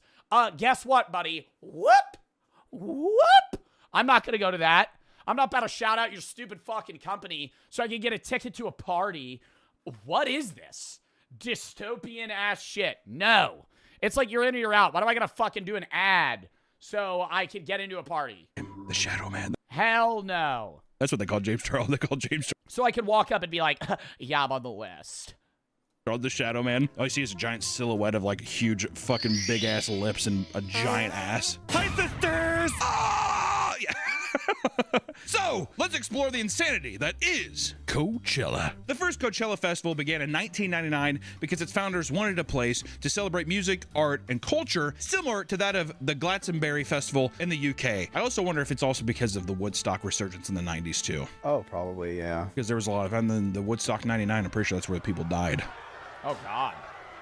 The lineup of the inaugural event consisted of artists like Tool and Rage Against the Machine, and attendees would spend as little as $50 for both admission and parking. They'd either $50? Yeah, now it's like fucking $3,000. Pay for a cheap nearby hotel to stay at during the event, or simply sleep in their cars to save a couple bucks. The venue was much smaller than it is today, but the shows were much more intimate. And people have fond memories of the earlier years where the venue was not densely packed and people could appreciate the music without social media interfering. It's kind of I feel like people go there just to get pictures now. It's for the gram now. I just feel myself drunk inside of a fucking porta potty. And bless anybody using one of these during the day. Posted up Coachella porta potty. Bro, also you hear the fucking porta potty shaking. The fucking the stage, I think it was Yuma. I don't remember the name. I think it was Yuma tent, was like actually a football field away. And the porta potty's shaking. Unless you have a private driver or you actually drove there, which you're probably not driving there because everybody's getting drunk. So it's like, you don't want to fucking drunk drive back. You also didn't rent a car. You're in the middle of fucking Coachella. When you leave, like all the biggest main artists, like Sabrina Carpenter, Justin Bieber, or like the other years, it was like Lady Gaga and fucking Green Day and shit. Like they're performing late at night. Like they're the last people, like Post Malone. And they're performing at like 11. And they're done at like 12:31. When you walk out of, you like to even get into the fucking area, you're walking like a mile. Like, you get dropped off, you have to walk a mile, and now you're in the venue. And so when you leave, you have to walk a mile out, and you're going around these dirt tracks that's kicking up dust, you're fucking sneezing. You get to the Uber lot, and all of the Ubers are either already booked, or there's guys standing out front, and they'll go, I'll drive you. I'll drive you. I drive you. And you go, okay. Oh, my car right over here. How much? $600. Buddy, I make good money, and I'm not paying your bitch ass $600 to drive me 3 fucking miles to my hotel, right? You could go fist yourself. And so you call an Uber, and the line's like 9 miles long, right? The Uber line, all the Ubers that are there are already booked by other people that are like walking to them, right? Because you're never going to get that one. Like, people like reserve these Ubers. They show up like fucking hours early, and they always want to charge you more. So like, if you order an Uber, the Uber's in line 2 miles down the road. So it's just like, we literally just leave, and we're walking down these closed roads. I get picked up at a church. Let's go there to get your pictures. Once again, show the James Charles pictures. That's the pictures you're getting. The Shadow Man's lurking, waiting for a camera to be on him. You gotta take a picture at the Ferris wheel. It's the Coachella Ferris wheel, man. Oh, is that like a? I'm pretty sure I have a picture where I'm standing out in front with it, but. Were you shirtless? Why are his? Oh my God, they were blurred. I was gonna say his nipples are huge. I was shirtless. Yeah. That was back when you were. When I was good. Yeah, you had your pecs and your abs. You were definitely showboating. Were you peacocking a little bit to see if a girl would? Yeah. Well, why not? I'm at Coachella. You know what I mean? Sometimes the cucumber tastes better pickled. People felt like Coachella was all about celebrating music without alienating fans who didn't want to drop $150 to go to festivals like Woodstock at the time. And in fact, this made Coachella a counterculture event that gained a lot of respect in the early days. And over time, ticket sales went up. And it began... And it literally became what it was made to be against. Actually making a profit. And this allowed its organizers to book larger artists with much more variety, as well as massively expand the venue space. And by 2012, the event now extended to a span of 2 full weekends, and ticket prices started to rise farther than what the average person was willing to pay. And the lineup started to expand from alternative and indie rock to things like hip-hop, electronic... And the ticket's like the least expensive part of it, because you're paying for the ticket, which is like, you know, base, if you're doing general admission, yeah, like $700, maybe more, like $1,000, $2,000 if you're doing VIP, $1,500. You have to find a place to stay, and you're there for like 4 days, so the hotel's probably going to be like $3,000 if you're doing a hotel, unless you're doing like a drive-in tent situation if you live in Cali and you could bring your car there. Food, drink, shit like that, that's like already alone going to be another $2,000 if you're eating there. And it's just like, you're just constantly spending money. Ubers as well are just fucking expensive. And pop music. And throughout Coachella's history, art was also a big focus on the event. Instead of simple art installations scattered throughout the venue, you could now see massive pieces designed by well-known artists. I walked up this shit, air conditioned, best part of it. You literally walk for like 5 minutes to the top, and then you go, sick. Walk all the way back down. Around this time, fashion was also starting to become a big aspect of the event too. No longer did people just wear casual clothing like band t-shirts. People today compare it to the Met Gala in the sense that the outfits seen during the event would literally shape fashion trends. This is all to say that Coachella had a whole culture surrounding it, one that slowly morphed into something way different than what it once was. This video is sponsored by our partners. While it's normal for events to grow and change over time, many who attended Coachella in earlier years started to hate how mainstream the festival was becoming, which is bound to happen. Nick. Yeah, it's popularity. Once it becomes popular, it's not cool anymore. I used to pay $50. It's also that was 15 years ago. I paid, I think, $450 for my tickets. Damn. That's not including the parking. So this is just to get into the festival. That's just to get in, but that's all 3 days, and that's why like the first time I was like, oh, it's worth it, because if you think about it, it's $150 a day. I saw like 10 bands a day. I mean, if you save up for like a whole fucking year or whatever, it's just so crowded now. I mean, Dude, you just gotta get drunk before, too. Or, like, fucking take drugs before you walk in, man. Like, that's literally the vibe, because you walk up, they're like, hi, what can I get you? Can I get a vodka Red Bull? But don't look real. Like, am I crazy to say there's an uncanny level of attractiveness where somebody is so good looking that it's actually a turnoff? Like, you don't look real. It's that good. And it's like, okay, no, like, you look like a doll, like, actually like a doll. Like, they've sculpted you. Or body shame anyone. Most people who are cast in movies aren't unpleasant to look at. I just mean that they have bodies and faces. practically belong to a normal person without the aid of personal trainers, dietitians, and plastic surgeons. They look like normal everyday people you could see walking down the street. I need a man who has powerful friends. Bruce Willis, Bill Murray, and Jack Nicholson aren't bad-looking guys, but they have a sort of everyman appeal that we just don't see in today's Yeah, you would walk past them on the street and not bat an eye. stars. Saw it on the television. And I love that because I think that brings you into the movie, you know? When it's just like a regular handyman that becomes this agent or something and he's like a 10 out of 10. I'm like, bro, the average roofer that I hire to do a job is not going to look like fucking Brad Pitt, right? He's going to be a big gut, blue collar man that's going to fucking staple some paddings to my roof, you know? He's going to look like an everyday guy I walk past on the street. Big part of this is that today, people just generally look younger. Physical. Clean. I think people look younger. I think people get work to look younger. And I also think the average person today is better looking too. Can I say that? I think like every generation looks better than the generation before it. Maybe that's also a fashion thing. Like if I look back at like pictures of 30-year-olds in the 1950s, they look weird to me because they're wearing like fucking clothing that isn't in style anymore.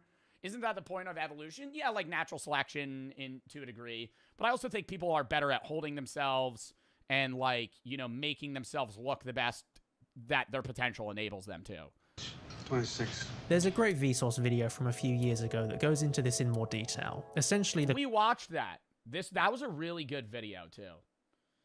That people look older. In more detail. Essentially, the clothes and overall style has changed, and combined with better medical care, nutrition, and less smoking, people are healthier and better looking. Guess I started smoking when I was about 4. Healthier is a debatable question. So here's a few age comparisons that highlight this in action. My mom was already dead from lung cancer. Gene Hackman is 44 here. Actors in their mid-40s today look like this. Are we soulmates? Or like this. And that's nuts, man. Like, I know for a fact in my mid-40s, I'm not going to look like that. I'm going to look so much worse. Like, it is unreal, dude. He looks 32. Like, how old would you say, genuinely speaking, Chad, how old would you say Chris Evans looks there? 34 tops. Mid-young 30s. Or like this. Not 39. There's quite a big difference. Just a little slap. Sylvester Stallone was 30 when he first shot Rocky. Look at his face. A comparable actor today would be Timothée Chalamet at 29. You young pup. But they play very different types of characters. If we want to be fair, let's compare two all-American action stars. Drop it, dickhead. Glenn Powell, 35 in Twisters, and Bruce Willis, 33 in Die Hard. Bro, Glenn Powell will still play the young love interest in like a 2026 rom-com. They were not casting 35-year-olds to do that 20 years ago. Robert Pattinson was 35 when he played Batman, and Michael Keaton was only 2 years older. Bruce Wayne. Are you sure? But Keaton has visible lines around his mouth, his hair has receded a bit, and he has a subtle 5 o'clock shadow that doesn't feel purposeful. But Pattinson, even though dressed up to look sleep-deprived and reclusive, has a chiseled jaw and perfect skin. Overall, he looks a lot younger. That's interesting. But there's something more at play than actors simply looking older in the past. Frank, they're not here for you. Do you think it's the makeup too? They still were doing crazy makeup in the 90s. Like, that can't be what it is. They're not making them look younger in the film. It's the kind of faces that have changed too. Weird Al Yankovic is on the plane. It's the everyman look, receding curly hair or imperfect skin. And it's because of these distinct features that characters had a stronger sense of personality just by looking at them. Do you have any hobbies? I collect spores, molds, and fungus. But before we continue, let's take a moment to thank today's sponsor. Dude, I gotta rewatch all the Ghostbusters films. I think that it's ugly people trying to get into acting and then they never make it because they look bad. But they don't look bad. It's like there's so many roles in acting that need to be filled, right? There's so many people going into acting. It's like this bottleneck effect where there's like, 10 roles but 100 people applying. But even then, it's not like, oh, it's because they don't fit the bill. Like, there's so many average people that need to get cast for roles, but it's just like they're picking like 10s now for fucking main characters. In the opening of Once Upon a Time in the West, we meet 3 characters who don't survive the end of the scene. But they all have an interesting look. Al Mullock has long hair blowing across his face and vibrant blue eyes. Jack Elam has the long eyebrows and beard that goes down his neck. And then Woody Strode looks completely different, with a square jaw and a piercing look. From their faces alone, we can get a level of understanding to their character. It's hard to put into words, but we get a feeling that this guy is going to behave differently to this guy. And then compare them to the station manager. We can understand the dynamic just from the way they look. You can say this is down to great casting, and to some extent it is, but ultimately, it's just these guys' faces that carry the entire 15-minute opening. Oh, well, I suppose it'll be alright. Yeah, like he just looks like a disheveled old man. Like this guy looks like some dude you would see on the side of the road in New York City. It'll be alright. It's the same with the heads of the 5 families in The Godfather. Sure, they all look like mob bosses, but they have small differences in their appearance. You're all grateful. Wow, I love like the YouTuber breakdowns that these guys, or not the cinephile breakdowns that these YouTubers do. Like, I love these analyst movies. I never think, because you don't, it's like such subconscious shit that you don't even think about till they bring it up. Where it's like, wow, the mob bosses really are very similar, but like the mustache and the slick back hair is different. A cinephile, that's somebody that loves movies. It's the same with the heads of the 5 families in The Godfather. Sure, they all look like mob bosses, but they have small differences in their appearance. You're all grateful to Don Corleone for calling this meeting. How they style their hair, the type of suit they wear, and how fat they are, all goes a long way to tell us about their character. He had all the judges and politicians in his pocket. And this isn't just limited to side characters. Even the leads in the past had a more interesting look. They didn't all look like supermodels. You look like 40 miles of rough road. This is people like Sissy Spacek, Leslie Nielsen, and Cher. They simultaneously look like a normal person, but also have a unique look. Completely normal individual. Kurt Russell in Escape from New York was big, but in shirtless scenes his abs have little definition. Bruce Willis was handsome, but his receding hairline and modest muscles retain a sort of everyman look. And compare how Hugh Jackman looked in the first X-Men film in 2000 to Deadpool Wolverine. Yeah, he looks better. It's like, how does Hugh Jackman in his 20s look more average than now? So what is the effect of this? What is the fucking ripped six-pack? Looks like he's on steroids. Effect of seeing these regular looking people on screen? And how does seeing interesting faces work to make a movie better? Let's take a look at a few examples. What have you done to it?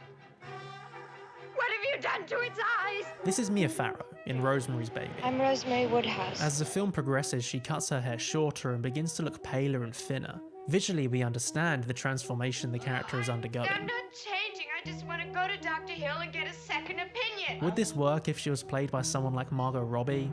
I don't think so. It's Mia Farrow's unique look that helps make the character feel like an actual person that could exist somewhere, which makes us empathize with her more. Dr. Hill, please. It's the same with John Travolta in Blowout, Shelley Duvall and Jack Nicholson in The Shining. Well, because the average person that's watching a movie that wants to relate to the main character isn't going to... Like, I get you casting fucking Chris Evans and Hemsworth for Thor and Captain America. They're fucking superheroes. They're not supposed to be everyday people.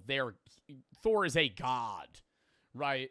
But, like, when you have a regular taxi driver playing a role in a movie, you want that guy to be relatable, and the average person watching the movie isn't going to relate to a guy that's a 10. In Star Wars, Luke and his family look like fairly ordinary people, whereas Grand Moff Tarkin and the Imperial officers have a much more austere look to them. Fear will keep the local systems in line. In the 20th century, the pool of actors to choose from seems to have been much... Top 10 worst years in human history. Around for roughly 200,000 years. And honestly, most... Let me guess a few of them. Something with the Black Plague. World War II when the bombs dropped. In human history, I was going to say in history, probably when the meteor hit the dinosaurs. Humans weren't around then.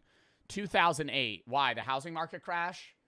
Y2K when the world didn't end. That time was spent dying in pools of our own diarrhea. 2020. I don't think like COVID years are top 10 worst years in human history. Yeah, Holocaust. That's why I said World War II. So when you think of the worst years in human history, it's basically all of them. But that would be a boring video. So let's be prisoners of the moment and allow recency bias to cloud our analysis as we rank the top 10 worst years to be alive in human history. Number 10, 1918. This year kicks off with a I feel like that was a pretty fire year now. Wasn't that right before the Roaring 20s? Roaring 20s was like a great time to fucking like be a middle-class American. little something called the Spanish flu. Unless you were black or a woman or a minority or a non-white man or disabled. Okay, so maybe it wasn't a great time to be alive during the 1920s. Surprisingly, this flu wasn't or gay. Yeah, okay. actually from Spain, but it was still no bueno. Exact numbers for the death toll are kind of hard to pin down. Oh, Spanish flu. But estimates range from 20 to 50 million human deaths globally. The Spanish flu was 50 million deaths. How many people died from COVID? 7.1 million. Wow. So Spanish flu was like 6 times that? No, 7 point something times. particularly deadly for 2 reasons. 1, it was a brand new strain of the flu, and 2, the conditions of the Great War made it so much easier for the disease to spread. Soldiers returning home brought the flu with them, infecting people in remote areas who had no immunity to the virus. What was extra special about the Spanish flu was that it was unusually deadly for young adults compared to other flu viruses of the time, leading to a significantly higher death toll. This disease... Chat, if you got the Spanish flu, do you think you would eat that shit? I think I got a pretty weak immune system when it comes to like big illnesses. I had COVID twice, and I was fine. But that was COVID. Spanish flu, like part of me, okay, I would never want it, but part of me is like, would I die with the Black Plague? Yeah. No modern medicine, right? Like, let's say you get the Spanish flu, but you're not allowed to take like Advil, Tylenol, nothing. Like, you're just you're ripping it. You know, like you're lasting that shit out. It's wraps. Most of us are dying. was terrifying for doctors. Black Plague has to be on this. The Black Plague was so bad that people thought it was an evil that brought the end of the world, bro. That many people fucking died. There were bodies in the streets, piles of dead people. When the Black Plague was like the devil himself coming back to Earth, bro. Like it was a third of Europe. I'm pretty sure it was more than a third of Europe. I think it was maybe a third of Europe as a whole, but a ton of, like, certain areas, like, almost everybody died. How many people in Europe died of the Black Plague? 50 million people, but this was in the 1300s. So 50 million people in the 1300s is way more than the 1900s. 30 to 60% of the continent's population of Europe died. Florence, for example, lost up to 60% of its population, similar to London. So, like, heavily populated cities lost, like, more than half of their people. Just because of how quickly it spread, or how quickly their It was a third of the world. That's what it was. patients died, but the process of how people died from it. Heliotrope cyanosis was a symptom of the Spanish flu, where a patient's skin would slowly turn purple as their lungs filled with fluid, preventing them from getting enough oxygen into their bloodstream. The blue/purple color would start in their lips and fingers, but eventually spread across their whole body as they neared death. After the patient passed, their entire body would then quickly turn from purple to black. Truly horrific stuff. To make matters worse, 1918 was also the final year of World War I, which saw another 5 million global casualties and made most of Europe no fun. Also in this year, you had the Russian Revolution going on, which ended the House of Romanov for good with the assassination of Nicholas II and his family this year. This revolution allowed Vladimir Lenin to take power, where he established a totalitarian dictatorship that oversaw the mass killing of political dissidents. The revolution was marked by brutal civil war and famine, which killed millions more. And finally, the Treaty of Versailles was being drafted, which, while not initially terrible, put Germany in a super bad mood that had some pretty major downstream consequences. But more on that later. Number 9, 1492. What happened in 1492? I feel like there's a gap. I feel like there's a gap in human knowledge. Like, most humans know a lot of shit that happened between 1800 and, like, today. And then you know a little bit about the 1600s and, like, Jamestown and, you know, fucking witch trial shit, blah, blah, blah. You know, you could even go back to, like, certain, like, poets or people that were alive, like musicians in, like, 1300s. 1492, oh, Columbus. Columbus sailed the ocean blue in 1492. Ooh. That one slipped the brain for a minute there. Yeah. We all know in 1492, Columbus sailed the ocean blue. But by doing You got to say the rhyme for me to know. You can't just show me the date. that, Columbus also opened up a portal to hell for nearly everyone who is currently living in the Americas. Yo, that motherfucker was a horrible person, bro. They don't teach. Yo, they deadass didn't teach. I feel like now they probably do. I remember when I was a kid, bro, they did not teach about Columbus being a horrible person. They were like, Columbus founded the Americas. That motherfucker lied to the Native Americans and said that the fucking moon was gonna, or the sun was gonna disappear, or the moon was gonna disappear. They lied. He was like, hey, the sun's gonna disappear if you don't fucking give us food. And they were like, no, it won't, because who the fuck would believe that? And he just knew knowledge about astronomy, and he said his god was more powerful than theirs. And then there was a fucking solar eclipse, and the sun disappeared. And then they fucking gave them all their food, and then died. Every indigenous person that came in contact with the Europeans. I thought he said the moon would be of blood. I'm pretty sure he just predicted a solar eclipse. Yeah, in 1504, there was a total lunar eclipse. During his fourth voyage, Christopher Columbus induced the inhabitants of Jamaica to continue provisioning him and his hungry men, intimidating them by predicting a total lunar eclipse. Some claim Columbus used the ephemeris of the German astronomer, but Columbus himself attributed the prediction to the Almanac of Abraham Zacuto. He got beached, blah, blah, blah. They needed food. They couldn't give it to him. And then he, like, basically just, like, settler was lied either to them. He would also, like, you know, do some pretty fucked up shit in general. Killed by a disease, killed in the slave trade, killed in war, or died of a broken heart. And while it certainly didn't all happen in 1 year, the introduction of European settlers to the Americas ended up killing 90% of the indigenous population. Even if it was a peaceful interaction, Europeans brought over diseases that the Native Americans hadn't encountered yet.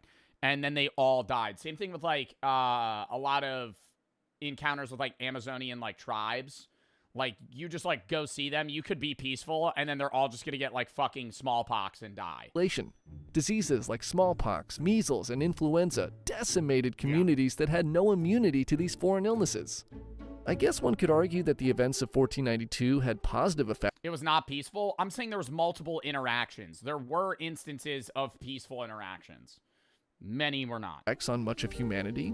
Not with Columbus. I'm talking about, like, people just arriving to the Americas. Leading to the age of exploration and the eventual globalization of trade and culture that brought us things like pizza and chocolate. However, the near extinction of an entire casualty. I always think, dude, being in D-Day, man, that had to be so fucking scary. Being a guy that was getting shipped on D-Day, World War II, you're on a boat, just running on Normandy Beach, watching hundreds of people get mowed down. Explain D-Day. Bro, how do you not, like, see, why do I have to explain? How do you not know? D-Day was when the U.S. were storming the Germans on Normandy Beach. And the Germans had these concrete structures that were hooked with, like, fucking, like, like big automatic machine guns. And they had all these spikes on the beaches, so you couldn't really drive up on them. You just had to drop the boat a little, like, far back, and they would jump off the boat into the water. D-Day boats. So they would be in these boats packed like sardines, and they would drive up to the beach. This hatch would open. They would all run out. All of them would die. Not just the U.S. I'm saying from the U.S.'s perspective. I know there was other countries involved. I'm saying U.S., Germany. Germany was the people that were defending. It's like Saving Private Ryan, yeah.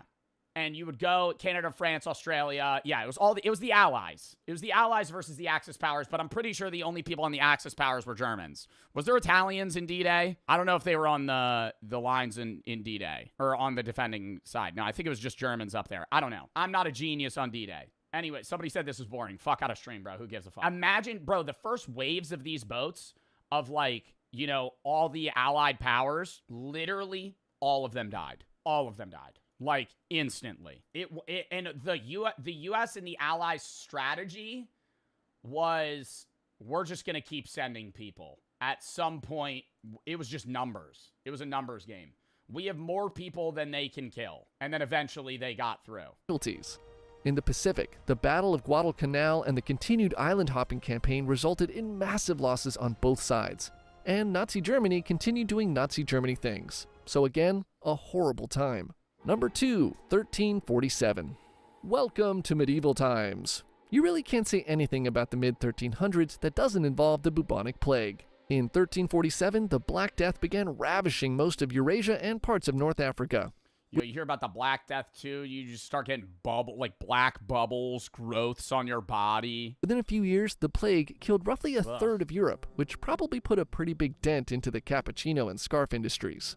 The plague was caused by a bacterium in the fleas of rats, and rats were basically the podcasts of the 1300s. Completely unwanted, but absolutely everyone had them. Death from the bubonic plague was swift, but painful. An infected person would develop horribly swollen lymph nodes, often accompanied by fever and diarrhea, and would usually be dead in under a week. Medicine of the time was primitive, to say the least. A popular cure for the plague included taking a healthy chicken, plucking its back and bottom clean, and then strapping it to the patient's open sores. The idea was if the chicken became ill, it was helping to pull out the disease from the patient. Oh, bro, what? So they would try and move the illness from you to another creature? Okay, let's check your chicken today. Oh, awesome! It's almost dead! You're doing great! This would be repeated until the patient or the chicken died. Often both in many cases. Chickens weren't the only... What was the odds of living? If you had the Black Plague, what were your survival chances? Probably like 10%. No, I feel like it had to be higher than 0, chat. Come on. Survival chances were extremely low, up to an 80% mortality rate. So there were instances where people would survive. Survival depended heavily on the type of plague. Bubonic had an 18% survival rate, septicemic had a nearly 0, and pneumonic had a 0. The bubonic plague was the most common. You had about a 1 in 5 of living. Only animal rubbed on boils. Plague doctors also tried rubbing cut-up pieces of snakes on them as well. Awesome. See, snakes were considered evil, and so was the plague. So the idea was that if evil things liked other evil things, putting the snake on a boil would trick the plague into following the snake and leave the patient's body.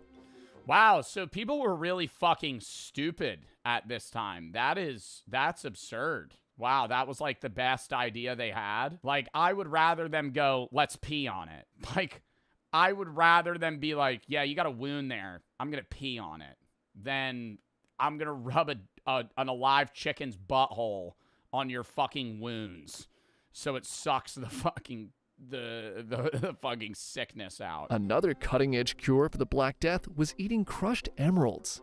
People who couldn't afford emeralds would drink arsenic or mercury instead, which probably was just a little less effective than the chicken and the snake. All the anguish from this pandemic began to pull society apart at the seams. Many people took the chaos of the situation as an opportunity to steal from the sick and weak.